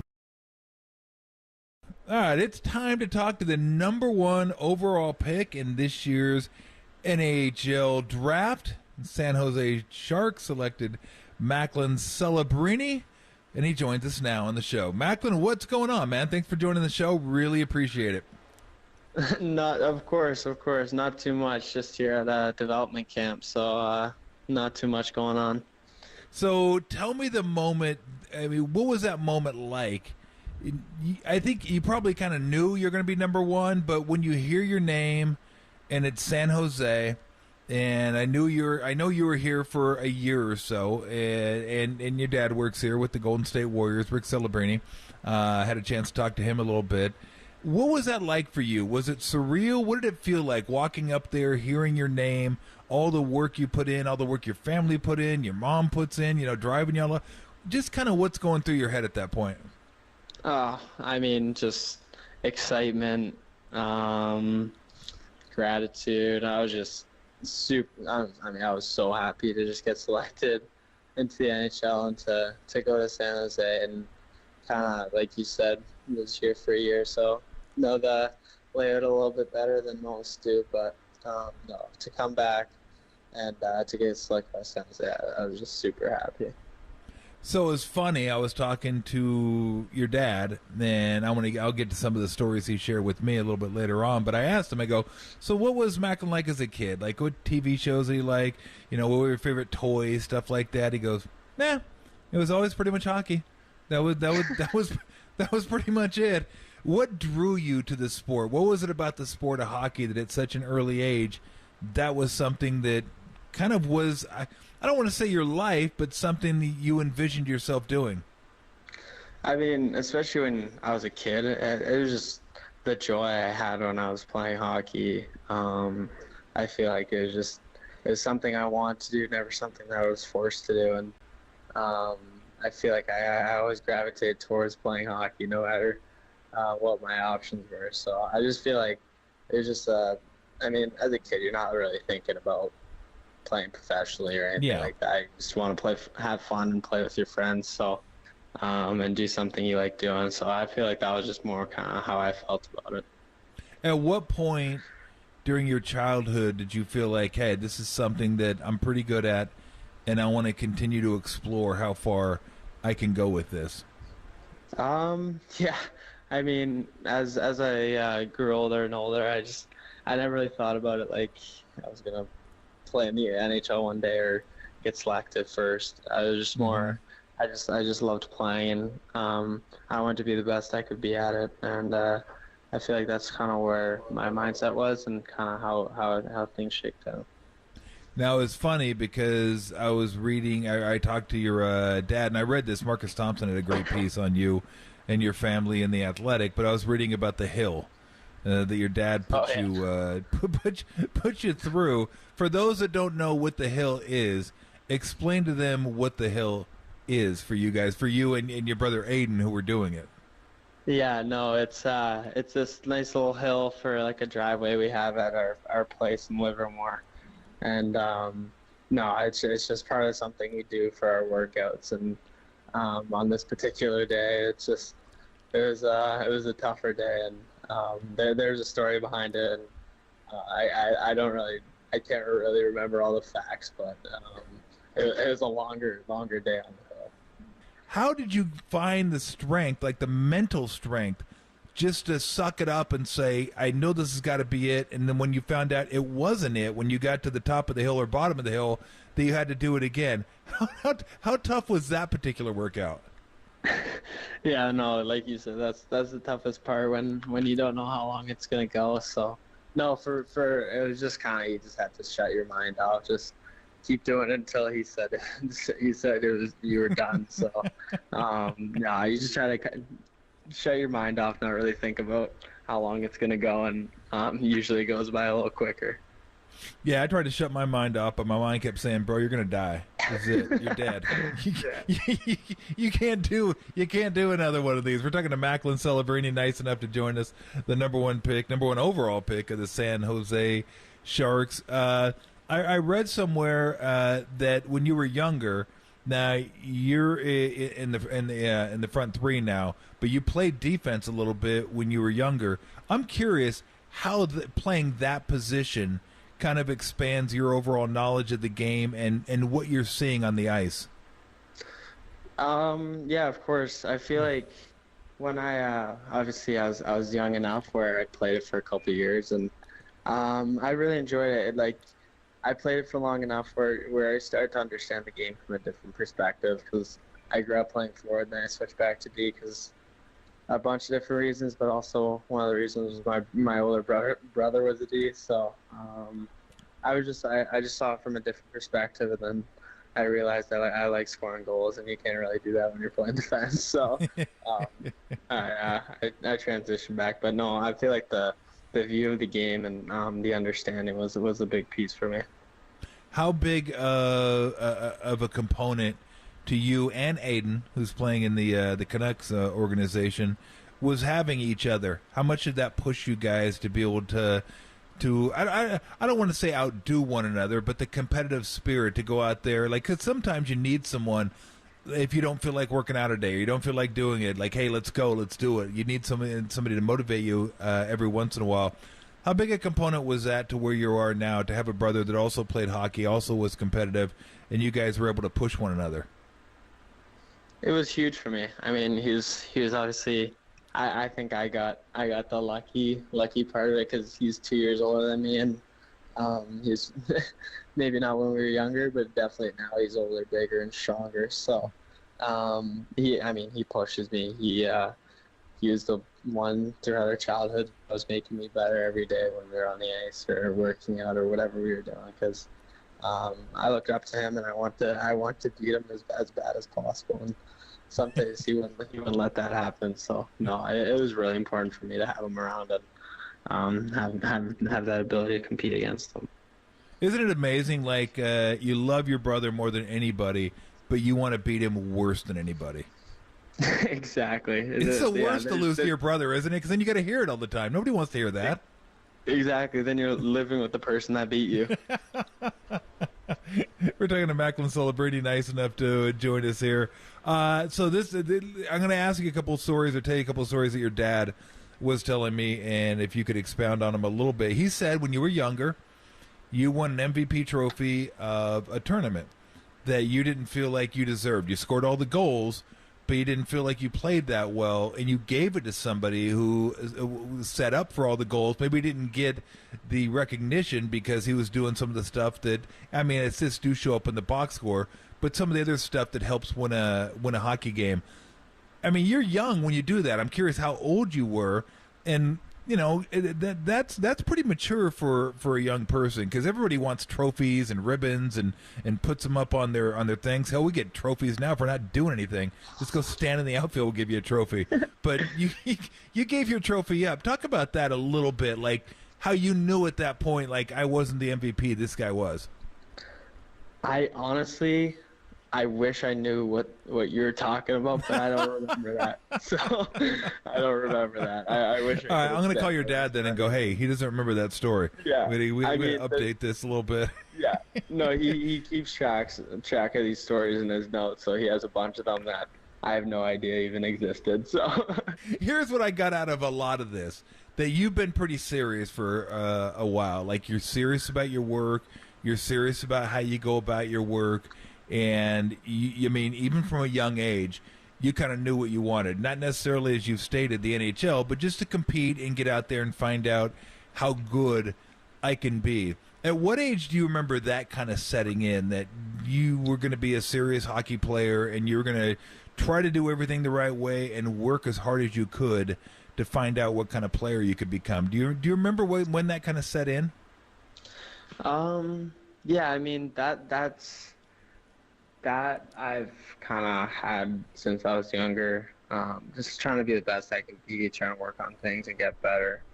I I mean, the earliest I can remember was probably when I was 11, 12. I just, for whatever reason, I really bought in, and it clicked with me where I realized how hard it is to get to the NHL level and what it took. So I feel like that point on, I just kind of tried to do everything in my power to get better and work on all my weaknesses and do whatever I could to make my dream a reality. And that's the earliest I can remember actually thinking like that. What does that mean to you to be able to be drafted number 1, but it's the Sharks and your dad works here, and it just, the whole correlation thing is pretty cool.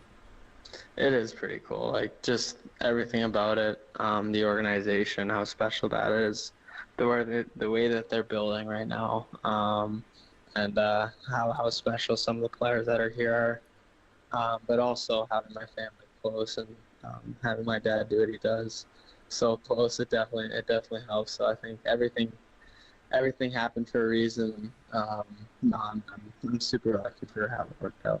One more. We're talking to Macklin Celebrini, nice enough to join us. I know you have a decision to make upcoming, whether you're going to be with the Sharks or go back to Boston and play with the Terriers. Is there a timeline on that? Do you have to make a decision by a certain time?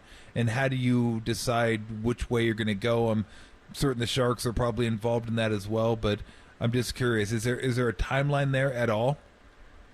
I mean, I don't know if there's a strict deadline or a time that I have to decide by. Probably the start of next season, but yeah. No, I mean, yeah, probably by the start of next season would be good. Yeah, no, but I mean, I'll make my decision after development camp, and once I have a chance to regroup and talk to my family and be with the Sharks organization, just kind of get a sense for everything, where everything's at. I feel like that'll probably be the time that I make the decision. It was a pleasure to get a chance to talk to you, get a chance to know you. I can't wait to watch you put on the teal and play for the Sharks. It'd be fun to get down to the tank and watch a game. Thanks, Macklin. No, I appreciate it. Thanks for having me on. All right, that was Macklin Celebrini, the number 1 pick of the Sharks. Cool kid. All right, coming up more, Copes and Tolbert here on the Sports Leader.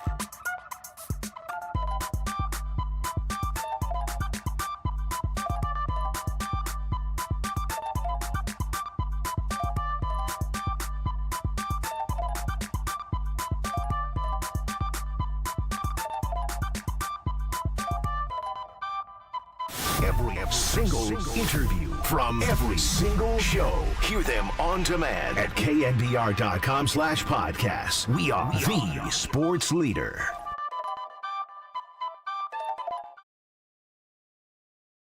We do it every week with Mark Spears, ESPN and Anscape.com. He joins us courtesy of the UMA guest line. He just told me he was in New Orleans. What's up, Mark? How are you? Oh, man, just out here visiting family, going to the Essence Music Festival. I get to see Usher at a discounted price instead of the $10,000 that you get to see him in Vegas. So, but it's hot here, bro. Hotter than the Bay? Did you just leave the Bay? Yeah, they got humidity here. Yeah, I know it's sticky. You walk outside and it's sticky when you get to somewhere like New Orleans. Do you go to that festival every year? Or is this first time? No, it's actually the first time I've gone in a while. I got to be too grown for it, I thought. Right, and then so my wife hasn't experienced it yet, so I'm like, well, let me let her check it out. So she wanted to see Usher. I kind of got an inkling that Usher was going to be performing, so I'm like, yeah, let's do it. You got to take those chances when you get them with big-time artists like that. Get into a little bit of basketball here. Warriors have been active. I honestly, I knew they'd have to get creative. I didn't know what direction they were going to go. We talked about it with you after not going and getting Paul George or not having that deal go through. But they've made some additions, and I think the team's better now than it was on the final day of the season. And DeAnthony Melton and adding Kyle Anderson, and then, of course, adding Buddy Hield over the weekend. Just your thoughts on those moves in general for the roster. Well, first of all, I'll start with Buddy Hield, man. I still think he's got the ability to be a fantastic player in this league. I didn't really understand why Philly didn't use him. I remember late in that playoff series, they finally blew the dust off of him, and he was fantastic in that series against New York. It just truly didn't make any sense to me. But he's, I saw an interesting stat that, like, over the last 5 years, he's made more threes than anybody with Steph coming in second. So definitely gives him a perimeter threat that, I know we're sentimental about Clay, right? But certainly gives some kind of Clay action to it. And Melton, I think he's an underrated player.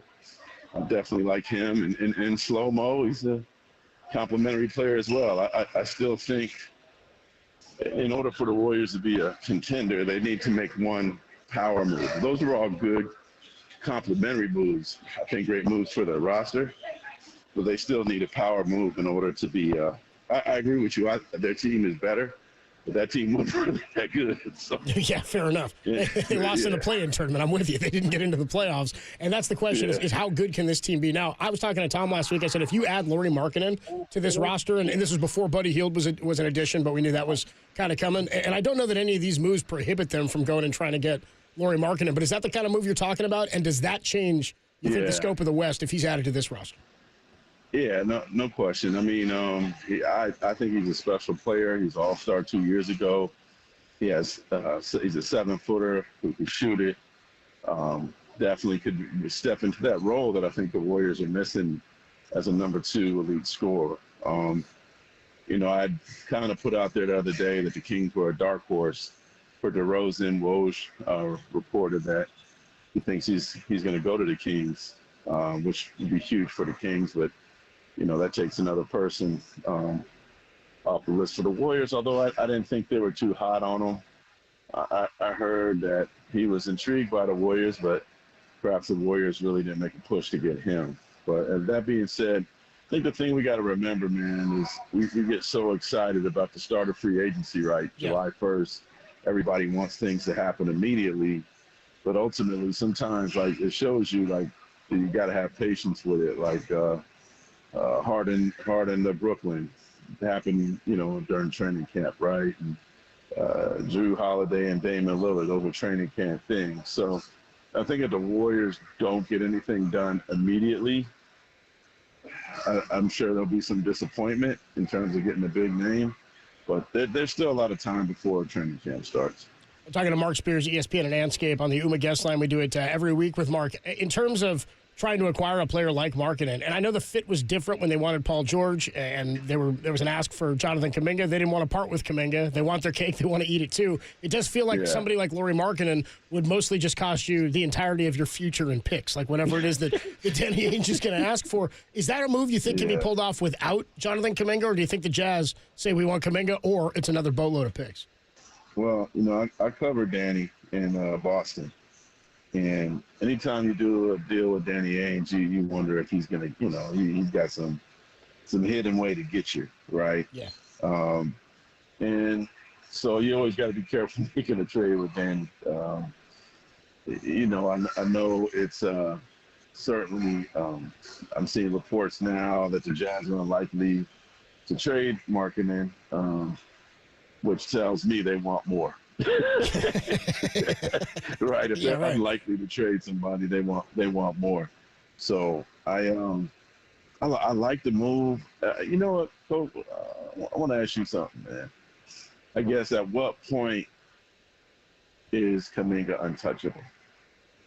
Like, to me, yeah, I really, really like him, and I hope he doesn't hear these interviews because he might get mad at me or something. But I mean, like the way it appears that the Warriors value Kuminga, he better be an all-star next season or all-star or borderline. Yeah. I'm with you on that. Like maybe no player in recent Warrior memory I've changed my mind about over the course of one season as big as I did with Kuminga, right? Because last year he started off and it was, he seemed, I don't want to say untouchable, but his value is certainly even higher now than the potential value that he had last offseason. We talked about potentially moving him then or partway through the year. Then he has the back and forth with Steve Kerr, and I'm thinking if he's got problems with Kerr, this is a player problem. Yeah. This isn't a Warriors and Kerr problem. And then something clicked, and he figured something out. And so now there's this bubbling, sort of brimming, what can he be? Is he a superstar? Yeah. He's so young and so raw. If he makes a jump this year in the same caliber that he made this past season, then I think he is a borderline all-star player. The question you have to ask is, are you willing to trade something that you believe you're getting value for? And I'm always willing to move like the one that comes to mind for me in Bay Area sports memory is Tim Lincecum.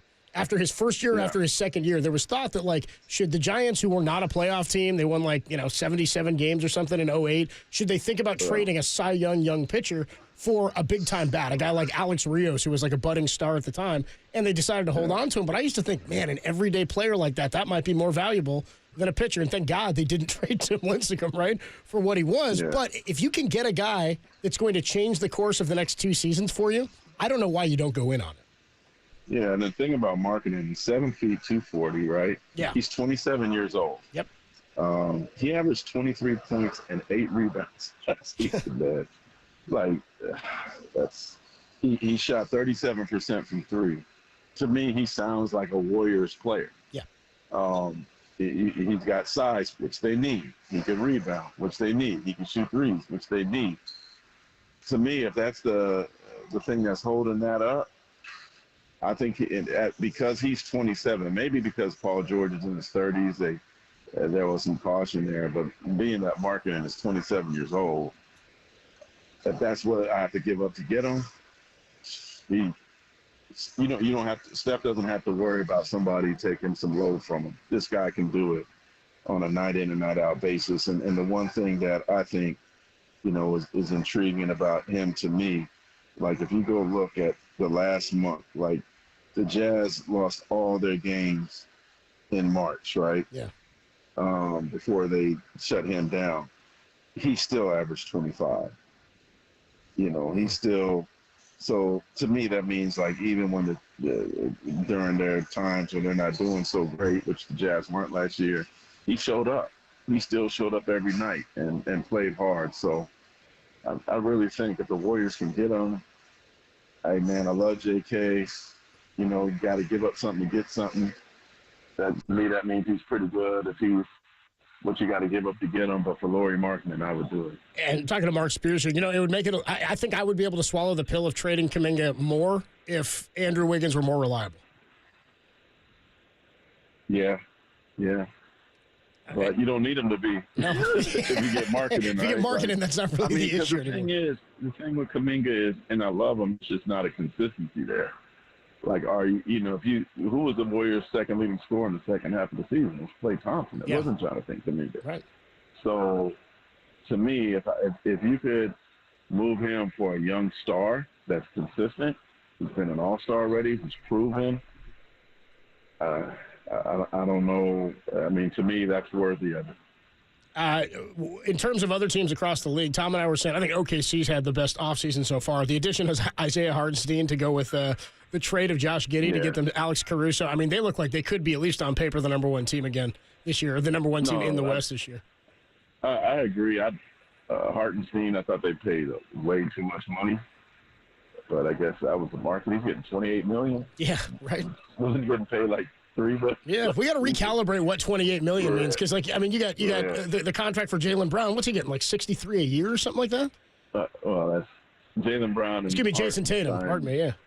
Yeah, Tatum and Hartenstein, two different worlds. Yeah. So, right. Yeah, but I mean, 30 for Hartenstein is still, that's where I'm at. It's like, we got to calibrate what that player gets now. I was surprised by that number. But, I mean, hey, Thunder got money. It's a 2-year deal. I guess they feel like he could And when the other contracts hit, they could take that hit for a little bit. So I like what they did. I mean, Paul George, I think was obviously a huge move. Yep. Getting DeJounte Murray from New Orleans is really, really intriguing for me. I think he's a fantastic player. I think he bit his tongue in Atlanta. Certainly didn't see eye to eye with Trae Young, and I think from what I'm kind of guessing that he thought Trae, there should have been more I think I heard he got a little frustrated with some of the professionalism things that took place. Mm-hmm. So I think he'll be great in New Orleans. He'll be great with Zion. It looks like Brandon Ingram's probably going to get moved, which don't necessarily love that because I think I would like to see how they look with all those pieces right now, but they haven't been able to negotiate a contract that Brandon is happy with. But no, keep an eye on New Orleans too, man. I mean, yeah, they're always in the mix when they're healthy. That's the one thing that at some point they're going to be healthy and be a very formidable team.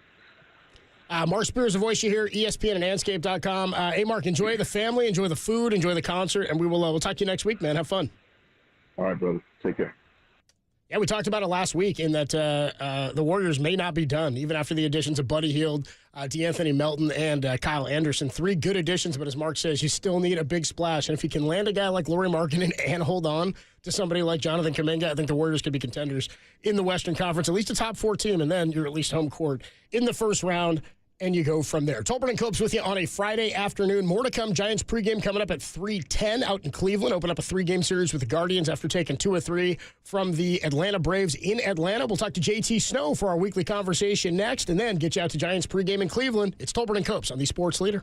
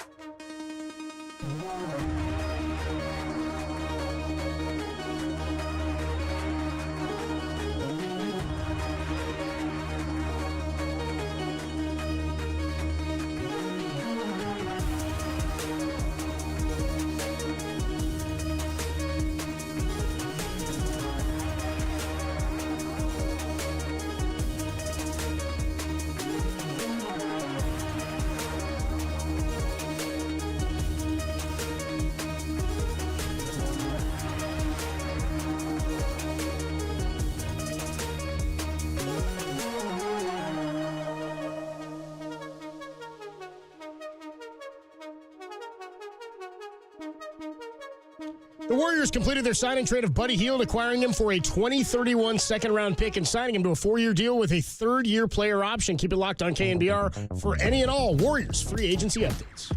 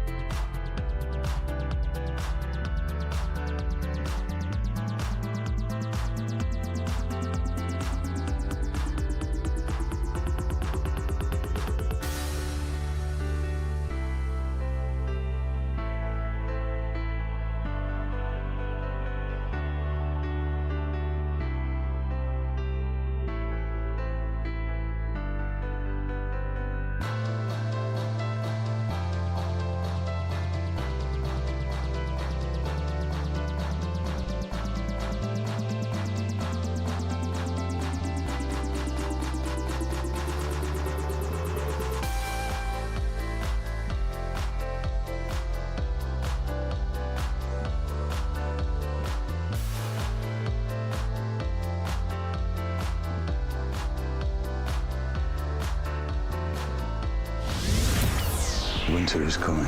They say it doesn't snow in San Francisco. Snow swings, high fly ball to right, hit to the corner, to the wall. We beg to differ. It's gone! Oh, no. It's gone! Snow has hovered, and we are tied! Here's Forever Giant JT Snow with Tolbert and Copes on KNBR 104.5 and 680, the sports leader. All right, it's Friday. That means it's time to talk to our friend JT Snow, little Giants baseball. JT, what's going on, man? What's up, dude? Not much. Just enjoying the 4th of July weekend. Ate too many hot dogs yesterday. I was trying to be like Joey Chestnut. How made you push down? I had 3 in like 10 minutes, but it's not superstar quality. Come on, I was expecting at least 7 out of you. Come on. Our guy Jacob on the board said that's 3 more than Joey hit yesterday. Didn't make he got suspended because he went to Impossible Burger. Yeah, That's right. Dude, it's wild. Let's get out of here. Bad move. Really bad move. I wonder what the ratings were for that thing. They had to be down significantly. Well, they just had to keep noting that, yeah, this guy won, but Chestnut's not here. You know what I mean? Like, you won, but did you really? Yeah. Yeah, we always were watching. Go ahead. No, I was just gonna say I had one hamburger. That was it. That's all I could get. And so we started watching this. Remember that show, Man vs. Food? Yeah. Yes. Okay, this one's an old one. It's like 5 years old, but it's a guy named Casey, not Adam Richmond anymore. And like some of the stuff, like one of the things he ate 3.5 pounds of pancakes with caramel sauce. Oh, come on. And like candied walnuts, and he choked that thing down in half an hour. I'm like, that would take me a week to get through that. Are you kidding me? Like, I cannot. Competitive eating would not be my thing. No. I'd be tapping out after about 3 hot dogs. I'm just not feeling it today, guys. I'm out. Yeah, you got to give props to the lady, the woman that won that. Like, she was crushing hot dogs. That's amazing, right? Like, it is an insane skill set, dude. It is a wild skill set. Well, you know, JT, the one that I always think about is the Babe Ruth challenge. I think we've talked to Joey Chestnut about it. That's where you go to a ball game and you got to eat a hot dog and drink a beer in every inning. So it's 9 beers, 9 dogs. But dude, I feel like by the time I got through 2 in 2 innings, I'd be like, I am stuffed. Not a chance. There's no way. Yeah, that's gonna come back out through your esophagus. It's going to come back out through everywhere. Through your pores, dude, at that point. Yeah. The 9 beers I could probably handle. I don't think it'd be great, but I probably could do that easier than I could do the 9 dogs. So we were talking about Elliot Ramos, and I was going back to your days, JT, when you were playing with the Giants. And look, you were traded over here. Jeff Kent was traded over here. Barry was a free agent when he signed. We're like trying to think of another young outfielder that's come up through the system that like you can get this excited about. Like watching him play, like you're legitimate. Like I want to see this guy. I want to see this guy bat every time. I don't want to miss an at bat. He's been so much fun. Can you think of a guy like, or even an infielder back then? Posey certainly was kind of like that, and the pitching staff had a bunch of them. Were there guys on your team, or when you were playing at any point that you remember when they were coming up, whether they made it or not, there was a certain amount of excitement about? Yeah, I think so. Like 2003, I don't know if they came up through the system, but when Jose Cruz Jr. came up in 2003, he won a Gold Glove in right field. Like he was awesome all year long. He had a little hiccup in the postseason, which a little bit might have cost us a game, but or a series. But but it's been impressive. And the thing I've been most impressed, you watch him and most of the Giants players, like the first time through the lineup, if you've been watching games lately, like no hits after 3 innings, no runs, but they seem to make adjustments. And Ramos is at the top of that, right? He makes adjustments, and then it's coaching. It's I think Pat Burrell's doing a great job with these guys, like making adjustments after the first at bat. And I watched the game yesterday. We were cooking out, watched the Giants game, and then it looked like the last couple of games was like no hits through 3 innings, but they make good adjustments. And Ramos is at the top of that list. Like, he tried to throw him a cutter away. He takes him yards to center field. And that's that's what you want to see in hitters and young hitters is your first at bat. We always talked about if you get a walk or a knock, that's a bonus. If you make an out, no big deal, make an adjustment. But he's making adjustments, and then as the game goes on, he seems to come up with like big hits. And as the season goes on, it gets late. I think he's going to get better at that, and he's going to be that driving force in that lineup. No doubt. Hey, but I wanted to ask you about adjustments and get your thoughts on that so everybody kind of understands, and I understand what adjustments are, but I wanted to go back to the Air by Jose Cruz Jr. Was that the most, out of the blue, out of nowhere air you've ever seen on a baseball I shouldn't say on a baseball field. We all played Little League. But that one, we're talking about a Gold Glove right fielder. Like, outside of, like, Yaz, I don't know anybody who played right field better than he did. But that was, like, the most shocking air. Like, that one was like a 1 in a million type deal. Yeah, it was. And I think everyone was stunned when the ball was hit. We're like, oh, that's an out. We were all going to our positions defensively. That's an out. And the ball fell in.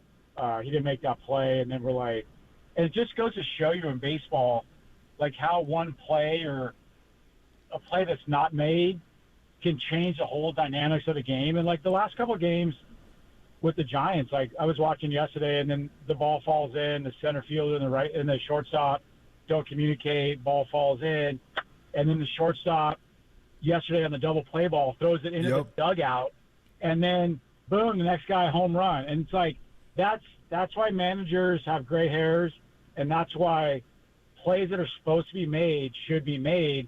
And when they're not, baseball, like any other sport, it changes the dynamic of the inning. And then depending on who comes up, and then boom, Ramos hits a home run, and then Chapman hits a home run, and it goes.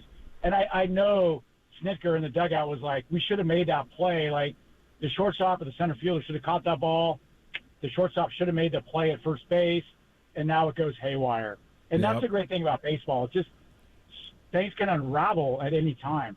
Well, it's funny you say that because I always talk to Steve about things in a basketball game. Like sometimes you think you lose at the end, but you really lose in the second quarter because of a play somebody made that changes the momentum in the game. I thought that was yesterday. Not only that play in the top of the fourth, but how about the bottom of the fourth when they came right back and could have had second and third with nobody out? Great relay from Conforto to Chapman, Chapman to Bailey. Relay, and they get Olsen out, and all of a sudden you got a guy in second with one out, and they don't score in that inning when it looked like the momentum was going to go back in their favor. I thought that was like the biggest play of the game. I don't know how you feel about sending a guy in that situation. I mean, I'm all for being aggressive. They had to make a great relay to get Olsen out, so I didn't mind that.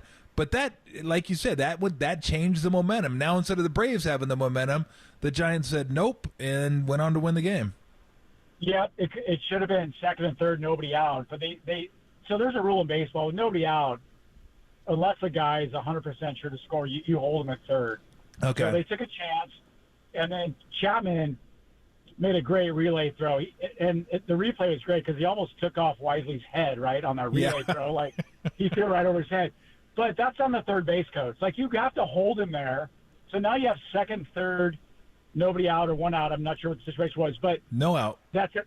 Yeah, no out. So that sets the whole inning. And if you watch the replay, Bailey, he's so good back there. Like, he gave him the lane. He caught the ball, tagged him on the arm. Just a great play. But with nobody out, the third base coach has got to hold him there and just – let's play for a big inning. And you're right. That changes the whole dynamic of the inning, of the game. And it really changed the whole game. Talking to JT Snow on the UMA guest line. By the way, JT Snow is sponsored by the Hayward Police Department. Visit joinhaywardpd.com today to learn more about how you could be the difference. You talk to JT every week throughout the baseball season. Have you ever seen a guy, Tom and I were asking somebody about this earlier this week, have you ever seen anybody hit a home run the way Ramos did the other way on that outside pitch and have any idea where it was off the bat? Like he thought it was a pop-up. Yeah, that was pretty funny, right? Like he hit it, he thought he fouled it off. But the one thing when you watch him, and I thought Dave Fleming and Javi Lopez did a great job last night when he hit that home run.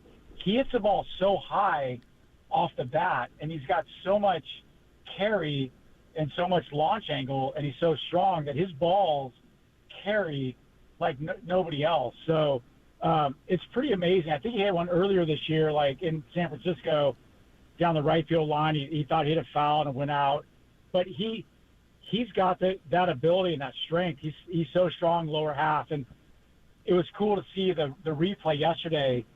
His extension and his bat getting out front, and his hands hitting the ball out front. And he's one of those guys that can launch it high, and the ball has backspin and carry. So, yeah, he's a special player, and I think he's going to be around for a long time. And I'm impressed with him, the way he makes adjustments the second, the third time through the lineup, as all the Giants hitters are. Because the first time through, they're like, yesterday, no hits, they look dead, and now they come through. So, yeah, he's got carry, he's got the right launch angle, backspin, whatever you want. He can drive it. So take us a little bit through what you mean by adjustments. Is it what the pitcher's starting off with, what his pitch sequencing is, what he did to you the first time, what he's doing throughout the entire order? Like, what kind of adjustments might you make? I mean, take me through an at-bat, your first at-bat, or something you see in that at-bat or see when he's pitching the first time through the lineup that you might say, okay, this is how he's handling it, or this is what he's doing. These are the adjustments I have to make. So the first time through the at-bat, we always said if you get a walk or a knock, that's a bonus. But we want to see all his pitches. We want to see what his fastball's doing. Is it sinking, cutting? Is it rising? We want to see his off-speed pitch. So, and then as hitters and as a lineup, that's why it's so important to have guys at the top of the lineup that see a lot of pitches, because now they can relate it to the guys down in the order, and they can tell the guys, his fastball's cutting, it's sinking, his curveball is 12-6, it's 11-5, his slider's flat. So the first at bat and the first time through the lineup is huge, and then the next time you come up, and we've seen it with the Giants. I think that's why they're so good late in the game.